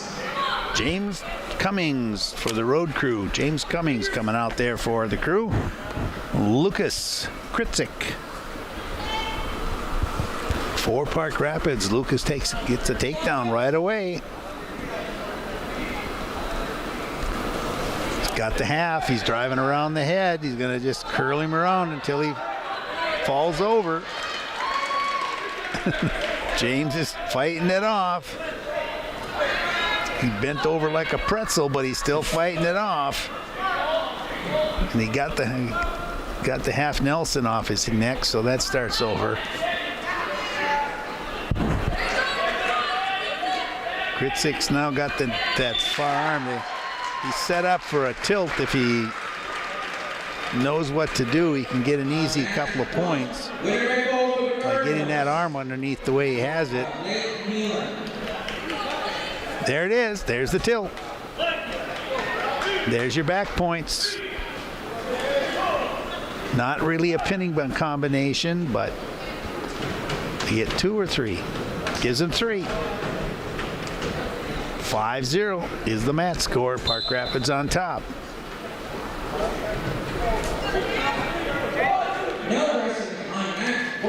Kritzek is a senior. We're going against James Cummings, who is a junior. Well, Kritzek is the last wrestler that Park Rapids has on the roster until we get all the way up to 220. So we're looking at 4 forfeits after here.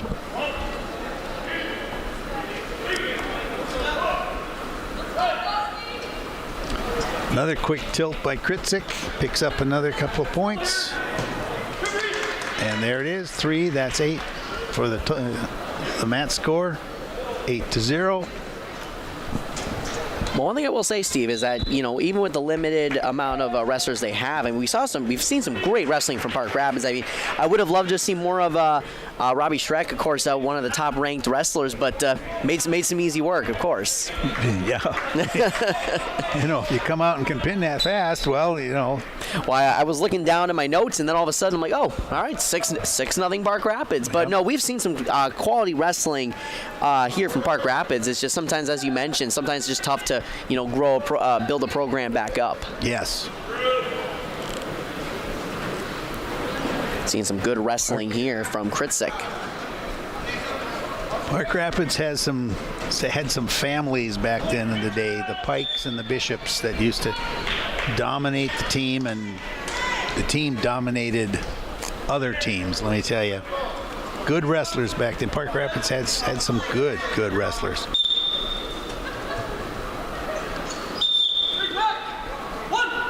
9-0 is the mat score. It's all Park Rapids. Kritzek is doing a fine job out there.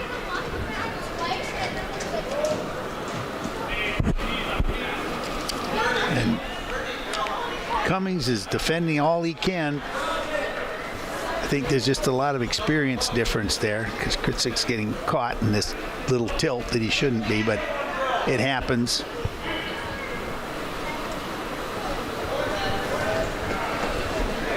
So there's back points there. He's got at least, trying to look at the referee, he's got 2 in his hand right now.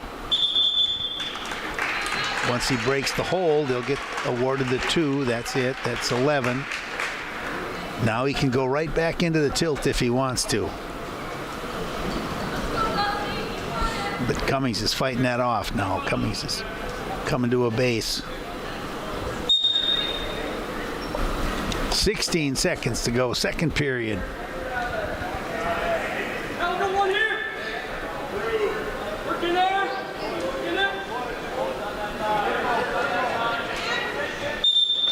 No points there.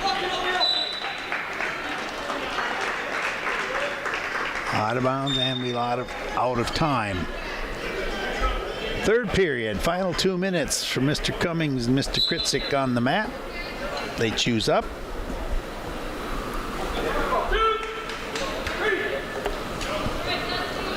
Two-point takedown, and that's a technical fall. 5 points go to Park Rapids on the clock, or on the scoreboard for the team. For the Panthers, Lucas Kritzik. So Jim Cummings did a pretty good job out there for the road crew. He defended as much as he could. He got caught in those tilts, but he didn't get pinned.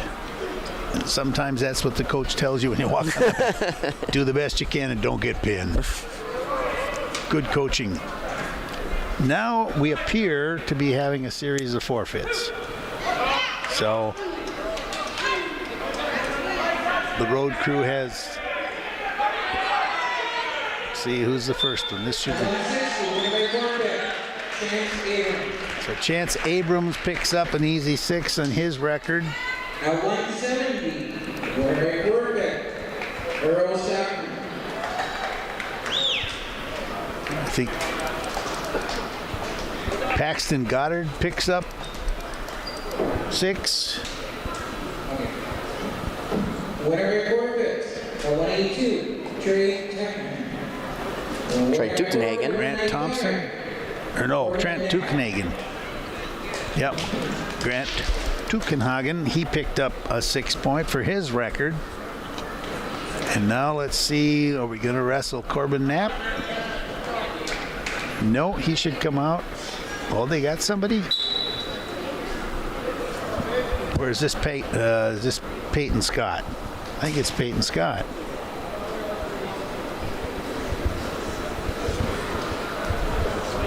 This would be at 220, so DeAndre Johnson and Peyton Scott. Yep, a 10th grader against the 11th grader, Scott being the 11th grader. After all that forfeiting, the road crew is on top, 51-14.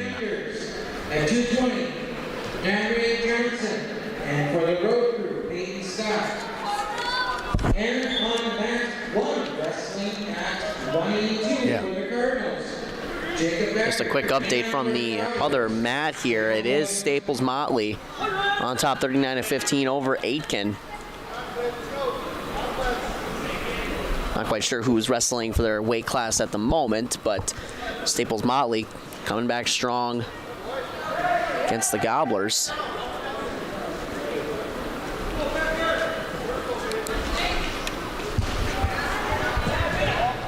Well, I think Staples looked at the way DL was wrestling, and they went, you know, Aiken's a little bit better than we thought. Maybe we should take them seriously. Let's go out there and let's win some, you know, at the lower weights right away, get a lead, and then make them catch us. Because Aiken basically did a lot of damage in the upper weights against DL. Absolutely. Well, there's a takedown the hard way, lifting on one leg all the way up to the sky. Got him down. That's 2 points. Peyton Scott trying a crossface, and the referee just stepped in and said, be careful with that. You can't bring that arm from left field and go across his face. You can slide it in. but you can't slam it in.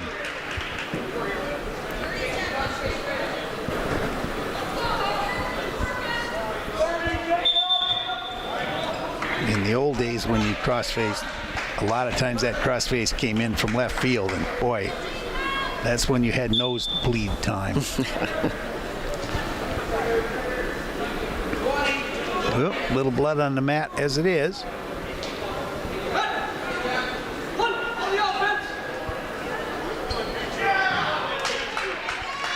Two to 0 right now. Peyton Scott has the lead. And he's wrestling Dondre Johnson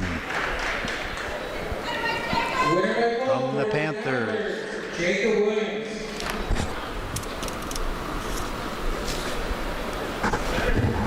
Remember that Peyton Scott, when he's in practice, he's wrestling Riley. And that's how Riley wrestles. We won't get to see Riley again this time. They're going to forfeit the heavyweight. So Peyton Scott has basically the same style of wrestling as Riley Peters does. No, he almost had the throw and then he lost it. Now he's got to roll it, out of bounds. Oh, they're going to give him 2. Tie ball game. So Dondre Johnson gets 2 points being defensive. Winner by forfeit, 2-20 for the Cardinals. Adrian Lewis.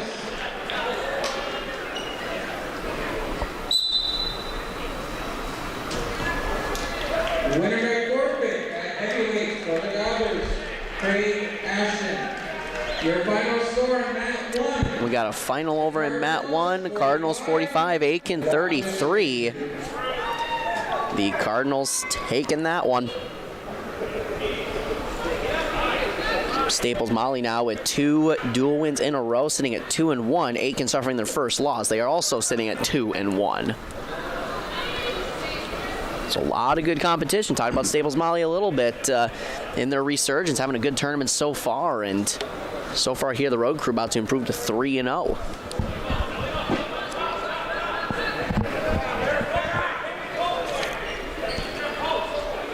So we got Peyton Scott on top as a result of a takedown there. 2 points. So Peyton leads the match here with 10 seconds to go in the second period. He leads at 4-2. He's just going to hang on there, let the time run out, take a couple of deep breaths. That's it. Couple more deep breaths. Shake the hands out. Keep the blood flowing because you're coming off the bottom. Whoop, he's going to choose the top. Okay, he's going to. Everybody's going to be neutral. That was a gift. I suppose Park Rapids thinks they're going to get the takedown here. I mean, that's the play. But he had to give away an escape point in order to do it.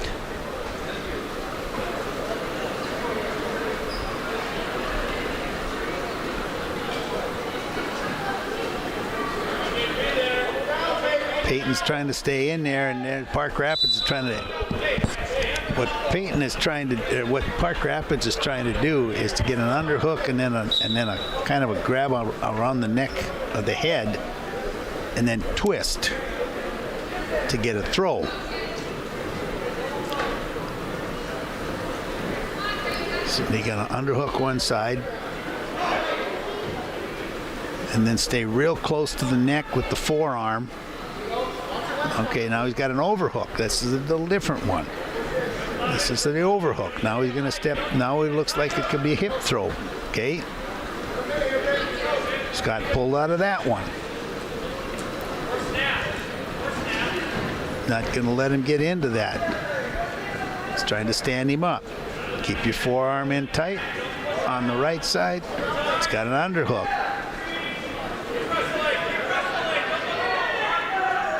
Now, the road crew just got called for a stall warning. 35 seconds to go as Park Rapids tries to push it up. So DeAndre Still doesn't get any points because they're not on the mat. He hasn't taken it down to the mat. There, now he gets his 2 points. Now it's 5-4. Now that decision to give that one escape point is pretty big. Now, Peyton Scott's got to keep wrestling. 1 point on the stall can tie it up. He's got 3 seconds to go. 2, 1, and he got the 1 point for the escape, so it's 6-4. Very good job. And that's going to be all the wrestlers that Park Rapids has, so they're out of ammunition. I believe there's going to be one forfeit to come up, and then it's going to be 60-14. Is that what I'm looking at? 60-14 is what it should be. It's going to be 60-14 as Park Rapids gets the win. Yep. As they improve to 3-0, and we do have a score update. Got DLCI. As we send it down to Jeremy for the final of Detroit Lakes and CI. Jeremy, what do you got? So it's a final over in the other gym. Detroit Lakes defeated Crosby Ironton 66-15. Crosby Ironton could not get past 20 points at all today. Back to you guys. Thanks, Jeremy. And just thin roster with Crosby Ironton, and we're going to see if Jeremy can get Travis Hoffer, the head coach of the road crew, as they have looked good. And I know with even a thin roster, but they have put together some solid performances in that duel against Park Rapids. It's Jeremy. Oh. He is working to get Travis Hoffer, the head coach of the road crew, while we have a little bit of a break here, as we are now in the 1 hour break. It's a 1 hour time for everyone to take a break, because in wrestling there's a certain amount of time that you have to be before you can wrestle again, so to speak, and so they've allotted a 1 hour break right here after the first 3 rounds. The wrestling will begin again at 5:45 right here in the DL Arena, which is a very nice facility. Very nice facility. It's not that old. It's built a few years ago. Very nice job of building. It goes along with the cafeteria that they put in, all new cooking facilities, and the kitchen and everything. It's very, very nice. Absolutely, nice place to go to school, right? Absolutely, great place to catch a game, and including the road crew are 3-0, and we are down with Jeremy Stouter, who is with Travis Hoffer. Jeremy, send it down to you. Alrighty, thank you guys over there. I'm joined by road crew head coach Travis Hoffarth. Yep. Travis, 3-0. What's your game plan going into your next matchup? Game plan, I guess, is just to continue to be hard-nosed. That's the biggest thing right now. We've got tough opponents coming up. We've got DL next, and then Aiken. They just had a very close duel that came down to heavyweight, and we're expecting to be in 2 very close duels with both of those very good programs. Right now, you're the last team standing undefeated. What do you guys have to do to continue that undefeated streak going forward? We've got to win more matches than they do, honestly. Like I said, they match up with us really, really well. Both teams do. So for that reason, we've got to find a way to get bonus points and limit theirs. And hopefully, if our guys that are not favored in their matches do their job, we are pretty confident that the guys that are favored will do theirs. Is there anything that you don't want to see continued going forward? The biggest thing is just not giving up those 6-point falls. We've talked about that all season. We've got some kids in our program or on our varsity that have had growing pains throughout the entire year, where this is really their first full season of varsity. And in order to become a resilient varsity wrestler, you can't give up 6 points. And once you start to learn how to not give up those 6 points and go 6 minutes, you're going to improve a lot. Alrighty, Coach, thank you for your time. You got it. Thanks for having me. That was Travis Hoffarth joining me here. Back to you guys upstairs. Thanks, Jeremy. And looking ahead to what we have is after the break, it'll be middle school and JV tournaments on all 4 mats. So we will take a little bit of a break for that. But looking ahead into the next round of matches between the allocated times on mat number 1 here in the DL Arena. Detroit Lakes taking on the Road Crew. Just hearing from Travis Hofforth, the head coach of the Road Crew, as they got a big one with Detroit Lakes next. And on mat 2, it is Aitken taking on Park Rapids. And then in the small gym in mat 3, there was a typo, it seems, but I figured it out as they were trying to make Park Rapids wrestle 2 places at once. That would be pretty difficult to do, but it'll be Staples Motley taking on Crosby Ironton in round 4. And then round 5, approximate start of 7 o'clock as Detroit Lakes will take on Staples Motley.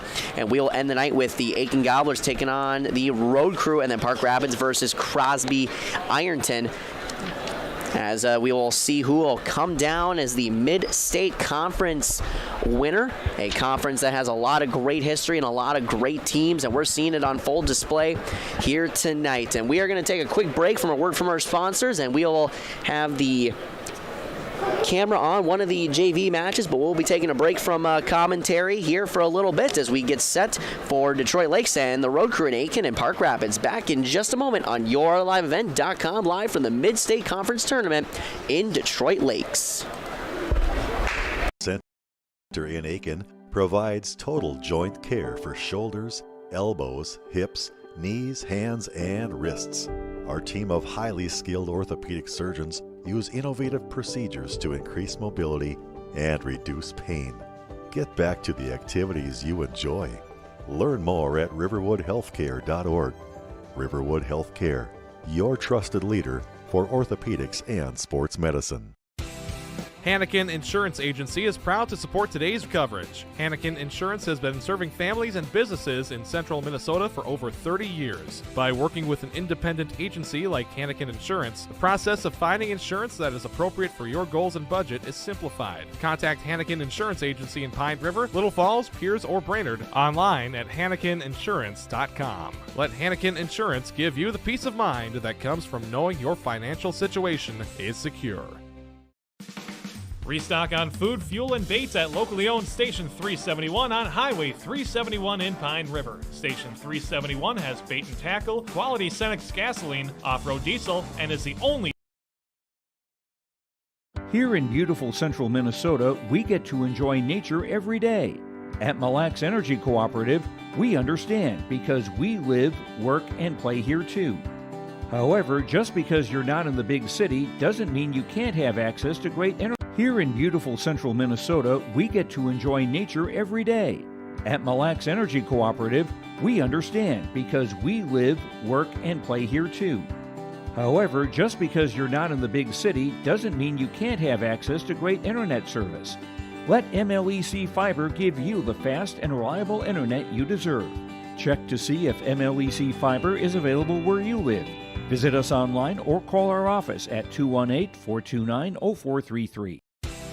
Hanneken Insurance Agency is proud to support today's coverage. Hanneken Insurance has been serving families and businesses in central Minnesota for over 30 years. By working with an independent agency like Hanneken Insurance, the process of finding insurance that is appropriate for your goals and budget is simplified. Contact Hanneken Insurance Agency in Pine River, Little Falls, Piers, or Brainerd online at HannekenInsurance.com. Let Hanneken Insurance give you the peace of mind that comes from knowing your financial situation is secure.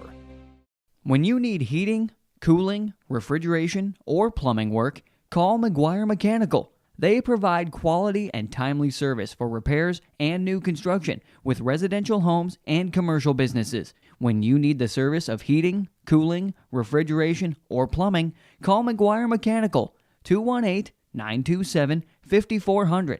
Serving the Aitkin, Crow Wing counties and surrounding areas since 2004. Rely on McGuire Mechanical. My name is Jared, born and raised in Minnesota, and I'm a project director at Enbridge. Enbridge is more than a pipeline company. It's a company participating in renewable energy projects in Minnesota and abroad, and I'm really proud to be working here. We believe a cleaner energy future is achievable. For over 20 years, we've been early adopters of renewable energy, and we're proudly committed to net zero emissions by 2050. To hear more from Jared, visit enbridge.com/Jared. That's JERRID. I'm dreaming of a world where thinkers and doers collide,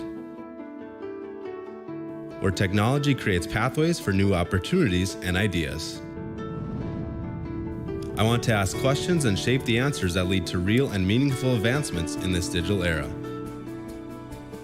I'm going to innovate the world someday.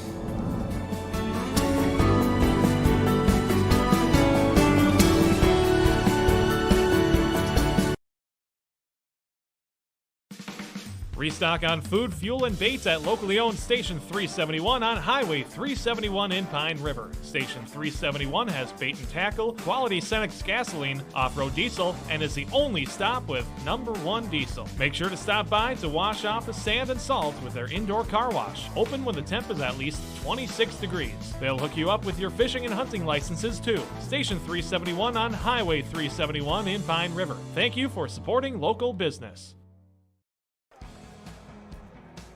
I'm dreaming of a world where the crack of a bat is not just a hobby, but a lifestyle.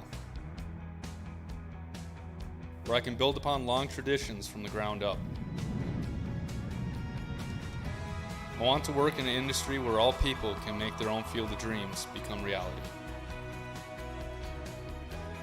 I'm going to elevate the world of sports someday.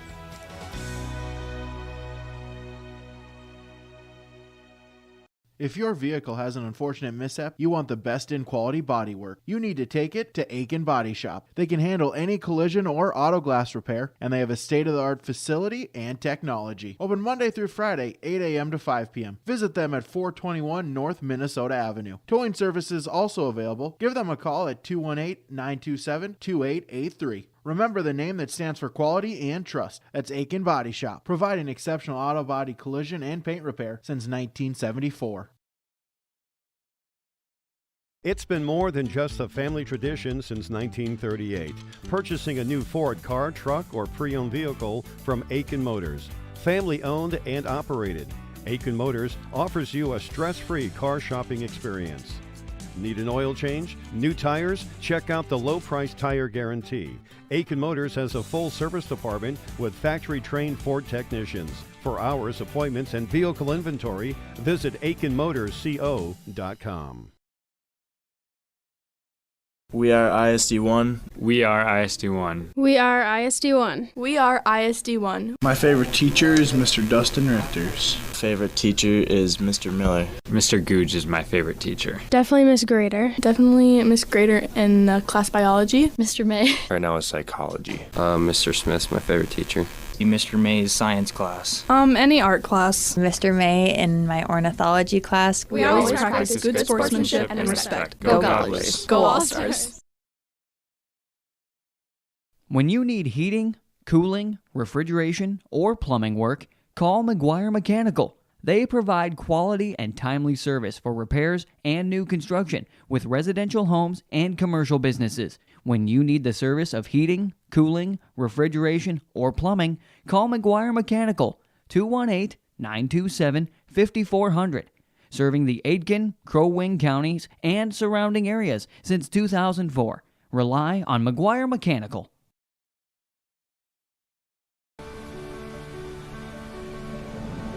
My roots run deep. I dream of a world where planting a seed can bring forth the food and knowledge our world needs right now. The field is my classroom, and I have the power to make a difference. I am going to feed the world someday.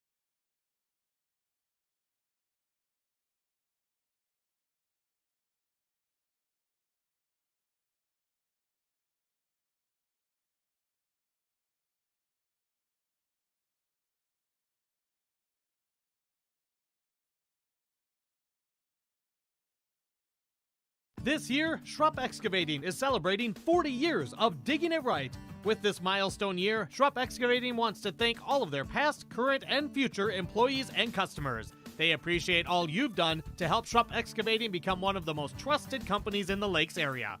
For any excavation project, Schrupp Excavating will have your project done right and on time. Serving Pine River, Bacchus, Pequot Lakes, and all the surrounding communities. Schrupp Excavating LLC. Online at schruppexcavating.com. The PR.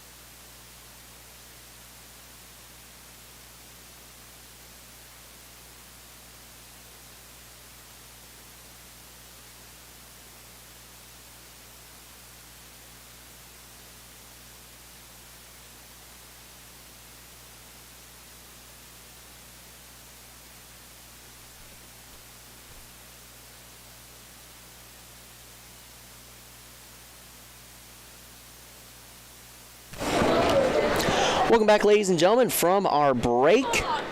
As we get ready for the next round of games, Noah Caruso and Steve Heslop joining you here tonight for the Mid-State Conference Wrestling Tournament here in Detroit Lakes High School. Beautiful facility, great night of wrestling, and we will have right here the Detroit Lakes Lakers taking on the Road Crew, who are the only undefeated team left. And Steve, for the little extended break for the people that are just tuning in now, just talk about what has led to the success for the Road Crew and how they've been able to stay undefeated. Well, basically, let me get my microphone back up there. Tight setup around here. Yeah. Basically, with the Road Crews, they benefited a lot by forfeits in the right spots from other teams, like Staples did a couple, did the right ones, and Park Rapids and CI forfeited an awful lot. But they're not going to find that now with DL. Now, Road Crew's got good wrestlers, no kidding there. I mean,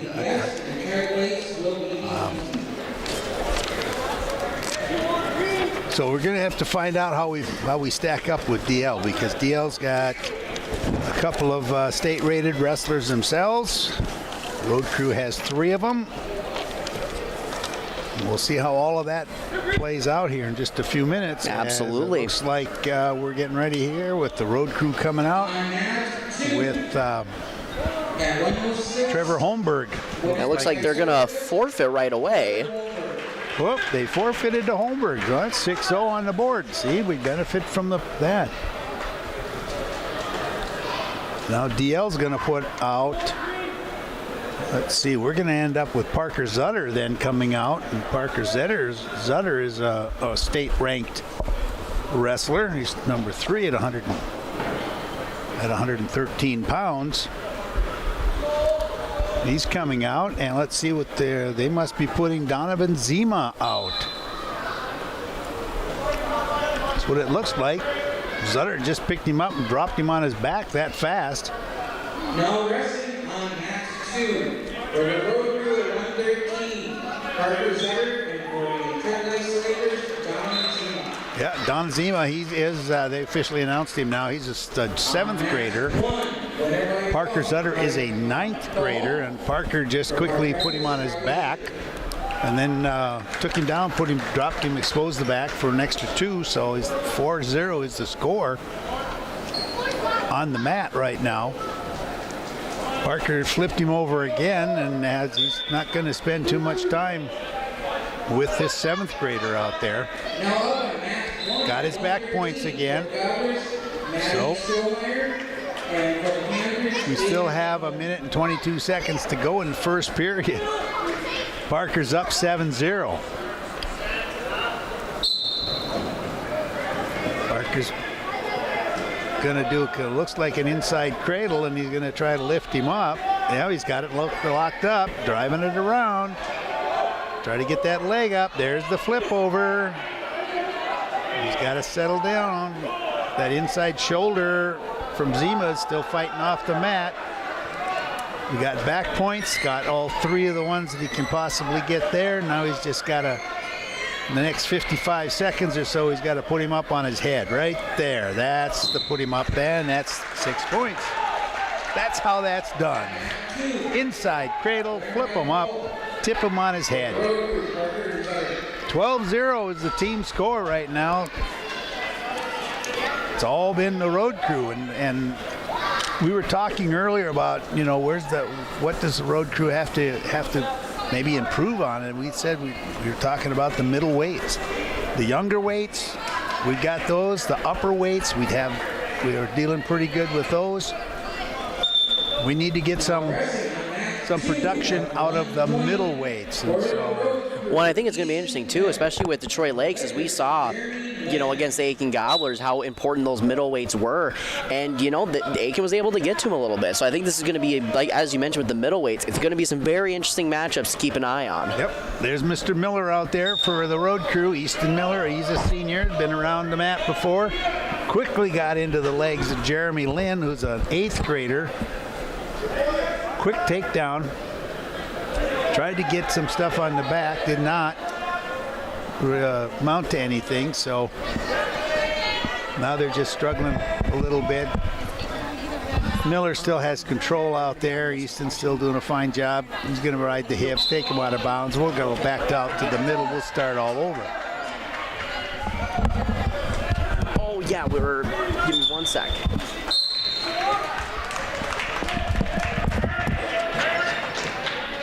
Little technical problem coming up here, but we're going to take care of that. As we have Noah here, crack technician. Miller's got him on a side cradle, got his head and his legs all wrapped up. Gonna tip him up, and he does.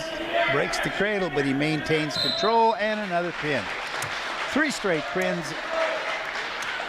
We haven't gotten out of the second period.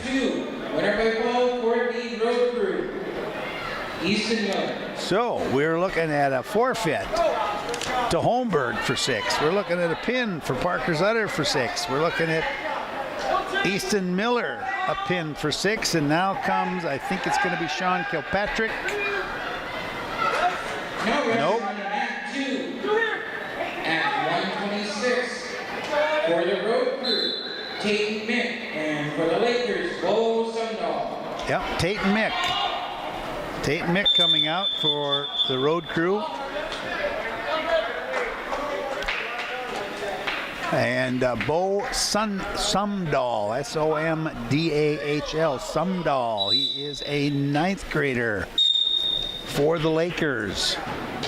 Going against Tayton Mick, a junior. Tayton's been on the mat a little bit today.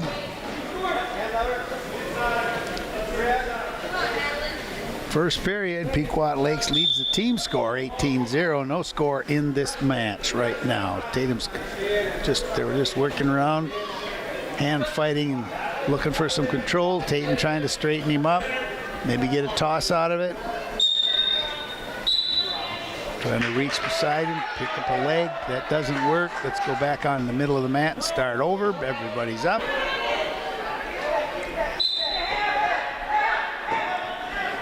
Both guys had the same idea. That didn't work out.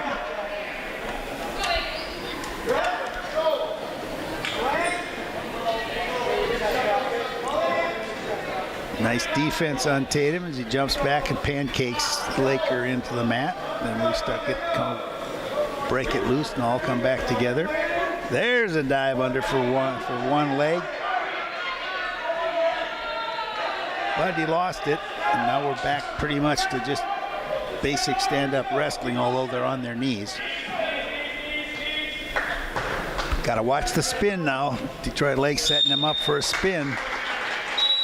Going to be off the mat. Everybody's up. No score. So after 3 straight, very quick matches, we have one that's taken some time here. About 30 seconds to go in the first period.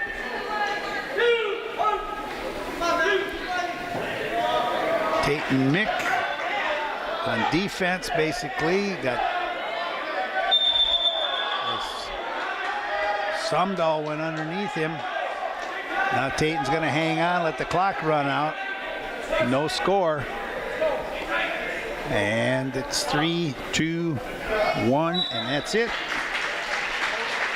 No score in the first period. DL's choice, he defers.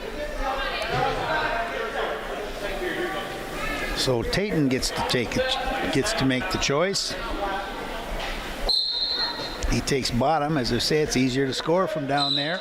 Ooh, he grabbed that leg from underneath, puts a little too much side pressure on the knee, and we end up with a potentially dangerous hold.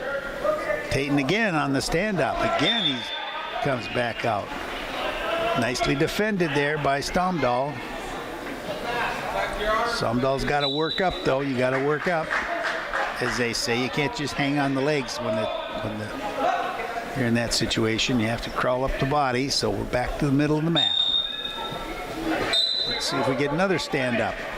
We got it. Oh, needed the inside step him over. Missed it. So close. There it is. There it is. Inside step over, but he might have his... Sumdahl's trying to do a tilt. Tayton wasn't going to give it to him. Still hasn't. Now they're off the mat again. Bo Sumdahl is the 9th grader. Tried to set him up for some quick points there. Now we're going to have a little blood time as Bo Sumdahl starts to have a little nosebleed. Coaches and trainers are working on him. Once again, the main score for this mat is 18-0.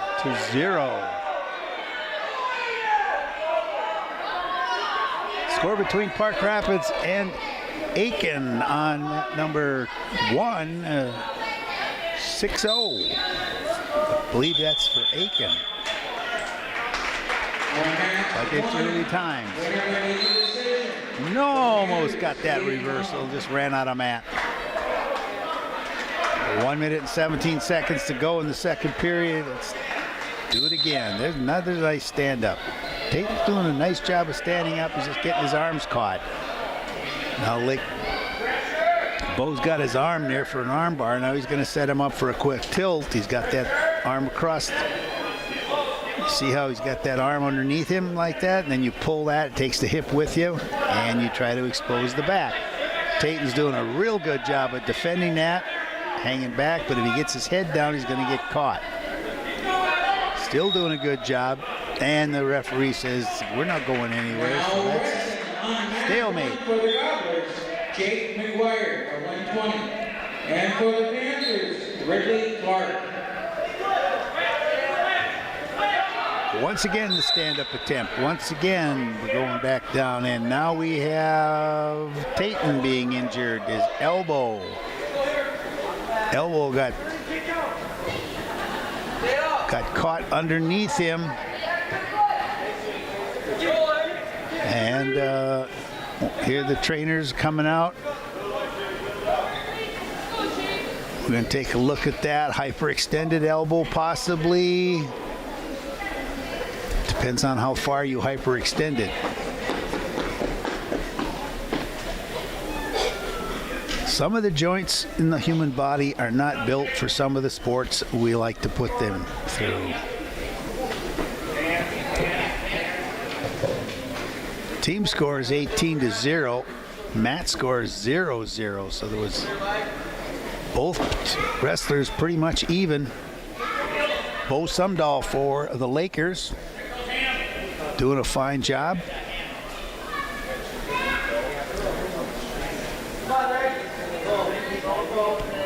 I'll have to see what's going to happen with Taten here. Travis is going to have to make a decision. If he decides that Taten cannot wrestle, then it's a 6-point loss to the Lakers, because the hold was not illegal. It was a perfectly legal situation. So therefore, Bo Sumdahl would win the match, and he would win as if it were a pin. We're going to put a brace on that arm.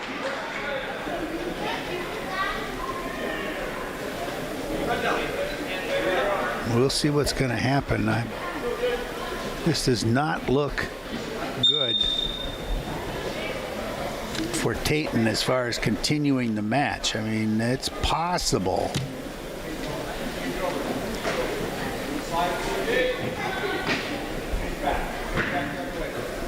Taten Mick was he's had a fine day today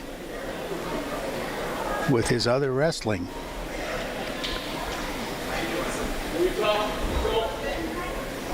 Right now on the other mat, it's Park Rapids and Aiken going at it.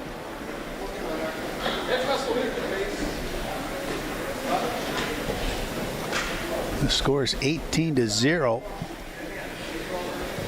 I believe that Aiken is ahead. That's the team score. 0-0 in the match at 126 pounds over there.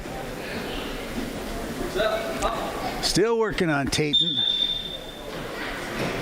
I believe he will stand up and he will be out of the competition by injury by default or default because of injury.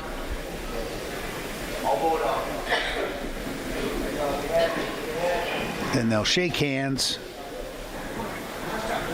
and move on to the next match. Yep, there's the shake. This happens in wrestling now and then. I'm sure that Bo Stumdahl feels a little bit bad that he caught that arm in the wrong position. He didn't get to finish the match because he was doing fairly well. Peyton, of course, feels bad because his arm got hyperextended. And they're going to have to take a look at that later on. Because there could be some stuff that you can tear up in your elbow.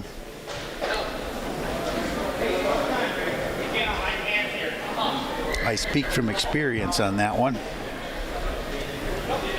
So we're going to get ready for the next weight, which will be 132. And it looks like Leroy Lacrosse for the Lakers is coming out. They're going to take just a minute before we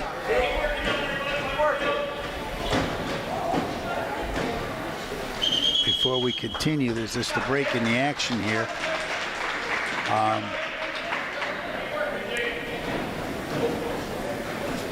I'm not sure if Sean Kilpatrick will be coming out for the crew.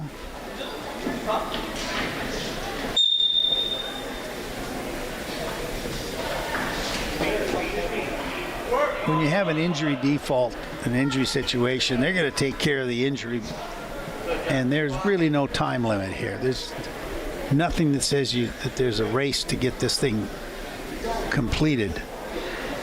So,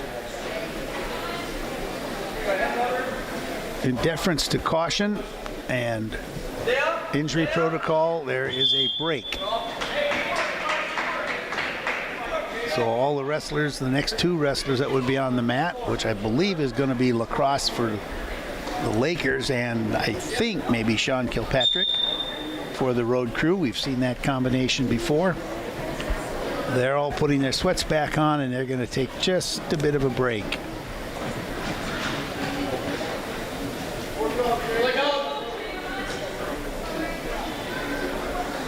While we take care of Tate and Mick with an unfortunate accident, and I believe it's just a hyperextended elbow, but it can hurt.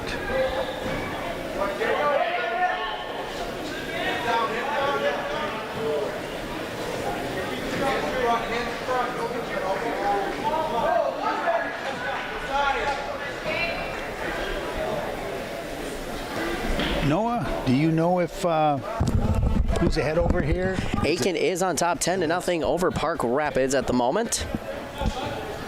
Right.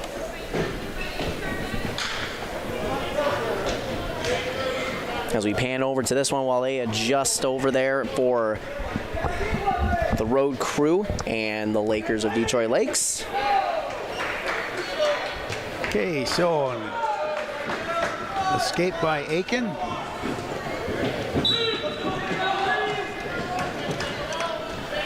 Well, here we go. We're back on with the road crew, and looks like, I think, Sean Kilpatrick for the road crew and Lacrosse for the Lakers. One winner by major decision, Ruben Clark.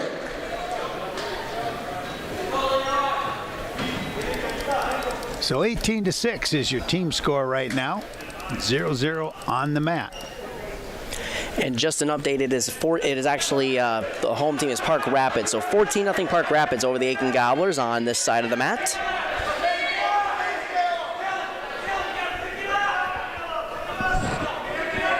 Tried for a single leg, and the defense, of course, is to hold the head down and keep him on the mat. And that's what Lacrosse is doing.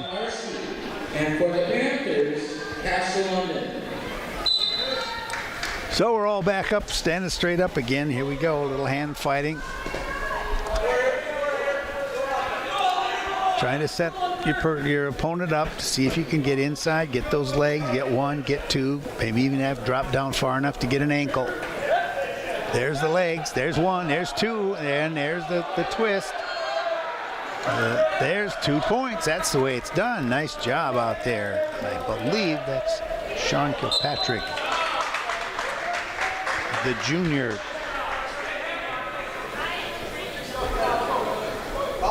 And he would be with Leroy Lacrosse as a senior for the Lakers.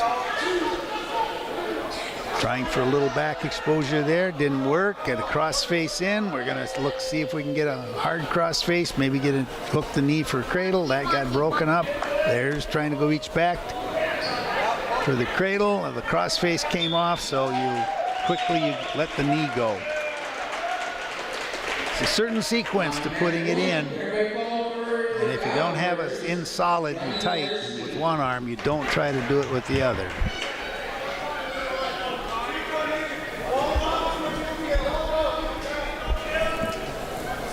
2-0 is your score. Road Crew on top on the mat. Whoops, yeah, you lost you go to step in front and then you lost your balance and you end up getting tipped down. We still had, Road Crew still had control even though they looked like they were in a very awkward position. They ran out of time, so we're going to start period number 2 with the score 2-0.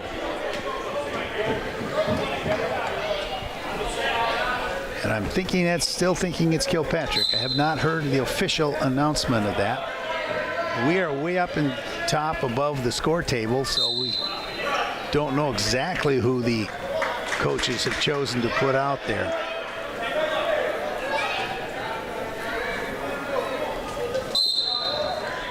Still no change in score, no change in position. Road Crew has control. Road Crew might be losing it here. Hang on, nope, got him back down. He's trying for the cross face. The Lakers defending that one.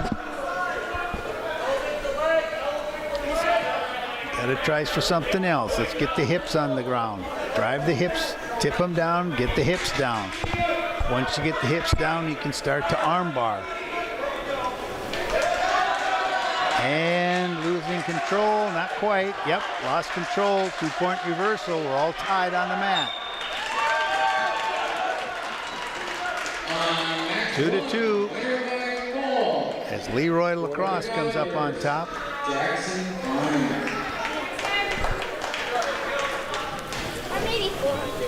1 minute to go in the second period. Trying for an easy tilt, trying to just expose the back.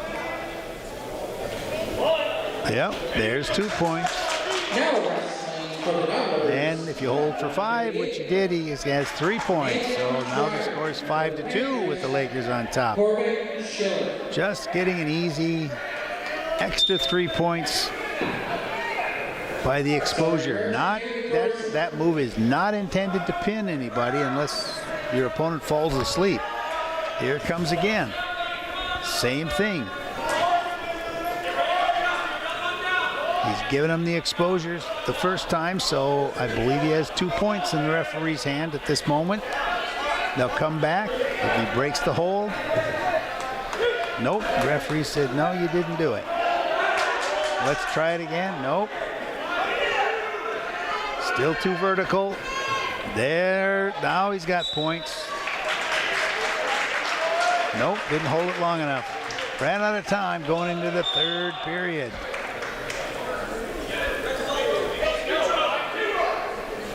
Road Crew down by 3, 5-2. Detroit Lakes on top. This would be their first true win of the match so far, as the Road Crew whipped off a quick 6 points in succession. Then the Lakers got 6 points on an injury default. Peyton Mick from the Road Crew got injured with what looks like a hyperextended elbow.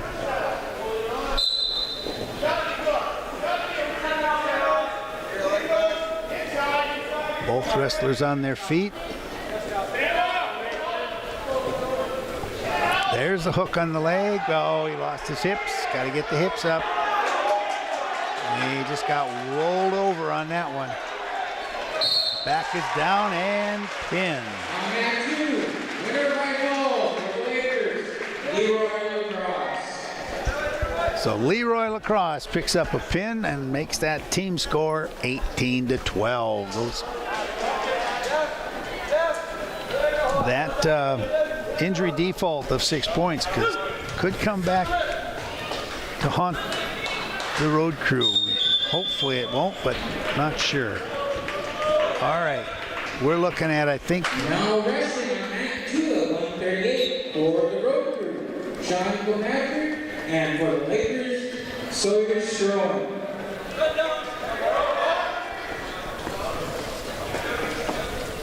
2-point takedown for the crew. Sawyer Storing for the Detroit Lakers. And I'm not sure. It could be Sean Rios or Caleb Swenson. I'm not sure on the road crew at this point. Didn't quite hear the announcement clearly. Doesn't matter. We've got control. We're on top. We're going to drive him down. We're going to take him right to his back right there. Get in a reverse half. He's got the back points exposed. Pull it back up. Get that in there. Get the reverse half. Sink it in. Reach across for the far arm and lift it. Then sag back and lay on that inside shoulder. There it is. 6 points. Nice job. On mat 2, winner by goal for the road crew, Sean Kilpatrick.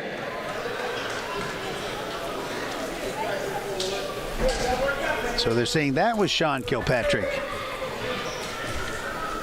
At least that's who they announced. See, the thing about these, they weigh in several wrestlers at the same weight, and then they choose one to put out there. The road crew, 145, Brady Rule, and for the Detroit Lakers, Tyson Elliott. So Tyson Uliat and Brady Rule. This is gonna be good. Brady Rule's a good, aggressive wrestler for the crew, and Tyson Uliat is one of the state-ranked wrestlers for Detroit Lakes.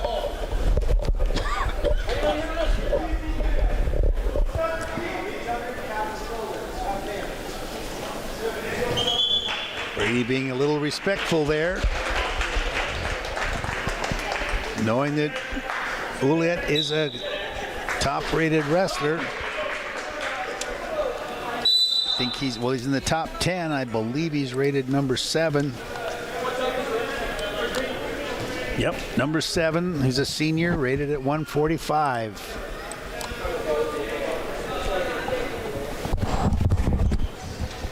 Road crew on top on the mat, on the team score, 24-12. And Brady just gave up 2 points on that takedown. But if you're going to be a good wrestler, you got to wrestle good wrestlers. And Uliat is a good wrestler. So is Brady.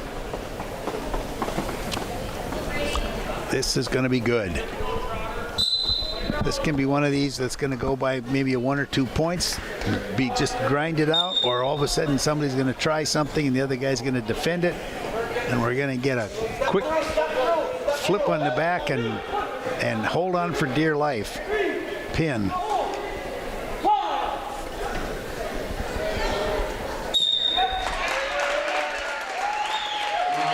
Right now it looks like it's going to be a grinder.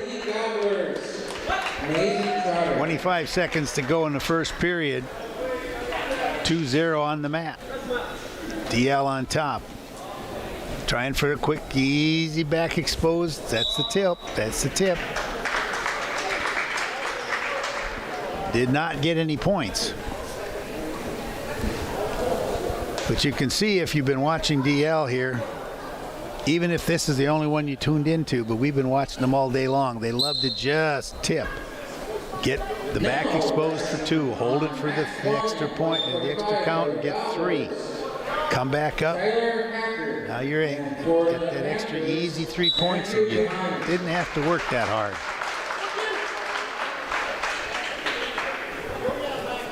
End of period 1. Score 2-0. Juliet on top for the Lakers. Now Brady Rule comes in to take position on top there. Juliet onto his feet very quickly. Brady's going to pick the leg. See, we're going to trip him back down. Juliet went down. Now Brady's got to pick it up, drive it all the way to his forehead. No change. No change. Tyson Juliet is still on the bottom.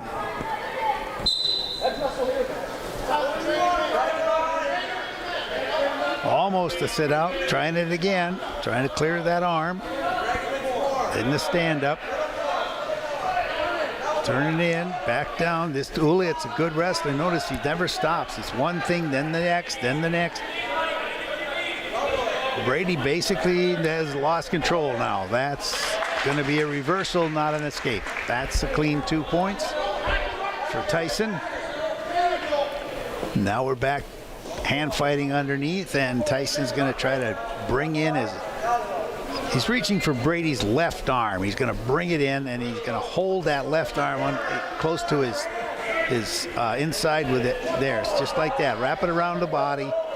Using your right arm to hold his left arm, then you roll toward the opponent's left shoulder.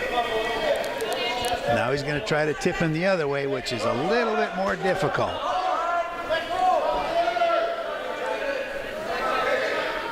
Very good job of defending it there by Brady Rule. Did not allow any points on his possible tips.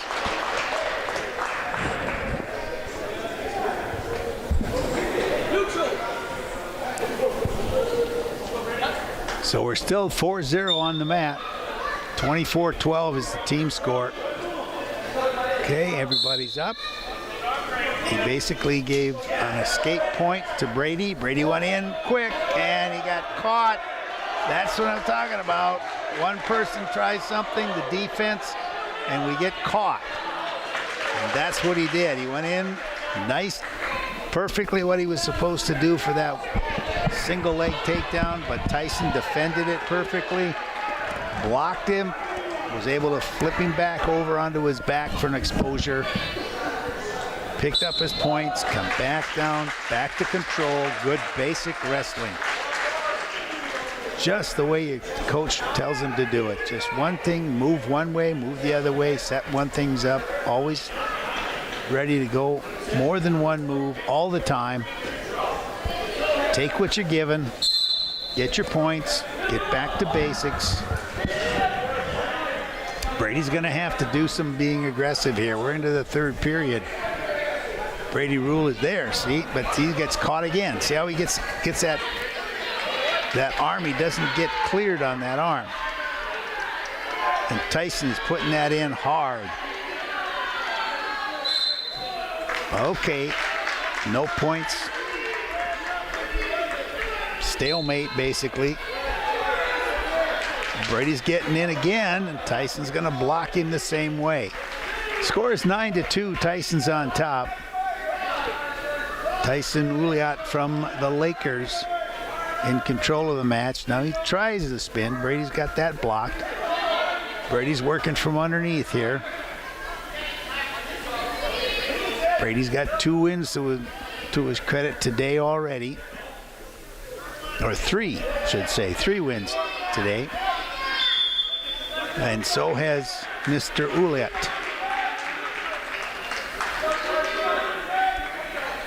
Tyson's getting ready to spin on him. Oh, we're going to say we're out of bounds. Let's go back to the middle. 54 seconds to go in this particular match. Brady's going to probably try to hit that single leg again, if he can get in there. Tyson will block it. There it is. Now he's going to try to tip him. Oh, he hooked the leg, pulled that out, and got the leg. There's 2 points. That's just an easy 2. That's considered a takedown. As soon as you hooked the leg, you had control. So now it's 11-2. So now there's the extra point involved for the team score.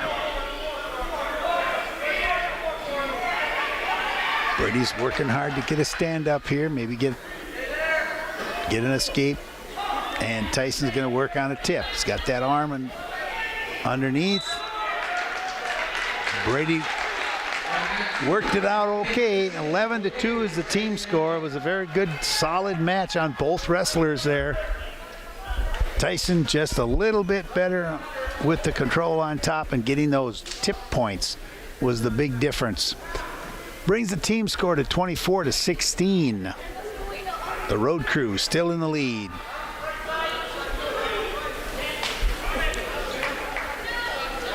On the other mat right at the moment, it's 18-14. Park Rapids on top over Aiken. 18-14, Park Rapids on top. For the Road Crew, James Cummings, and the Lakers, Cade Oakson. We have James Cumming and we have Cade Oakson out there. James Cumming for the Road Crew. Cade Oakson, senior, 152 for the Lakers. James Cumming is a junior.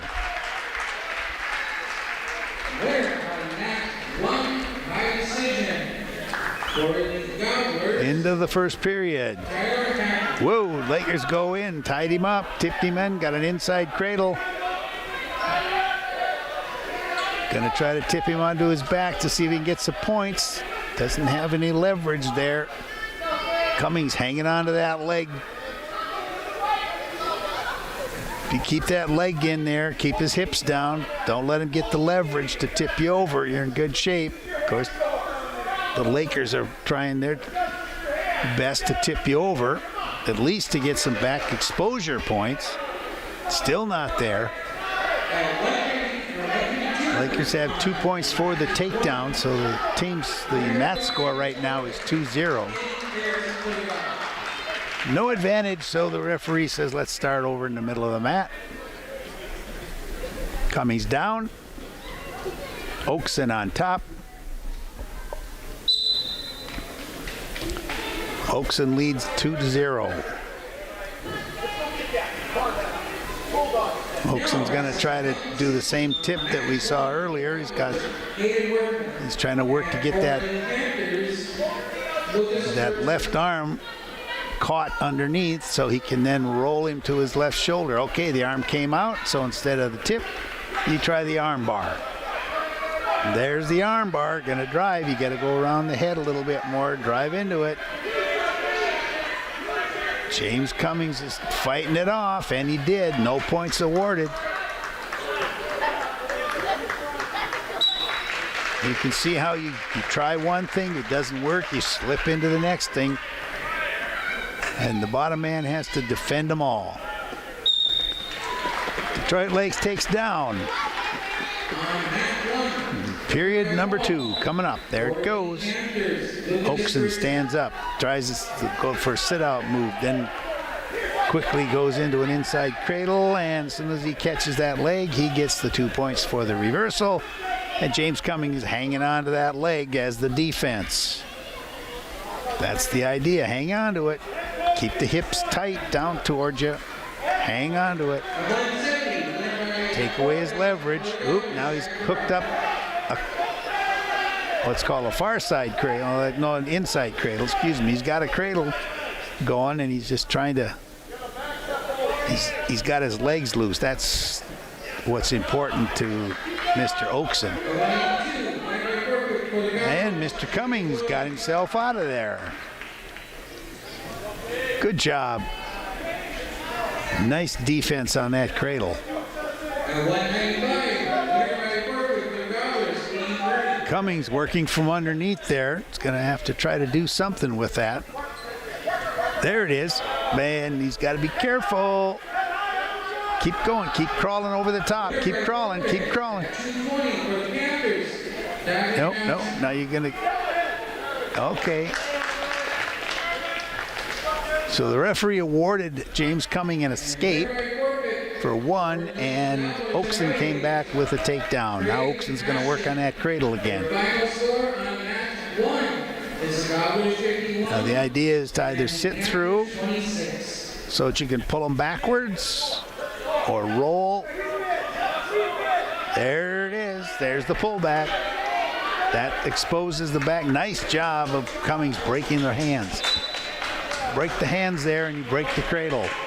Did lose some back points though, 2. And Steve, just a quick update from the other match over here on the other mat. Aiken getting a 51-20 victory over Park Rapids. Of course, Aiken was able to take the lead before Park Rapids was all the forfeits with the short roster, but Aiken is able to surpass 51-20 over Park Rapids, which will make the next match they play against the Road Crew a very interesting one if the Road Crew can pull this out here against Detroit Lakes. Right, because right now they are tied in wins. Each team, Road Crew has 3, Aiken has 3. Of course, the Road Crew is still wrestling in the same round, so if Detroit Lakes beats the Road Crew, then Aiken and the crew will be tied.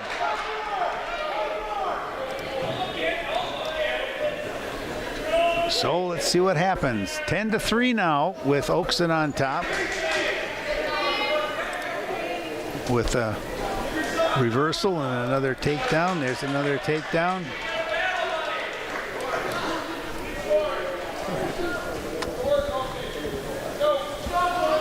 One minute and 25 seconds to go in the third period.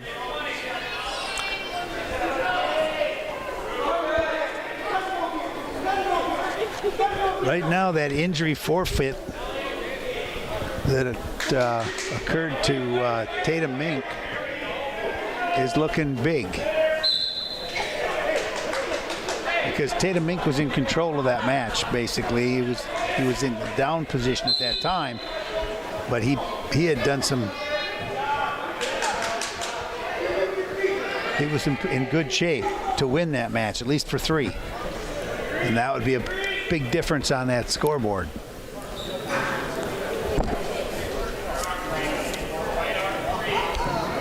So we'll see what happens, see if the Road Crew can overcome adversity. And there he tried to defend it and got caught. So the Lakers are trying to squeeze out. 28 seconds, 25 seconds. If he can hold them off, 20 seconds. It's a lifetime when you're on the bottom out there. Hold them off, hold them off. Oakson's on top. Oakson trying to squeeze him down. Brady Rule coming up from the bottom, trying to get out of there to keep from giving up the 6. Good job, Brady Rule. It's major. It's a major decision, which gives them 1 extra point. So they got 4 instead of 3, but Brady Rule saved the extra 2. So that was a good job by Brady Rule. A good solid match. He was defending himself the whole time. Brings the team score to 24-20 now, with the Road Crew still on top. So let's see who we're going to put out this time. Chance Abram is going to be out there. And I believe it's Brock Swires. Is that right? No. Yeah, could be Brock. Brock Swires for the and Chance. Oh. Chance being a state-rated wrestler. That is experience if I've ever seen it. And that is experience. Chance hasn't wrestled all day long. He was hoping. He's been waiting for that. He just wanted to grab somebody. Just come here. The minute he grabbed his hands on Sewers, it was already over. Yeah. Oh, my goodness. Well, what a way to to wrestle for the first time today. What a way to make a statement. That's right. So now you know why they forfeited to me. Right. Because we were wondering about that, because they did have wrestlers at that weight in previous teams, you know. And we were going like, well, why would you do that? Well, that's why. Although it was a 6-point anyway, but it sure saved somebody a heartache. Oh, right. And for the Lakers, Cade Jackson. All right. So now on the mat,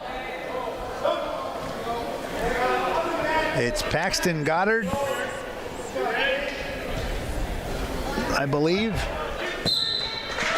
And he gave up 6 points right back to Colby Orloff.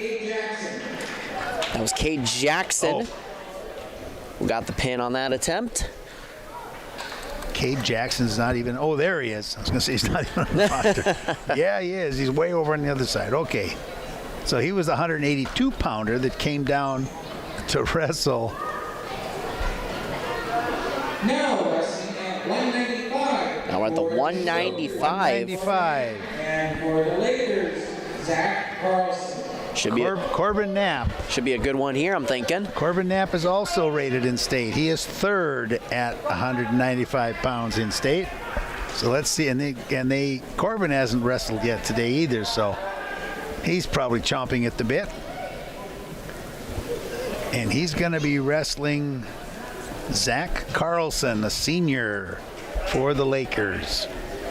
No score on the mat, or 2-1 score on the mat with the road crew on top. Now it's 4-1. The overall score is 36-26 against the Lakers. 36-26. So to lead by 10 with 2 weights to go. This one and then 2 more. So let's see what's going to happen here. So Corbin's got him tipped over. Corbin's trying to do what Chance did. Corbin's got the back points. He's got his arms locked up. He's going to tip them backwards. He's got a lot of time, and he's got the points. A pin. So Corbin Knapp, he's only wrestled once so far today, and he's undefeated. 42-26 is the team score right now. With 2 weights to go, we've got 220 and 285. And we do. The road crew has Peyton Scott. Now wrestling at 220. And before we get to this, we do have a score update from the other gym with Staples Motley and Crosby Ironton. Jeremy, what do you got for us? That is right, guys. Over in the other gym with the matchups, the Staples Motley is leading Crosby Ironton 30-6. That matchup is still going on over in the other gym on mat 3. Back to you guys. Thanks, Jeremy. Out here on the 220-pound weight division, we have Peyton Scott for the road crew in the blue and black. And in the red singlet, we have Tynan Simpson. Tynan. Tynan Simpson. Simpson is a junior, and Peyton Scott's a junior also. So we'll see how this is going to go. Team score right now is 42-26 with the road crew on top. Peyton Scott just picked him up, took him down for 2, and that's all the points we have so far in the mat score. Reach underneath, isolate the wrists. You need to get at least one of those wrists. Uh-oh. Tynan is just... Now he's got the wrist down where he wants it. Well, now he let go of it. Okay, cross face, forget the wrists. He's got the far leg. Pull him back. That's a cradle. Put a knee in the side, settle him down. There it is. 6-point cradle for Scott Peyton. 6 more points for the road crew. 1 to go. Let's see what Smiley Riley gets out there. Riley Peters, the junior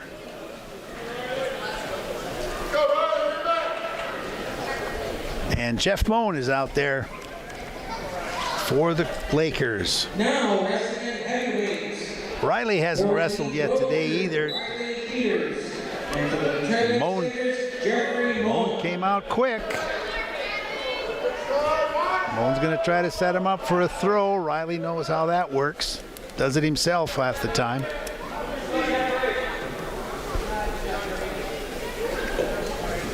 There it is. Riley slips out of it. Nice job.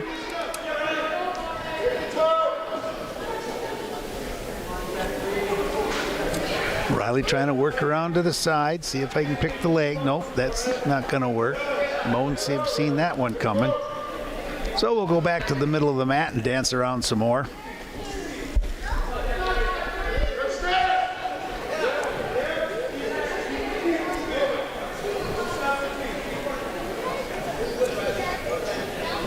Riley Peters, probably one of the most popular heavyweights, I like to say. He's just a fun kid to be around.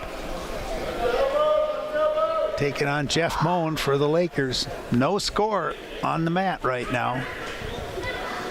Moan's trying to set him up for a throw, for a double arm throw, basically. Tie up both arms from the outside, then twist your body and whip him over your hip if you can.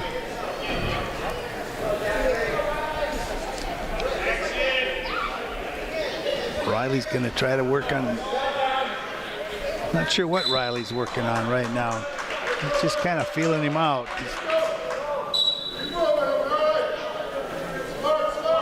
Riley is fast enough to go in underneath, but he may not want Jeff Moan on his back at the time.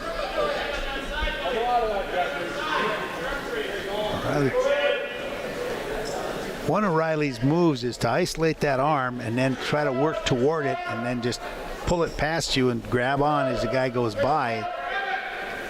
You kind of take control while you're still on your feet. Moan's not going to let that one happen, and we were out of time on the first period. Just like that. 0-0 the score. 285-pound plus weight class. Riley breaks him down. And then Moan's still got his knees. Riley's gonna have to watch for a roll. Got the arm bar. Drive him down. Drive him down. Drive him down. Get him flat. Get him flat. Take the arm back. Oh, referee says no, you twisted it the wrong way. Can't do that. Riley looks up and says, "What's wrong? It didn't break."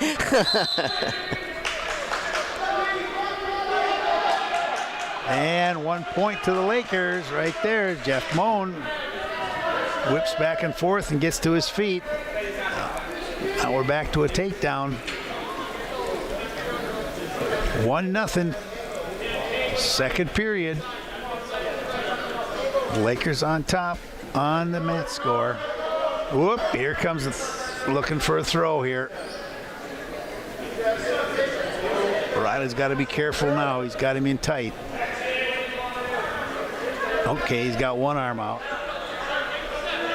Got to be careful. There, yep, he's trying. There it goes. 2 points, back points. Probably won't pin him. Whoa! He got him. He did. He adjusted on him. Jeff Moan with a pin.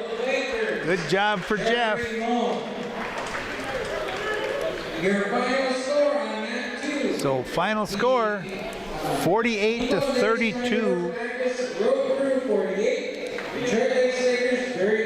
48 for the Road Crew, 32 for DL, and that notches another win in the win column for the Crew. So right now in the overall standings, the Road Crew has 4 wins, Aiken has 3 wins, Staples has 2 wins, DL has 1 win, and Park Rapids has 0 wins.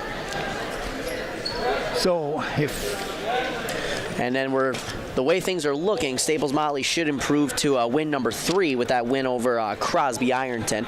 Yes. So it'll be interesting. We have the road crew sitting at undefeated, 2 teams with 3 wins, and Aiken and the road crew should be a good one, right, Steve? Yes, because Aiken's got some good, solid little wrestlers. Absolutely. We watched them earlier. And, Absolutely. They impressed me.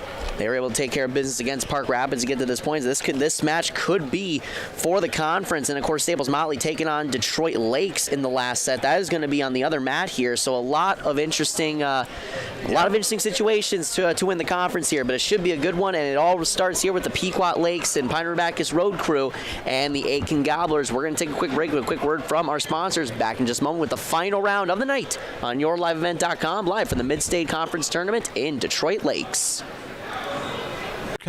Coverage of the Tigers. Like them on Facebook for events and fundraisers. The PRB Boosters could use your help. Be part of great events and fundraisers, all built to give back and present more opportunities for the students of Pine River Bacchus schools. For information or to get started, email prbboosterclub1.com. Meetings are the first Monday of every month at 6 p.m. at the school. Good luck, Tigers, from the PRB Boosters. When you need heating, cooling, refrigeration, or plumbing work, call McGuire Mechanical. They provide quality and timely service for repairs and new construction with residential homes and commercial businesses. When you need the service of heating, cooling, refrigeration, or plumbing, call McGuire Mechanical, 218-927-5400. Serving the Aitkin, Crow Wing counties and surrounding areas since 2004. Rely on McGuire Mechanical. When you need heating, cooling, refrigeration, or plumbing work, call McGuire Mechanical. They provide quality and timely service for repairs and new construction with residential homes and commercial businesses. When you need the service of heating, cooling, refrigeration, or plumbing, call McGuire Mechanical, 218-927-5400. Serving the Aitkin, Crow Wing counties and surrounding areas since 2004. Rely on McGuire Mechanical. Hanakin Insurance Agency is proud to support today's coverage. Hanakin Insurance has been serving families and businesses in central Minnesota for over 30 years. By working with an independent agency like Hanakin Insurance, the process of finding insurance that is appropriate for your goals and budget is simplified. Contact Hanakin Insurance Agency in Pine River, Little Falls, Pierce, or Brainerd online at HanakinInsurance.com. Let Hanakin Insurance give you the peace of mind that comes from knowing your financial situation is secure.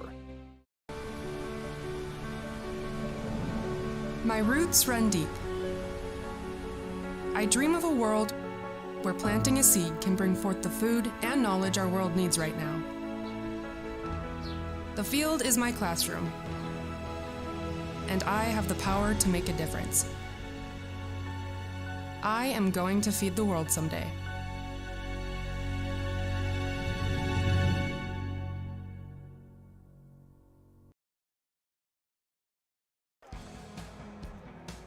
I'm dreaming of a world where the crack of a bat is not just a hobby, but a lifestyle. Where I can build upon long traditions from the ground up. I want to work in an industry where all people can make their own field of dreams become reality. I'm going to elevate the world of sports someday.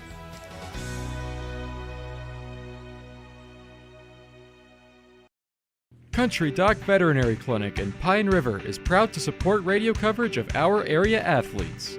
No matter the sport, they salute the kids and coaches for all their dedication and wish them all the best of luck. Country Doc Veterinary Clinic thanks all the coaches, staff, and volunteers for taking the time to provide our area kids plenty of opportunities. Country Doc Veterinary Clinic is located east of Pine River on County Road 1, providing compassionate small animal care for your beloved pets. I'm dreaming of a world where thinkers and doers collide. Where technology creates pathways for new opportunities and ideas. I want to ask questions and shape the answers that lead to real and meaningful advancements in this digital era. I'm going to innovate the world someday.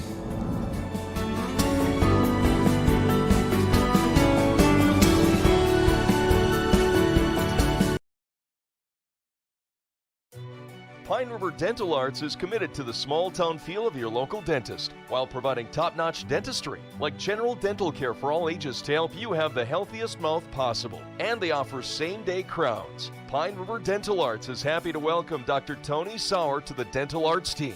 Make your appointment at Pine River Dental Arts on Park Avenue in downtown Pine River or call 587-4437. Feeling like patients are like family.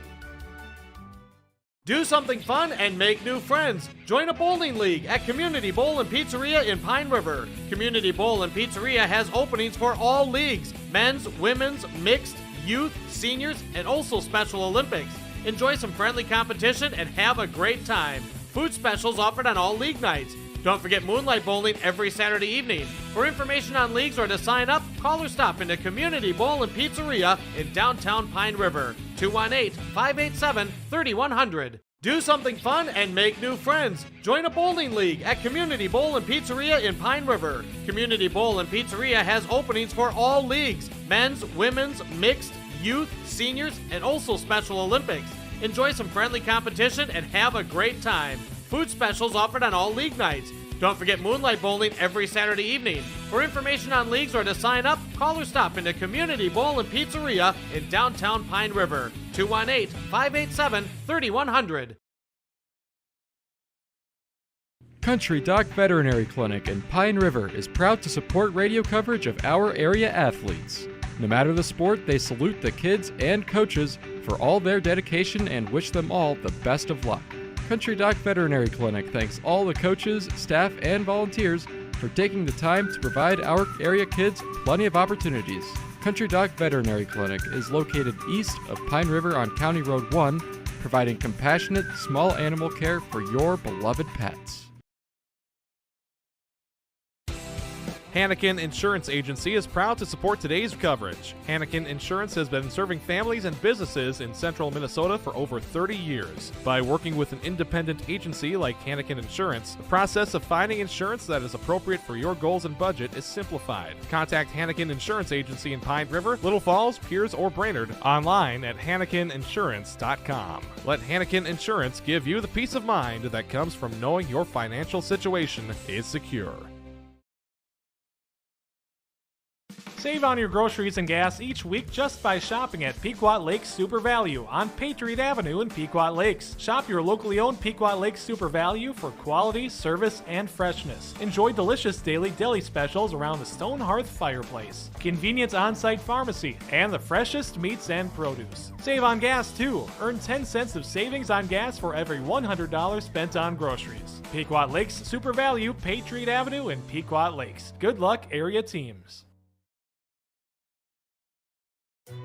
Pine River Dental Arts is committed to the small town feel of your local dentist while providing top-notch dentistry like general dental care for all ages to help you have the healthiest mouth possible. And they offer same-day crowns. Pine River Dental Arts is happy to welcome Dr. Tony Sauer to the Dental Arts team.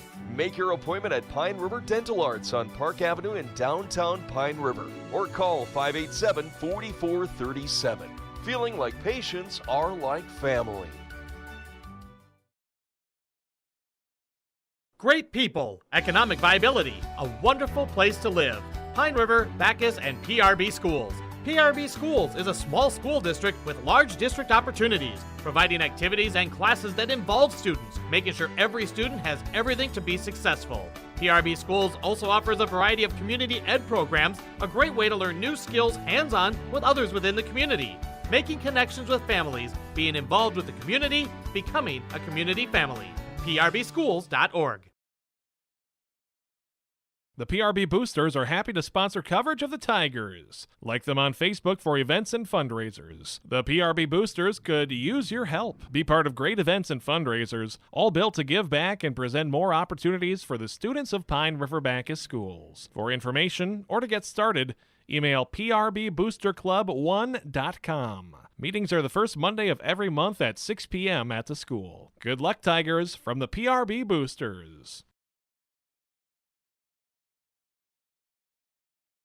This year, Schrupp Excavating is celebrating 40 years of digging it right. With this milestone year, Schrupp Excavating wants to thank all of their past, current, and future employees and customers. They appreciate all you've done to help Schrupp Excavating become one of the most trusted companies in the Lakes area.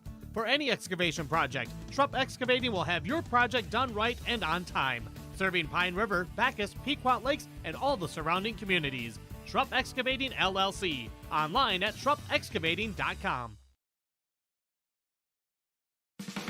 Restock on food, fuel, and baits at locally owned Station 371 on Highway 371 in Pine River. Station 371 has bait and tackle, quality Cenex gasoline, off-road diesel, and is the only stop with #1 diesel. Make sure to stop by to wash off the sand and salt with their indoor car wash, open when the temp is at least 26 degrees. They'll hook you up with your fishing and hunting licenses too. Station 371 on Highway 371 in Pine River. Thank you for supporting local business.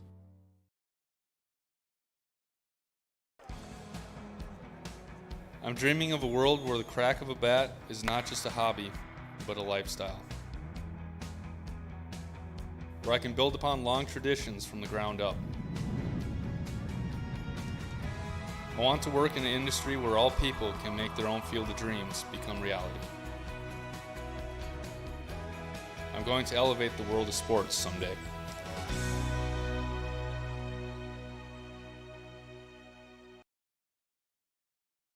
Do something fun and make new friends. Join a bowling league at Community Bowl and Pizzeria in Pine River. Community Bowl and Pizzeria has openings for all leagues: men's, women's, mixed, youth, seniors, and also Special Olympics. Enjoy some friendly competition and have a great time. Food specials offered on all league nights. Don't forget Moonlight Bowling every Saturday evening. For information on leagues or to sign up, call or stop into Community Bowl and Pizzeria in downtown Pine River. 218-587-3100. Country Doc Veterinary Clinic in Pine River is proud to support radio coverage of our area athletes. No matter the sport, they salute the kids and coaches for all their dedication and wish them all the best of luck. Country Doc Veterinary Clinic thanks all the coaches, staff, and volunteers for taking the time to provide our area kids plenty of opportunities. Country Doc Veterinary Clinic is located east of Pine River on County Road 1, providing compassionate, small animal care for your beloved pets. Hannikin Insurance Agency is proud to support today's coverage. Hannikin Insurance has been serving families and businesses in central Minnesota for over 30 years. By working with an independent agency like Hannikin Insurance, the process of finding insurance that is appropriate for your goals and budget is simplified. Contact Hannikin Insurance Agency in Pine River, Little Falls, Pierce, or Brainerd online at HannikinInsurance.com. Let Hannikin Insurance give you the peace of mind that comes from knowing your financial situation is secure.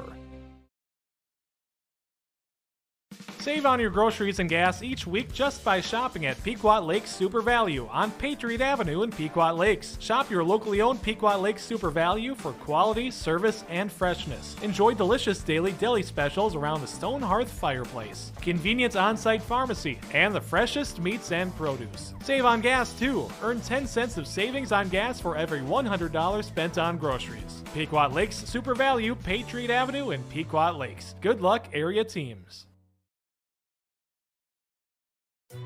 Pine River Dental Arts is committed to the small-town feel of your local dentist while providing top-notch dentistry, like general dental care for all ages to help you have the healthiest mouth possible. And they offer same-day crowns. Pine River Dental Arts is happy to welcome Dr. Tony Sauer to the Dental Arts team. Make your appointment at Pine River Dental Arts on Park Avenue in downtown Pine River or call 587-4437. Feeling like patients are like family. Great people, economic viability, a wonderful place to live. Pine River, Bacchus, and PRB Schools. PRB Schools is a small school district with large district opportunities, providing activities and classes that involve students, making sure every student has everything to be successful. PRB Schools also offers a variety of community ed programs, a great way to learn new skills hands-on with others within the community, making connections with families, being involved with the community, becoming a community family. PRBschools.org. The PRB Boosters are happy to sponsor coverage of the Tigers. Like them on Facebook for events and fundraisers. The PRB Boosters could use your help. Be part of great events and fundraisers, all built to give back and present more opportunities for the students of Pine River Bacchus Schools. For information or to get started, Email prbboosterclub1.com. Meetings are the first Monday of every month at 6 p.m. at the school. Good luck, Tigers, from the PRB Boosters. This year, Schrupp Excavating is celebrating 40 years of digging it right. With this milestone year, Schrupp Excavating wants to thank all of their past, current, and future employees and customers. They appreciate all you've done to help Schrupp Excavating become one of the most trusted companies in the Lakes area. For any excavation project, Schrupp Excavating will have your project done right and on time, serving Pine River, Bacchus, Pequot Lakes, and all the surrounding communities. Schrupp Excavating LLC. Online at schruppexcavating.com. Restock on food, fuel, and baits at locally owned Station 371 on Highway 371 in Pine River. Station 371 has bait and tackle, quality Cenex gasoline, off-road diesel, and is the only stop with #1 diesel. Make sure to stop by to wash off the sand and salt with their indoor car wash, open when the temp is at least 26 degrees. They'll hook you up with your fishing and hunting licenses too. Station 371 on Highway 371 in Pine River. Thank you for supporting local business.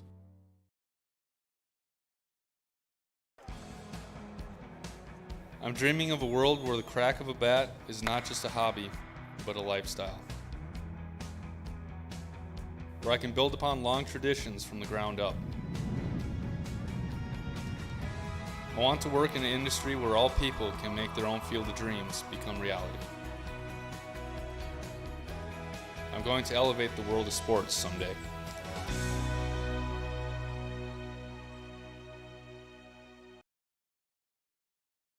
Do something fun and make new friends. Join a bowling league at Community Bowl and Pizzeria in Pine River. Community Bowl and Pizzeria has openings for all leagues: men's, women's, mixed, youth, seniors, and also Special Olympics. Enjoy some friendly competition and have a great time. Food specials offered on all league nights. Don't forget Moonlight Bowling every Saturday evening. For information on leagues or to sign up, call or stop into Community Bowl and Pizzeria in downtown Pine River. 218-587-3100. Country Doc Veterinary Clinic in Pine River is proud to support radio coverage of our area athletes. No matter the sport, they salute the kids and coaches for all their dedication and wish them all the best of luck. Country Doc Veterinary Clinic thanks all the coaches, staff, and volunteers for taking the time to provide our area kids plenty of opportunities. Country Doc Veterinary Clinic is located east of Pine River on County Road 1, providing compassionate, small animal care for your beloved pets. Hannikin Insurance Agency is proud to support today's coverage. Hannikin Insurance has been serving families and businesses in central Minnesota for over 30 years. By working with an independent agency like Hannikin Insurance, the process of finding insurance that is appropriate for your goals and budget is simplified. Contact Hannikin Insurance Agency in Pine River, Little Falls, Pierce, or Brainerd online at HannikinInsurance.com. Let Hannikin Insurance give you the peace of mind that comes from knowing your financial situation is secure. Save on your groceries and gas each week just by shopping at Pequot Lakes Super Value on Patriot Avenue in Pequot Lakes. Shop your locally owned Pequot Lakes Super Value for quality, service, and freshness. Enjoy delicious daily deli specials around the Stone Hearth fireplace, convenient on-site pharmacy, and the freshest meats and produce. Save on gas too. Earn 10 cents of savings on gas for every $100 spent on groceries. Pequot Lakes Super Value, Patriot Avenue in Pequot Lakes. Good luck, area teams. Pine River Dental Arts is committed to the small town feel of your local dentist while providing top-notch dentistry like general dental care for all ages to help you have the healthiest mouth possible. And they offer same-day crowns. Pine River Dental Arts is happy to welcome Dr. Tony Sauer to the Dental Arts team. Make your appointment at Pine River Dental Arts on Park Avenue in downtown Pine River or call 587-4437. Feeling like patients are like family. Great people, economic viability, a wonderful place to live. Pine River, Bacchus, and PRB Schools. PRB Schools is a small school district with large district opportunities, providing activities and classes that involve students, making sure every student has everything to be successful. PRB Schools also offers a variety of community ed programs, a great way to learn new skills hands-on with others within the community. making connections with families, being involved with the community, becoming a community family. PRBschools.org. The PRB Boosters are happy to sponsor coverage of the Tigers. Like them on Facebook for events and fundraisers. The PRB Boosters could use your help. Be part of great events and fundraisers, all built to give back and present more opportunities for the students of Pine River Backus Schools. For information or to get started, email prboosterclub1.com. Meetings are the first Monday of every month at 6 p.m. at the school. Good luck, Tigers, from the PRB Boosters. This year, Schrupp Excavating is celebrating 40 years of digging it right. With this milestone year, Schrupp Excavating wants to thank all of their past, current, and future employees and customers. They appreciate all you've done to help Schrupp Excavating become one of the most trusted companies in the Lakes area. For any excavation project, Schrupp Excavating will have your project done right and on time, serving Pine River, Backus, Pequot Lakes, and all the surrounding communities. Schrupp Excavating LLC. Online at schruppexcavating.com. Restock on food, fuel, and baits at locally owned Station 371 on Highway 371 in Pine River. Station 371 has bait and tackle, quality Cenex gasoline, off-road diesel, and is the only stop with #1 diesel. Make sure to stop by to wash off the sand and salt with their indoor car wash, open when the temp is at least 26 degrees. They'll hook you up with your fishing and hunting licenses too. Station 371 on Highway 371 in Pine River. Thank you for supporting local business.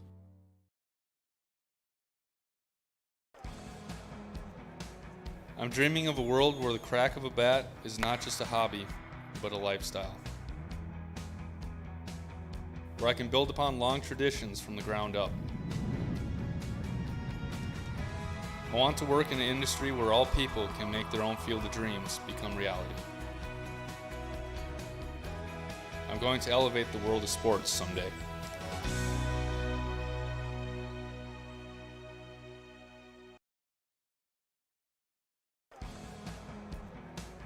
I'm dreaming of a world where the crack of a bat is not just a hobby, but a lifestyle. Where I can build upon long traditions from the ground up. I want to work in an industry where all people can make their own field of dreams become reality. I'm going to elevate the world of sports someday.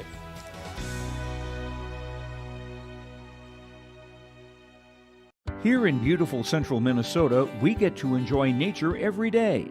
At Mille Lacs Energy Cooperative, we understand because we live, work, and play here too.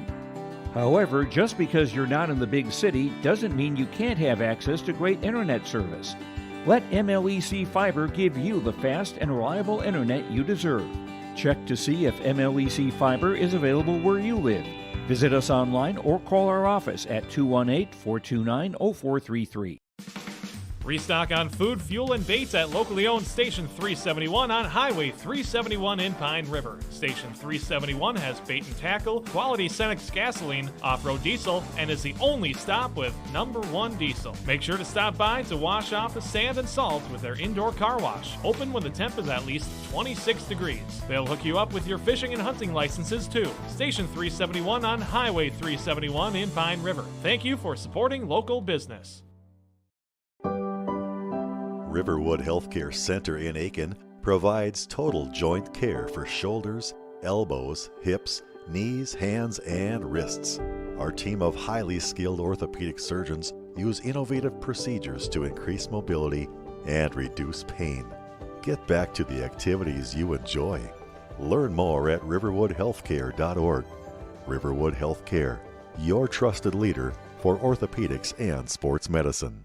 Save on your groceries and gas each week just by shopping at Pequot Lakes Super Value on Patriot Avenue in Pequot Lakes. Shop your locally owned Pequot Lakes Super Value for quality, service, and freshness. Enjoy delicious daily deli specials around the stone hearth fireplace, convenient on-site pharmacy, and the freshest meats and produce. Save on gas too. Earn 10 cents of savings on gas for every $100 spent on groceries. Pequot Lakes Super Value, Patriot Avenue in Pequot Lakes. Good luck, area teams. We are ISD 1. We are ISD 1. We are ISD 1. We are ISD 1. Mr. May's ornithology class. My last 6 years on the Aiken All-Stars. Going to Rumble on the Red wrestling tournament. I was going to the state tournament last year for wrestling. Making one of those last-minute shots against Crosby. Going to state my 10th grade year for wrestling. The Virginia tournament during basketball. My chemistry class last year. I would say the Virginia tournament. Going to state my freshman year for dance. Being able to participate in multiple sports teams. We always practice good sportsmanship and respect. Go Gobblers. Go All-Stars. My name is Jared, born and raised in Minnesota, and I'm a project director at Enbridge. Enbridge is more than a pipeline company. It's a company participating in renewable energy projects in Minnesota and abroad, and I'm really proud to be working here. We believe a cleaner energy future is achievable. For over 20 years, we've been early adopters of renewable energy, and we're proudly committed to net zero emissions by 2050. To hear more from Jared, visit enbridge.com/Jared. That's JERRID. Here in beautiful central Minnesota, we get to enjoy nature every day. At Mille Lacs Energy Cooperative, we understand because we live, work, and play here too. However, just because you're not in the big city doesn't mean you can't have access to great internet service. Let MLEC Fiber give you the fast and reliable internet you deserve. Check to see if MLEC Fiber is available where you live. Visit us online or call our office at 218-429-0433. If your vehicle has an unfortunate mishap, you want the best in quality bodywork. You need to take it to Aiken Body Shop. They can handle any collision or auto glass repair, and they have a state-of-the-art facility and technology. Open Monday through Friday, 8 a.m. to 5 p.m. Visit them at 421 North Minnesota Avenue. Towing services also available. Give them a call at 218-927-2883. Remember the name that stands for quality and trust. That's Aiken Body Shop, providing exceptional auto body collision and paint repair since 1974. It's been more than just a family tradition since 1938. Purchasing a new Ford car, truck, or pre-owned vehicle from Aiken Motors. Family owned and operated. Aiken Motors offers you a stress-free car shopping experience. Need an oil change? New tires? Check out the low price tire guarantee. Aiken Motors has a full service department with factory-trained Ford technicians. For hours, appointments, and vehicle inventory, visit aikenmotorsco.com. We are ISD 1. We are ISD 1. We are ISD 1. We are ISD 1. My favorite teacher is Mr. Dustin Richters. Favorite teacher is Mr. Miller. Mr. Googe is my favorite teacher. Definitely Miss Grader. Definitely Miss Grader in class biology. Mr. May. Right now is psychology. Mr. Smith's my favorite teacher. Mr. May's science class. Any art class. Mr. May in my ornithology class. We always practice good sportsmanship and respect. Go Gobblers. Go All-Stars. When you need... Hey, welcome back to YourLiveEvent.com, live from the Mid-State Wrestling Conference in Detroit Lakes here at Detroit Lakes High School. And for all extensive purposes, this duel might be for the conference. The Pequot Lakes Pine River Bacchus Road Crew and the Aiken Gobblers. Right now, Staples Motley is taking on Detroit Lakes. We'll keep an eye on that one. And Steve, we're set up for a good one here for the final duel of the night. Absolutely. And like you say, it's for the whole enchilada. The whole enchilada. If Pine River Pequot loses to Aiken, they end up tied for the overall wins, and they have to go into a tiebreaker, and we haven't figured out what that tiebreaker is going to be. But right now, we just sent out Mr. Trevor Holberg for the road crew. He's in the blue and the black. He's got 2 points already for a takedown. He's going to be wrestling Weston Killinan, a 7th grader. So Tyler is an 8th grader. Tyler's got 2 points on him already, which is good. He's got that inside arm, flipped him over. We're going to expose the back. That gives us some extra points. Now we got a reverse half in there. Boom, and that's 6 points, and that's going to be big. That's going to be big for Holberg. That was 6 points. Boy, Holmberg, I mean, he's been one of probably the MVPs of the night for the road crew. I mean, he's been able to take care of business to start things off, and very good tournament for Trevor Holmberg, the 8th grader. As we move on to the next matchup. Like Parker Zutter coming out for the road crew, the number 3 ranked wrestler at 113 pounds, number 3 in the state. And they are going to forfeit. They're going to forfeit to him. Now, you see, when we talk about strategy, the coaches are down here at the scoreboard, and they're deciding who they're going to put out. Well, Hofart. And another forfeit. The coach for, that's Easton Miller. The coach had to put, Travis had to put his man on the mat first, and when he put out Zutter, the guy goes, no, we're going to miss it. So then he said, all right, we'll put out Easton now at 120. So it's going to be John Pilarski for the Aiken Gobblers at the 126. And I think we're going to have Sean Kilpatrick. And the Gobblers are in a little bit of control there. Got the head down on the road crew. Okay, let's all stand up again and start all over. No score on the mat, but the team score right now is 18-0 with a quick 18 points with a pin and 2 forfeits. Now resting on mat 2 at 126. Kilpatrick went in under, and everything got tipped upside down. No loss of any points right there. No advantage in position.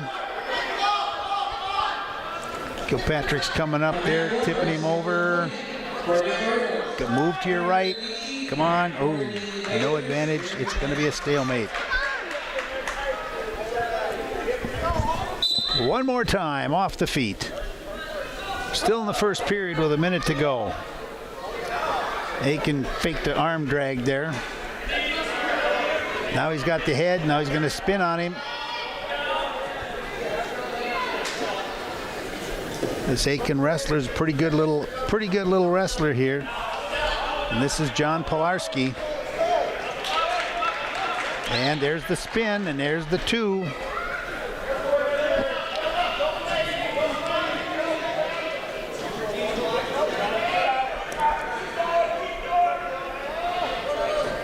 So Aiken's up by 2 points in the mat score. Just a takedown. And as I say, I believe this is Sean Kilpatrick working from underneath.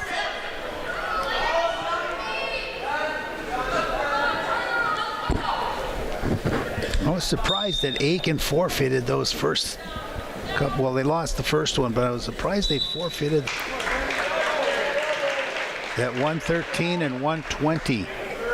They do have wrestlers. They have Maddie Strohmeyer, not a bad wrestler.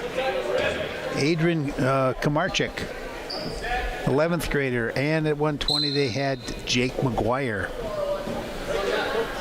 But maybe he's moving them. He can move them up a little bit.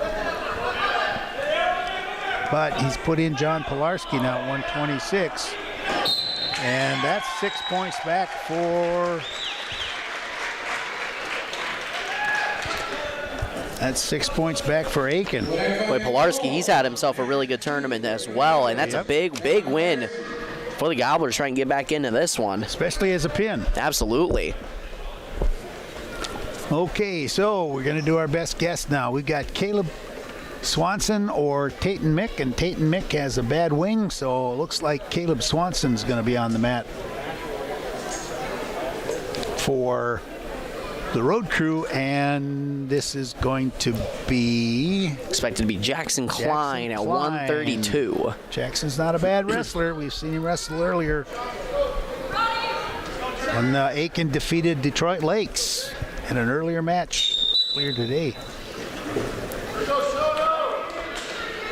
18-6 is your team score. Road crew on top at the moment. Now wrestling 132 on mat 2 for the Gobblers. As we stated, if Aiken wins this duel, they will have 4 wins for the day. And if road crew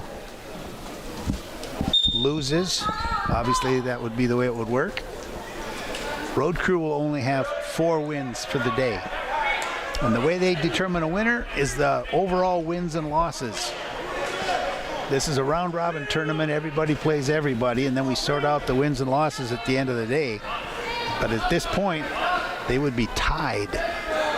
So we will have to see. And if they go head-to-head competition, Aiken would actually win. So these matches are crucial. Every point you can get is crucial.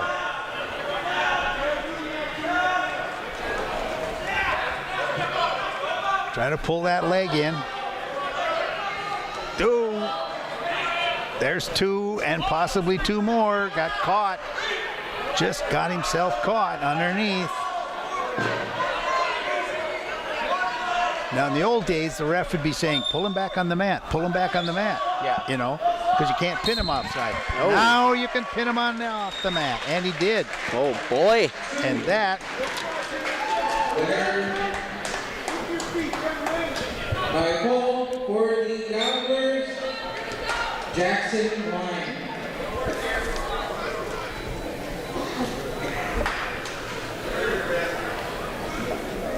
Okay, so now let's see what we have. Jackson Klein, the winner right there by the pin for the Lakers. I'm expecting to see, if I were to take my best guess, I would say Nathan Trotter, who has had a good tournament up to this point at the 138. And are we going to see Sean Reese? Either him or Caleb Swenson. We'll see with the announcement. Nathan Trotter. And for the road crew, Caleb Swenson. So we have Nathan Trotter and Caleb Swenson going at it. Now 18-12 all of a sudden as the Gobblers really wrestling strong here in the middle weights. We knew that was going to be a question mark for the road crew coming into tonight, and the Gobblers are taking full advantage of it. Yep.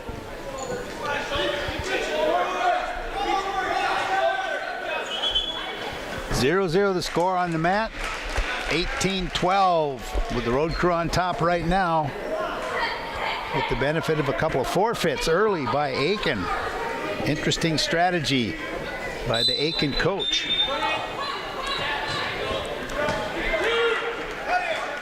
No change of position there. Everybody's up.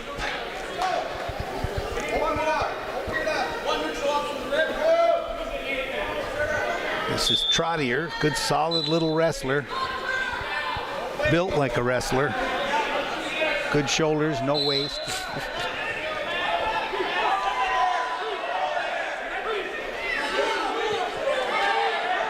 So let's see what, this is Caleb, he's a senior. He's been around. Let's see what Caleb can do.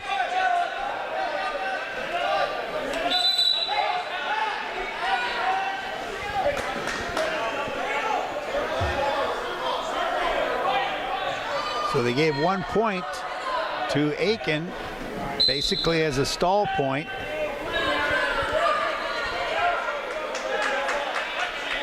And some road crew was going out of bounds. Caleb Swenson was not being aggressive enough.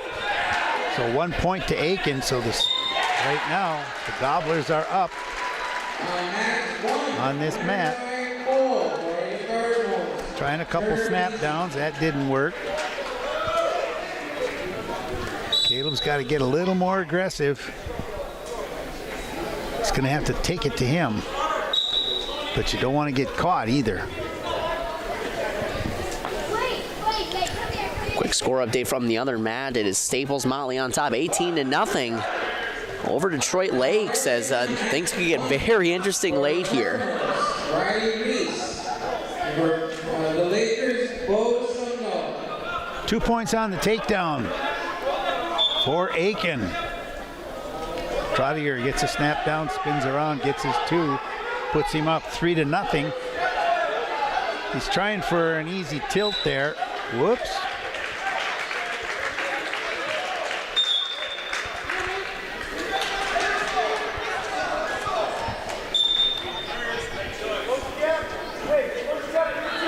So we're going to try down.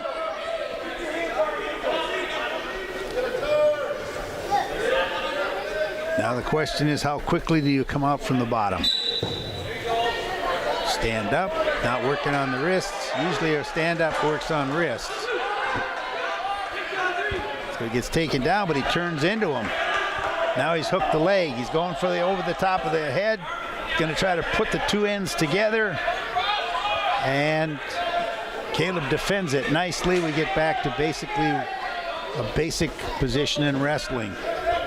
Once again, Trotter's going to try for an easy tip. He's going to try to just expose those shoulders if he can tip them over. Are you going to try to get that arm across the back? There it is. Now he comes in, and there it is. There's the back, and could be some points there. There it is. There we go.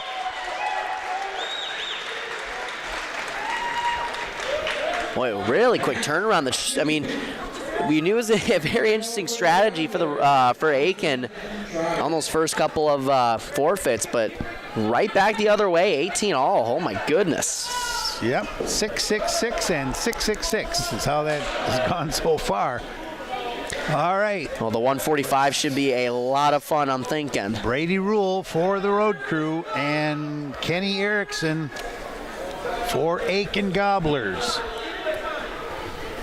Coaches are looking at their rosters, trying to figure it out, but they only have one wrestler. Put in one. It's not a big guess here. Here comes Brady. Each wrestler has a sleeve on his leg, so each of them is. Sometimes they do that as a support. Sometimes you can do that to slide better if you're going to use that leg to slide on for a takedown. Basically, we are 0-0 and starting the match. Absolutely. And just a quick update, this is Tyler Hacker, who is going to be at the 145, and the event that maybe Kenny Erickson will wrestle, who's been wrestling at 152 for Walker Jones. So Tyler Hacker in for Aiken.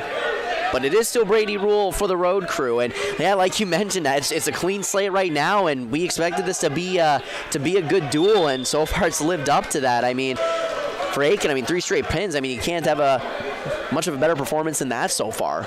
Yeah. If you notice, the referee stopped that action. Right. Walked over and started talking to Kenny Erickson.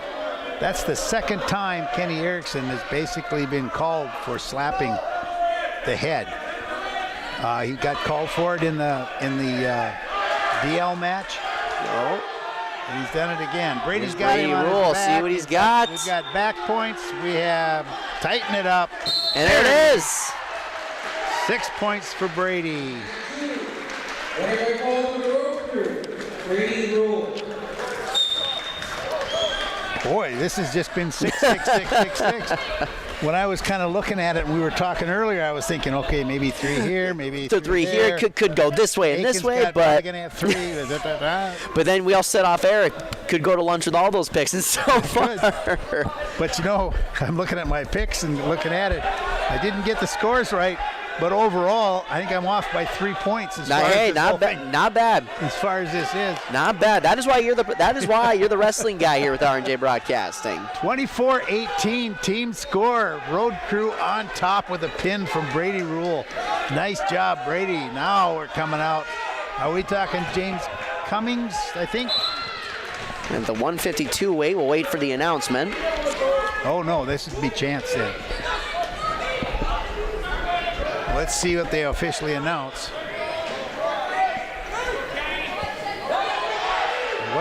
This should be, let's see, I don't know who they have because Walker Jones was. Tyler Hacker wrestled at the 145, so I would believe that they moved Kenny Erickson to the 152. As we await the. Was that Tyler Hacker? It wasn't Kenny Erickson? It was not. Tyler Hacker has been wrestling at the 145. Okay. Here we go with the announcement.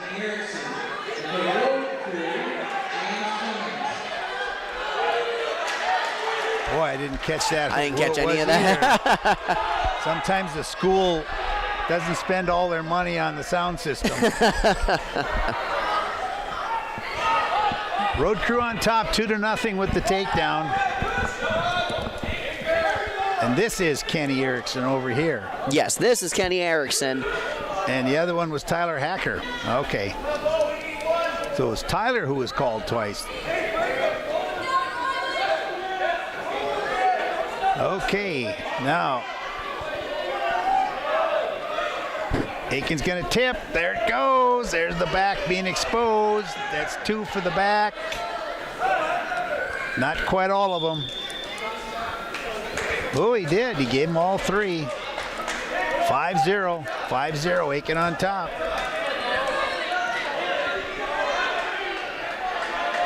But just not sure who the road crew has out there.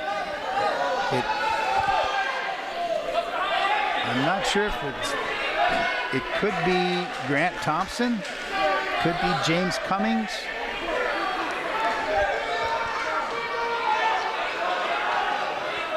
Good job coming off the bottom from a bad situation, but ran out of time. 8-0 as they award the back points. We're going into period number 2 with the road crew down 8-0 on the mat.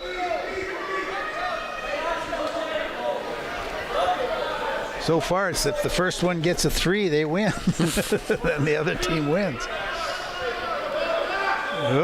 Roll it all the way. Get your tummy back down to the mat. Get your legs out, get your tummy down, and then you can work. This is the match for everything.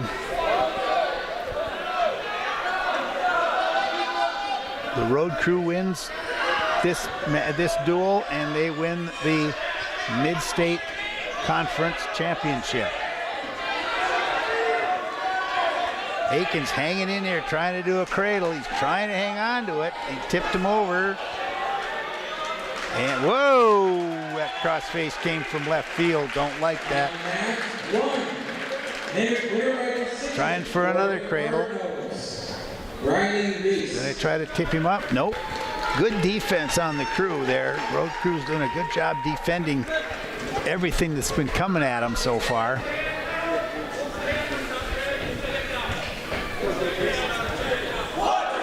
Trying to push him down for a cradle again. 40 seconds to go in the second period. Let's see how are we going to defend this one? It's an outside cradle. He's going to bring that leg over. Nope, now he's going to go for a guillotine. Get your leg out of there. Unwrap the leg if you can. Going to try for that leg. He can either pull the leg over or he can pull the arm back. One of the two that he's going to try. He's looking for the, looks like he's trying to dig for the leg. Good defense on that. Just drop your hip down like that. All right. Third period. This is it. Road crew on top in the position. Aiken takes the stand up. Pick the leg. If you're going to pick it, you got to keep it. No, we lost that. Now we have a wrist. Could walk away from us. Oh, we just walked ourselves right back on our back. Lost our balance. Critical. 2 points reversal. 12-0. If he gets 3 on the back points, this is a technical fall. We got to fight this one. This one's worth an extra point. Right now, Aiken has 4 points for the team. Oh. And a pin. Well, why not? Nobody else. Everybody else has done it. All right. Oh boy, oh boy. 4 6s on each side of the board here. 24-24.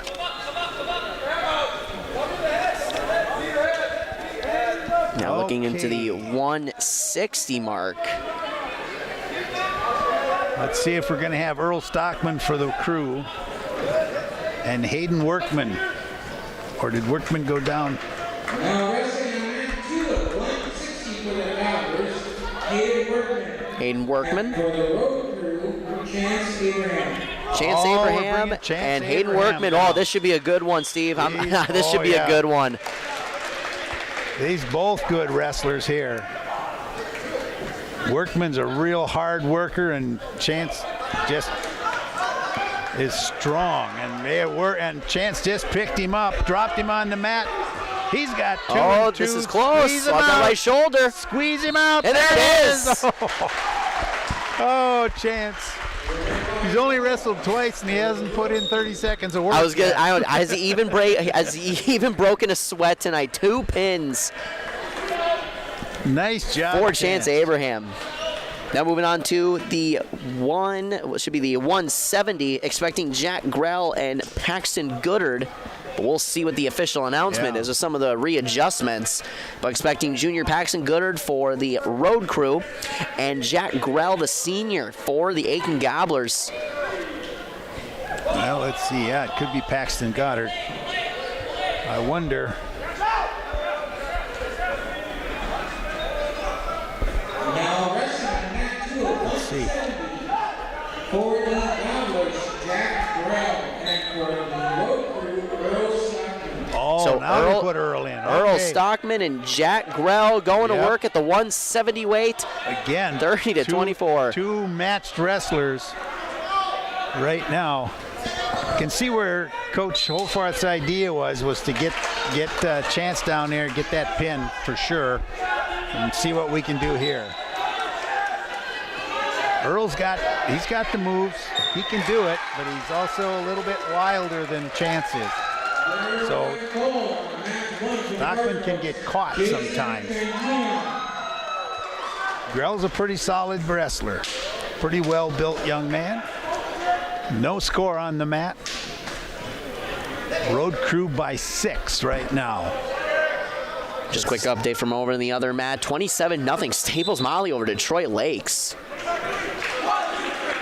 Well, Staples has those younger wrestlers that were, the littler wrestlers that were really good. It was their upper weight. Upper weights have been really impressive for Staples Motley tonight. Looking ahead into this, still 0-0 here in round 1. I'm just expecting a pin at any given point now, though. without this duel's gone. Yeah, I know, that's what you expect. But okay, there it goes. Earl's going to get almost caught. That's what I meant. Earl, he chanced that move, and he just didn't quite make it. And the result, of course, is 2-point takedown. But he tried for it. I like aggression. That was good. So Krell on top. Stockman trying to get that arm out from underneath. Krell's going to either pull it out. Now he's going to arm bar it. Then he's going to try to walk around the head, and he says, no, you can't do that.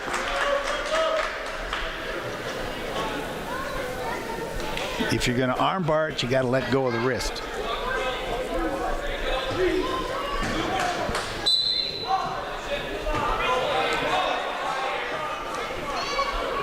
Nice try for a stand-up by Stockman. Got tripped right back down by Krell. Stockman trying to work those wrists and stand up at the same time, and he once again gets tripped down. Try to control the wrist on the bottom when you're down, but now there's a tip. Going for the tip. And there's the back points. That's important. 2 back points this time, only 2. Didn't hold him long enough, ran out of time. Second period starting now. And Aiken chooses down. So Stockman gets a chance to be on top for a time. Let's see what Aiken's going to do, what Jack Grell's going to do down there on the bottom. He's trying to stand up. That didn't work. Now he's going to try to spin back into him. He's got the leg, and that's a 2-point conversion. 6-4 right now. Earl Stockman trailing Jack Grell. Now Jack Grell's got a interesting leg hook there. He's in between with his hips exposed. Now Earl goes back down to belly down again, so he's good there. Back to basics. Here comes the tip. As soon as you get that arm wrapped up, that tip that can go right or left. 2 that time. Go for 8. 8-0. That gives him 4 points for the team. But if he only gets 4 points, he's going to have to clean the bus tonight because he didn't score with the rest of the team.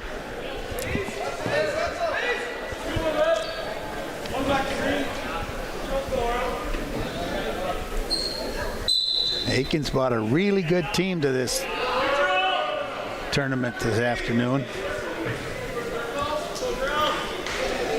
1 point for Stockman as he gets up. Gets the escape. Now he's got to set up a takedown because We got 1 minute. There you go. Sit on that leg. Keep that leg. Clear the arm out. Clear your left arm.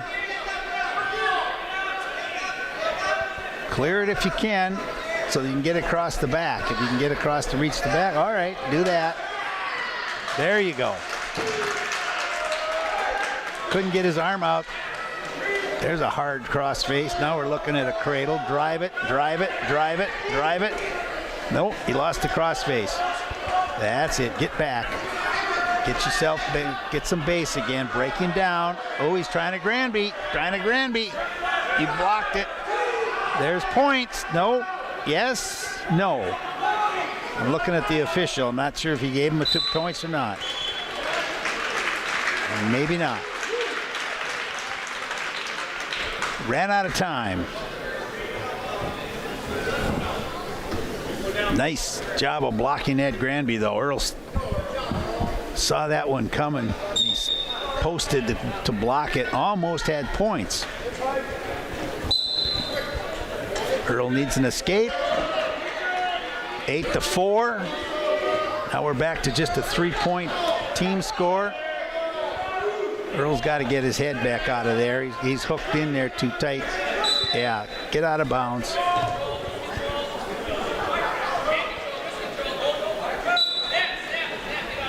Ooh. All right. Get ready. Earl's reaching across. He's got that far arm. Got it. Oh, now he's lost his leg. That's 2. 10-4. Matt score 10-4. 30-24 team score right now with the Road Crew still on top. Every score has been 6 points. Forfeits and pins. There's the tip. It says you haven't got them exposed yet. You got to be 45. Nope. He'll try for that tip again if he can.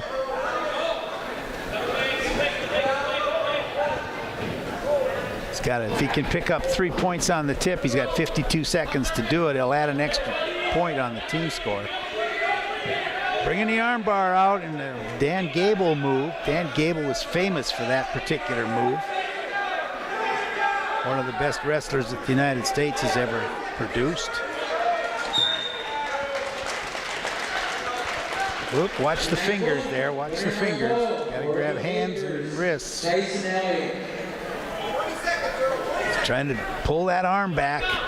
20 seconds. If he gets that arm down, he'll try for another tip to see if he can get that extra point for the team.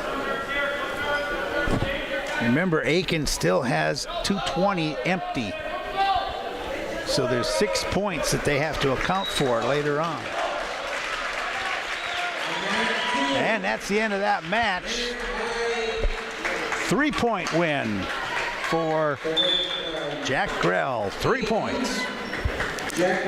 4 weights to go. And then looks like Jacob Williams for Aiken. And are we going to see Trey Tuckenhagen? Trey Tuckenhagen. Senior Trey Tuckenhagen, and he's going against a 10th grader for Jacob Williams if the roster's correct.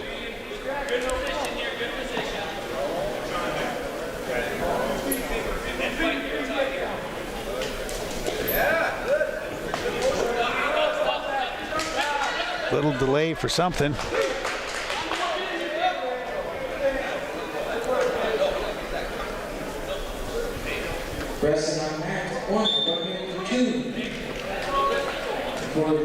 Don't know what it is. Right now the Road Crew's hanging on to a 3-point lead for the team score.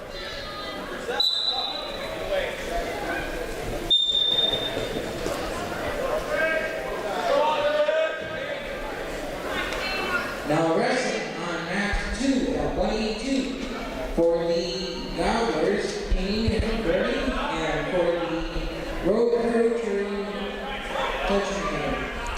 So it's Bernie and Tuchtenhagen. Yeah, Kane Bernie, senior for the Aiken. He's coming down from 195 pounds. So he was weighing a little light at 195. Now they're going to bring him in at 182. So maybe they'll put Jack Williams up then. Get back. You got to sag. You had him. There. All right, there's two. Right back on the back. Great move. Take two. Oh, wrap him up. Do it now. Oh, he's got him down. There's the pin. Wow, there's Jerry Tutenhagen. Very nice job. That is important, that one. That was huge. Adding up to 195. We'll see what the Gobblers decide to do here. Expecting Corbin Knapp for the road crew. And we're expecting maybe Jacob Williams coming back out. They move him up. They don't have anybody on the roster. And they are lightweight at 220. So let's see what we have. And it is Corbin Knapp for the road crew. Yep. See what that is for Aitken.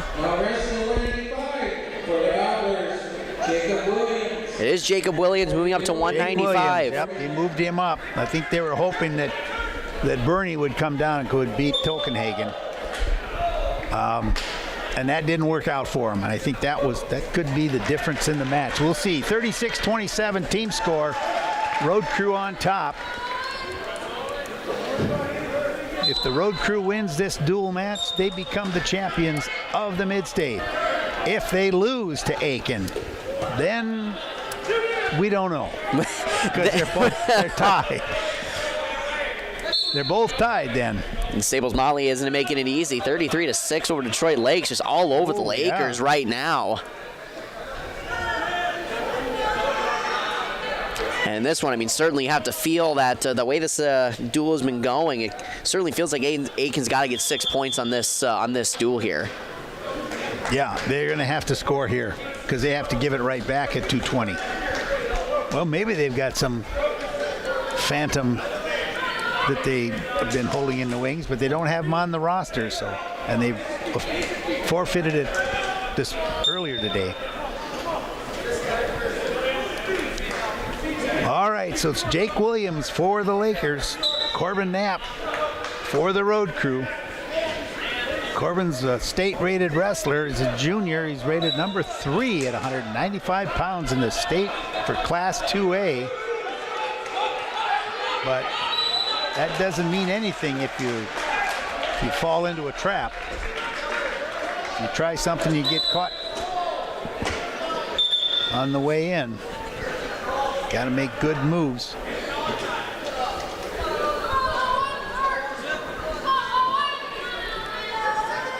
Match score is 4-2 with Aiken ahead on that match score right now. Corbin's got to get underneath or tie up some arms, get a throw. 15 seconds to go in the first period.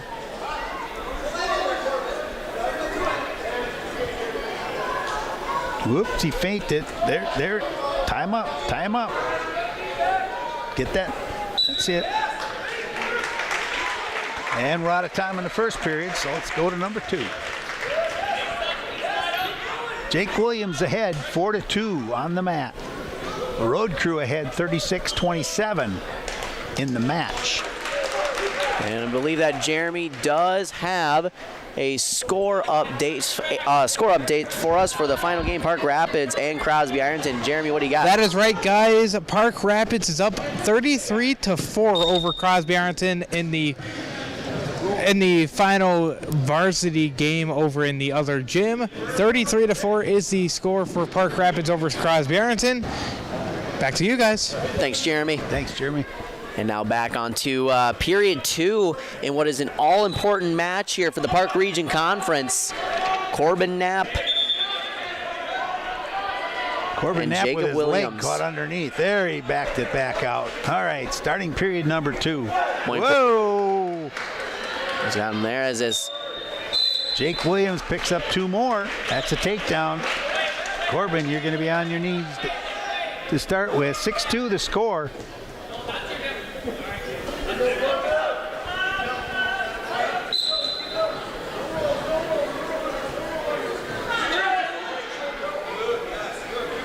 Sure would be nice if Corbin could at least put 3 on the board here.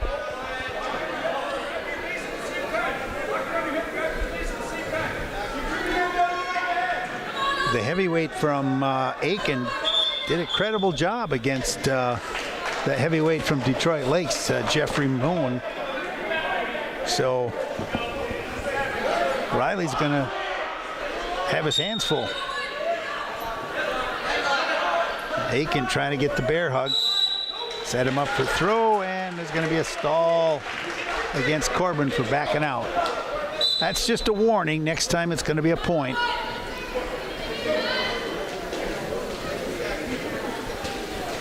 Sometimes that's the best thing to do, though, is to take that. It's not the worst thing to take a stall. 6-3 the score on the mat. Jacob Williams ahead. Tried for the leg, didn't quite reach far enough. When you go down like that, you got to be ready to go forward. You can't just stop.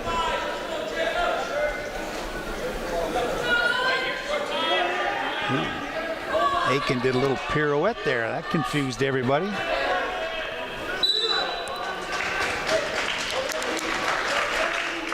Still everybody up.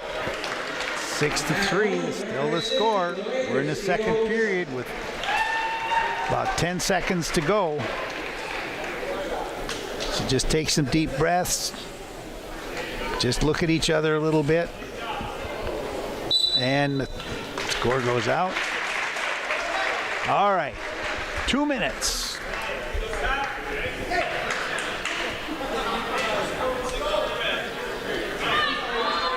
And 160. Let's see. Fairway for the Cardinals, Blake Nealon.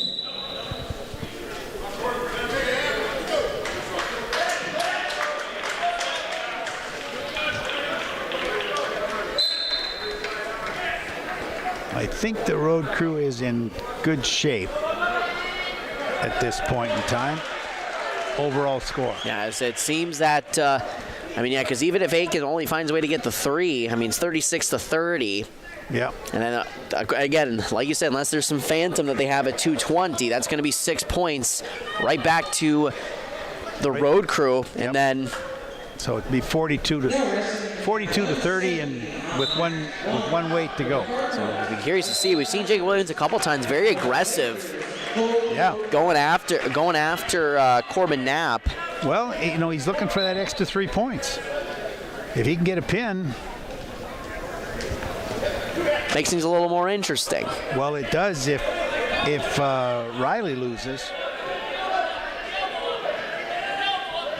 So, Jake Williams, he's ahead by points right now, 7-3 with just over a minute to go in the third period.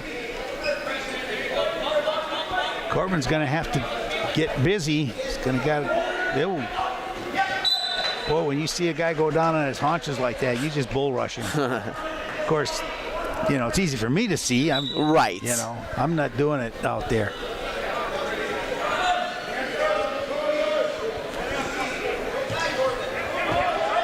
Corbin's trying to set him up. Got to keep going. Got to reach and drive and then go for the other leg. There's the guy. Now, see, forward. See, that's it. You got to go forward with it. When you get it, get it. Nope. Out of bounds. So close, but a good job. Nice aggressive move. That's the way you got to do it, Corbin. You got to get the leg and then push right into him right away. Move your body. Here he comes. 23 seconds to go. 7-3 the score. Aiken on top. Looks like it's going to be a 3-point win here for Aiken. But that will not be enough for them. I don't believe. There's that pirouette again. Whoa. Oh. 1 point. 1 point for the stall. Aiken's happy that he got a 3-point win. It brings the score up to 36-30. Well, I tell you what, I know we're looking And at now the let's score. see what we have. Well, I tell you what, really quick, I know we're talking about the score and everything, but I tell you what, Jacob Williams, very excited about Very getting that good. win. Yeah. Getting a win over a ranked wrestler. You could tell how excited he was and expecting the forfeit, and that should do it. So that forfeit to Peyton Scott makes the score 42-30. And that should decide it. Well, even if there's a pin, it's still a 6-point win for the road crew. And I'm not aware of any 12-point moves around here. Nope, so. not even at heavyweight. You don't get double just because they're big. Right, just because they're double the weight doesn't mean double the points. So we have Riley Peters out there for the road crew, Mr. Riley, and he's going to be going against Craig Ashton, a senior from Aiken. And Craig Ashton is a pretty good wrestler. Like I said, he did really well against Jeff Moon, who I think is probably the best heavyweight we have today of the teams that we saw today. Ashton's going right at Riley, trying to tie him up for a hip throw. Riley's blocking it all the way.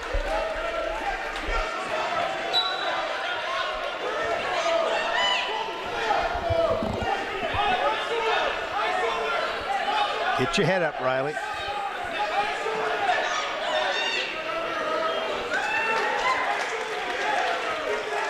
One minute to go in the first period. Riley's got to set him up here. Riley can do a throw too, but Ashton's going to try to force the issue. Still no advantage to either wrestler at this point. They just seem to be feeling each other out and trying to figure out how to get in tight and make a throw. Both of them are working about for the same move.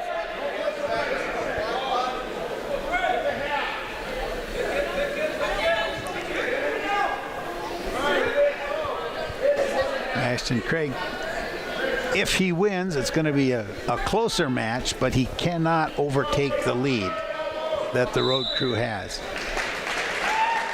Those forfeits down below were huge, and I don't know why Aiken did that, because he had wrestlers that were on the roster at those weight classes. Well, I tell you what, the strategy almost looked like it was going to work as early on. I mean, Aiken came back with 3 straight pins in their own right, but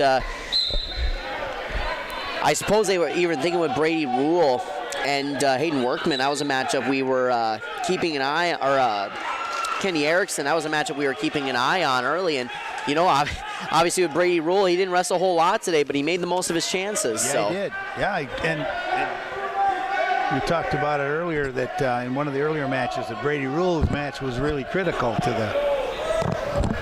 the overall win. But if Aiken would have wrestled those at 113 and 120 and just lost by 3 on each of them, even though they lost, take 6 points off of the road crew score.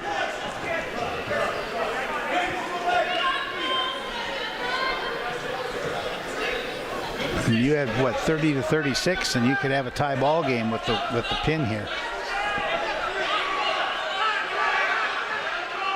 Oh no! There, Riley caught him. You can't lift Riley. Riley got 2 on the takedown, even though the aggressive move was done by Ashton. Riley got the takedown. Riley got a stall point earlier. Or escape, excuse me. So it's 3-0 for Riley on top.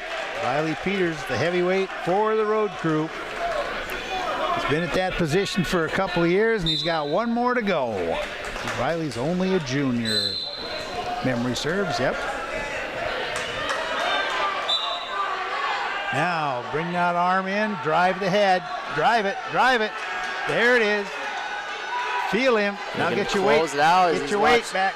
Get the weight back. Watch that shoulder. Set yourself up again. Get the far wrist. Drive it.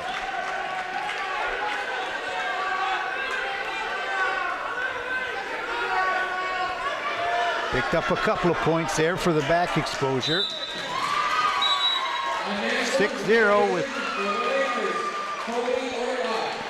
another period to go. Third period. This is it for the day for everybody. 39-12, the final score over there. I believe that was at DL over Staples. Staples over Detroit Lakes. Staples over Detroit Lakes, 39-12. But it will not matter as the Road Crew are going to win this one and take the Mid-State Conference.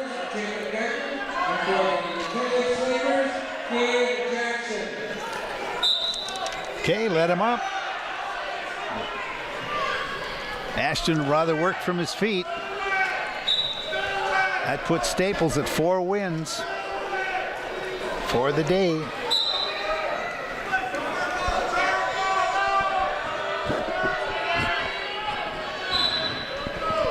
At the moment, the current standings, the Road Crew has 4 wins, Staples has 4 wins, but they've also finished their final round.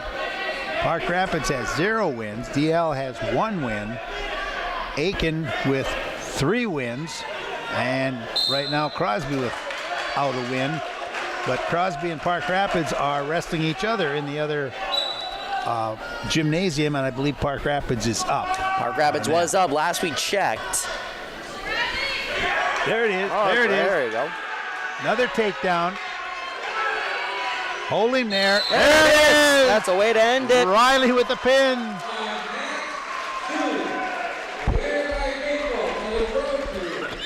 And the Road Crew finish undefeated in the Mid-State Conference Tournament as they get a 48-30 win.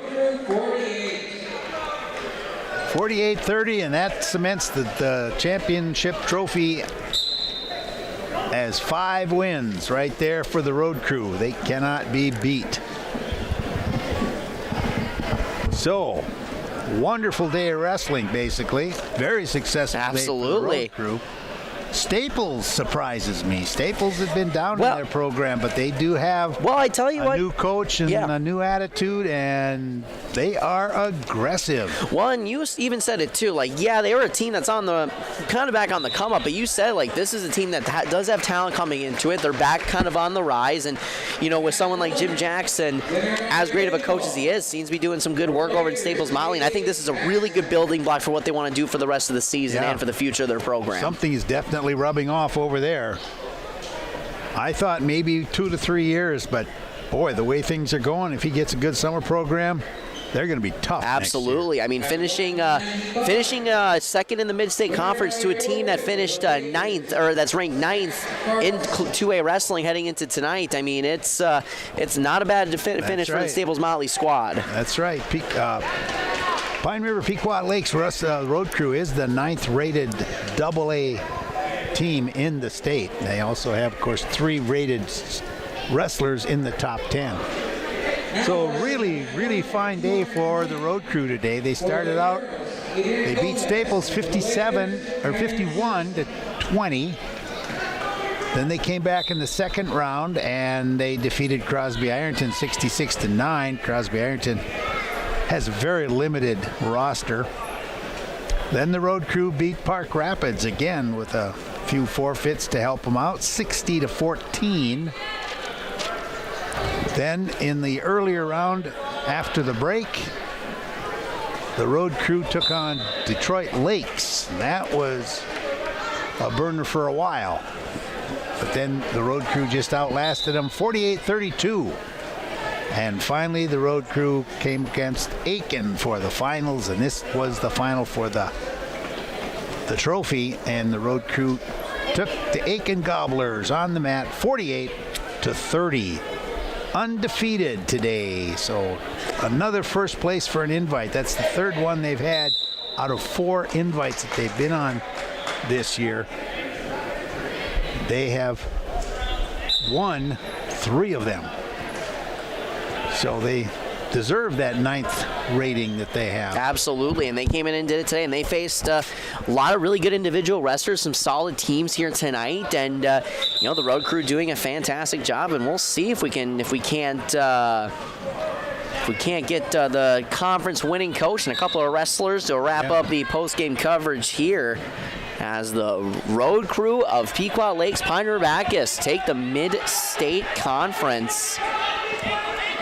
I couldn't really see any one wrestler for the road crew that actually, I mean, it was like Zutter was undefeated, but I wouldn't say he dominated all of his matches. I mean, he won them, and kudos to that. But it wasn't like he just walked out and dropped the kid for in 10 seconds, walked off again. It wasn't that much of a domination. He had to wrestle for it. Did a great job. Nothing against that, but I was just kind of going over the day in my mind and thinking, okay, which wrestler, if there was one, that absolutely was critical and was dominating, and I can't say any of them. I think they all. It was at certain times against certain teams, they needed a certain weight class, and it came through. So it could have been Corbin or Chance when he had a chance. When Chance Abrams came on for the last 2 rounds, he pinned his kids like that, but he never wrestled in the first 3 rounds. Yeah, just seeing that everyone knew they had a job to do today, and they were able to do it. And like you said, a collective team effort as each class was able to step up in a big way tonight, and that's what you like to see, and that's why this road crew team is as successful as they are. And we are going to take one quick break, and when we come back, we're going to try and get Jeremy with the winning coach, Travis Hofferth, and a couple of wrestlers for post-game coverage. We'll be back in just a moment on YourLiveEvent.com, the Mid-State Conference Wrestling Tournament in Detroit Lakes. Or plumbing work, call McGuire Mechanical. They provide quality and timely service for repairs and new construction with residential homes and commercial businesses. When you need the service of heating, cooling, refrigeration, or plumbing, call McGuire Mechanical, 218-927-5400. Serving the Aitkin, Crow Wing counties, and surrounding areas since 2004. Rely on McGuire Mechanical.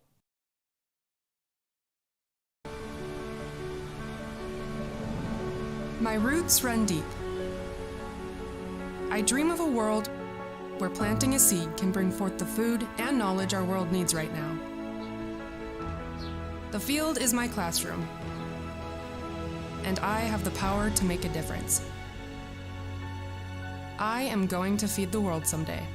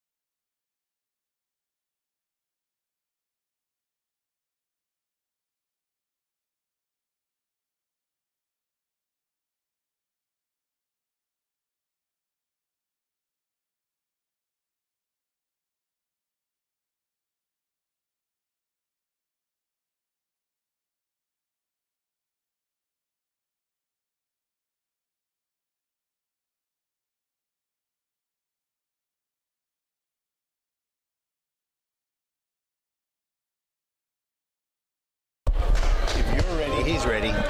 And welcome back. Post-game coverage as the road crew of Pequot Lakes Pine River Bacchus take the Mid-State Conference, and we are going to send it down to Jeremy with some wrestlers and the winning coach, Travis Hofferth.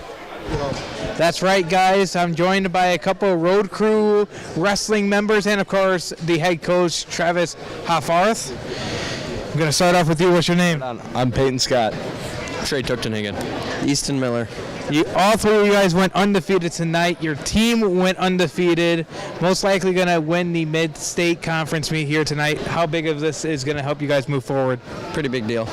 Yeah. Big deal. It's awesome. Yeah, it was great. I know these are right off the top of the head questions for you guys. I know you guys probably want to get home, get showered, get rested for the weekend, and have all that much fun. But I'm going to bring in Travis now. Travis, undefeated, middle part of the season, mid-state conference meet. How big of a win for you is it for your guys' momentum boost? Hey, we're proud. Anytime you come into a day, whether you're wrestling your conference or any other team, but to wrestle 5 duels on the day, that's a grueling task, and our kids did an outstanding job of staying focused, and we knew that the last 2 were going to be tough, and everyone did their job. Whether they won or lost their match, they earned the bonus points we needed and didn't give up the big ones. How big is it winning the mid-state conference meet? Honestly, it's an honor. It's not our major goal. Our major goal is to win the section title, to be honest with you, but this is part of it. You have to be able to compete at the highest level in tournaments when you know something's on the line, and we did that today. How big of this win will propel you guys moving forward to winning that section title, being there at the end of the season? Honestly, tomorrow, this won't mean anything as far as the section goes. We've got work to do on Monday, and we're going to enjoy the weekend. We don't have anything as far as competition goes, but we've got work to do on Monday. Just because you're going 5-0 doesn't mean that you don't have improvements to make. Alrighty, Coach, thank you for your time, and guys, thank you for your time. Thank you. Thank you. Thank you for having me. Guys, back to you. Thanks, Jeremy. As the road crew, we heard from Travis Hofferth. And Steve, he does talk about winning the conference, and we know the great history of this conference, and it is an honor. But kind of just talk about where this team stacks up with teams in their section, and what a win like this. It may not, in quotes, mean anything, but I do think it shows that this is a battle-tested road crew team. Just kind of talk about where you think they stand within the section, and really kind of what the ceiling is for them. Well, the way I look at the section right now, and I haven't seen everybody wrestle, obviously, but right now I believe it's a 3-way horse race to the section, and that's Section 8 AA. We have Thief River Falls. We have finished higher than they have, and we finished lower than they have in invites. Now, the scoring in invites is a little bit different than in a dual head-to-head. Because, head-to-head, it's my team against your team. In a invite, it's how you finish. You are awarded points for your team. So, like if you win, if you get first place, you might get 10 points. If you get second place, you get 8 points. And as the weight classes come through, those points add up. Where you might look and say the road crew got 218 points and they won their invite. But not all of the wrestlers may have done that well. Some of our wrestlers, I'd say the majority, did well, but not everybody. Whereas here, when you're on a duel, everybody's got to do well if you're going to go through the section. The third team to look at is Perham Yellow Jackets. They have defeated us. They are our loss, because we only have one loss in duels, 16-1 right now. So we're going to see them again in the sections. So you take a close look at it and you say, okay, strategy-wise, if I'm a coach, I'm going to go, okay, is there somebody I can move in weight class, to do a better job at a lower weight or an up or a higher weight? That's the coach's chess match right there. He's trying to figure out where he's going to put the bodies. The kids, the wrestlers themselves, have to look at that match and say, all right, what was it that I did in that match that wasn't successful? Now, I want to make that successful. So that means every night in practice, I'm going to have to spend 15, 20 minutes, half hour on takedowns. I may need single leg takedowns. I may need a double leg. I may need to do a single leg takedown to a stand up or a single leg takedown to drop his hips. Various ways to finish it.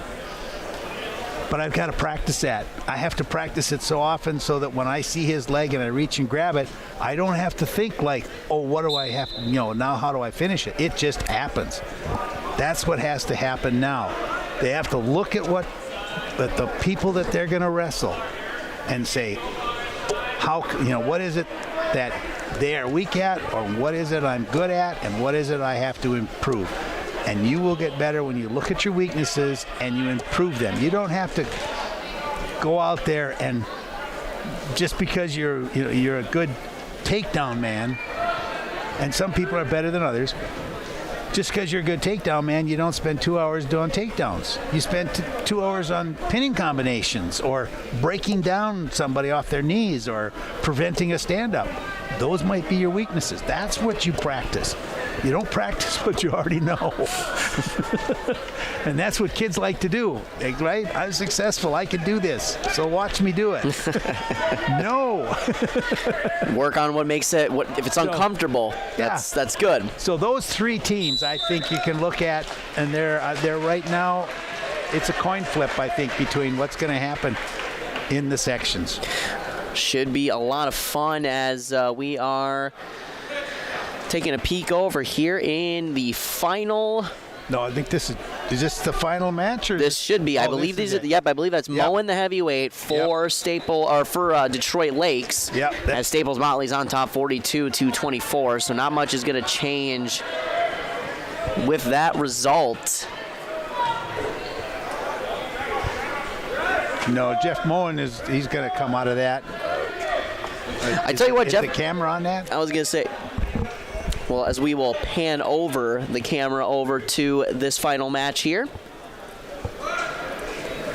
I tell you what, we talk about some of the impressive heavyweights, especially talking about Jack Moen being one of them. I mean, between him and Riley Peters, two of some of the better heavyweights we've seen tonight.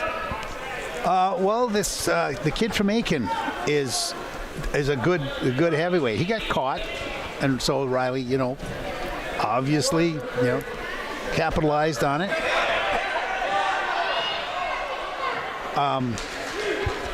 And I think those are basically the top three. Other than that, some of them just had to forfeit because they just didn't have anybody that's that heavy. And some were basically just just showed up because he was heavy, And but these guys have wrestled. They're wrestlers. You can say they've got moves. And the Jeff Moen has been at it for a long time. I believe he's a senior, if I remember right. So this is his last time through. Yep, Moen is a senior at the 285 class. Yep. So it's he's going to wrestle in his situation, in his mind. I'm going. This is my last chance to go to state. So I'm going to give it everything I have. Absolutely. And so far, I thought that tonight he was the class of the heavyweights as far as what we had today. Absolutely. Out of these 6 teams. And he's obviously showing it tonight as he's ahead 16-5 right now in the second period.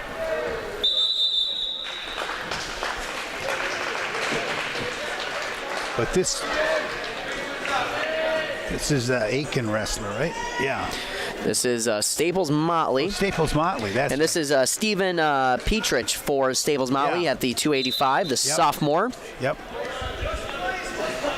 And he's doing the best he can. I think the Aiken heavyweight was better in the top 3. And that was Craig Ashton, also a senior. But now Aiken comes from a different conference, a different section, so they will not see each other in the final round of this. I believe Aiken, I think, is 7 double A. Crosby is 7 single A. And then the others are 8 double A's. So Riley's going to see Jeff Moen again.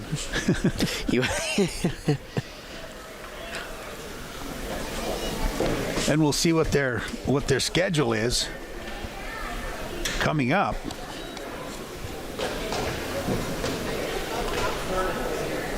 I'll just see if I can find it here quickly, which, of course, whenever you want to do something quickly does not work.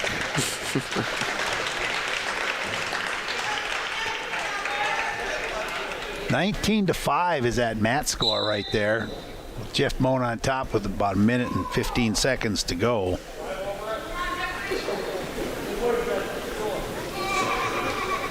The overall score 42-24, and Staples is on top.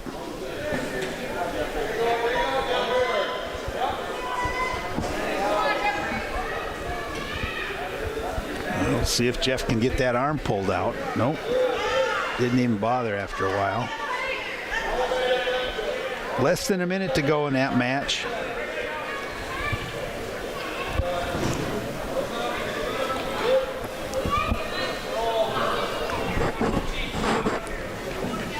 So where do we go from here?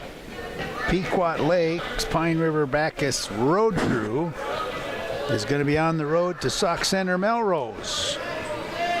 They're going to take on those two teams, or that team as a duel. Yep, Sauk Centre and Melrose, that would be one. And then that's on the 26th. Also on the 26th it's going to be a triangular. Malacca Faith Christian will be coming in. And on the 27th, next Friday, they will be at home, and they'll have Albany, Brainerd Pillager, Dilworth, Glendon Felton, Princeton, and Staples. So they're going to see Staples again, and that's going to be basically a week from today, the 27th of January. There's going to be, and that's going to be at Pequot. So that's where they say it's going to be, at Pequot Lakes on the 27th. So if you are in the area, stop by the Pequot Lakes Arena, and you're going to see some pretty good wrestling. Absolutely.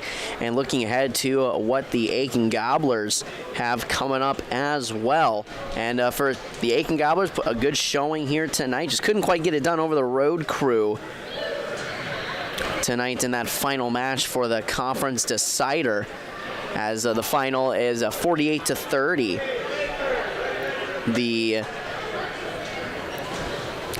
Staples Motley Cardinals over Detroit Lakes.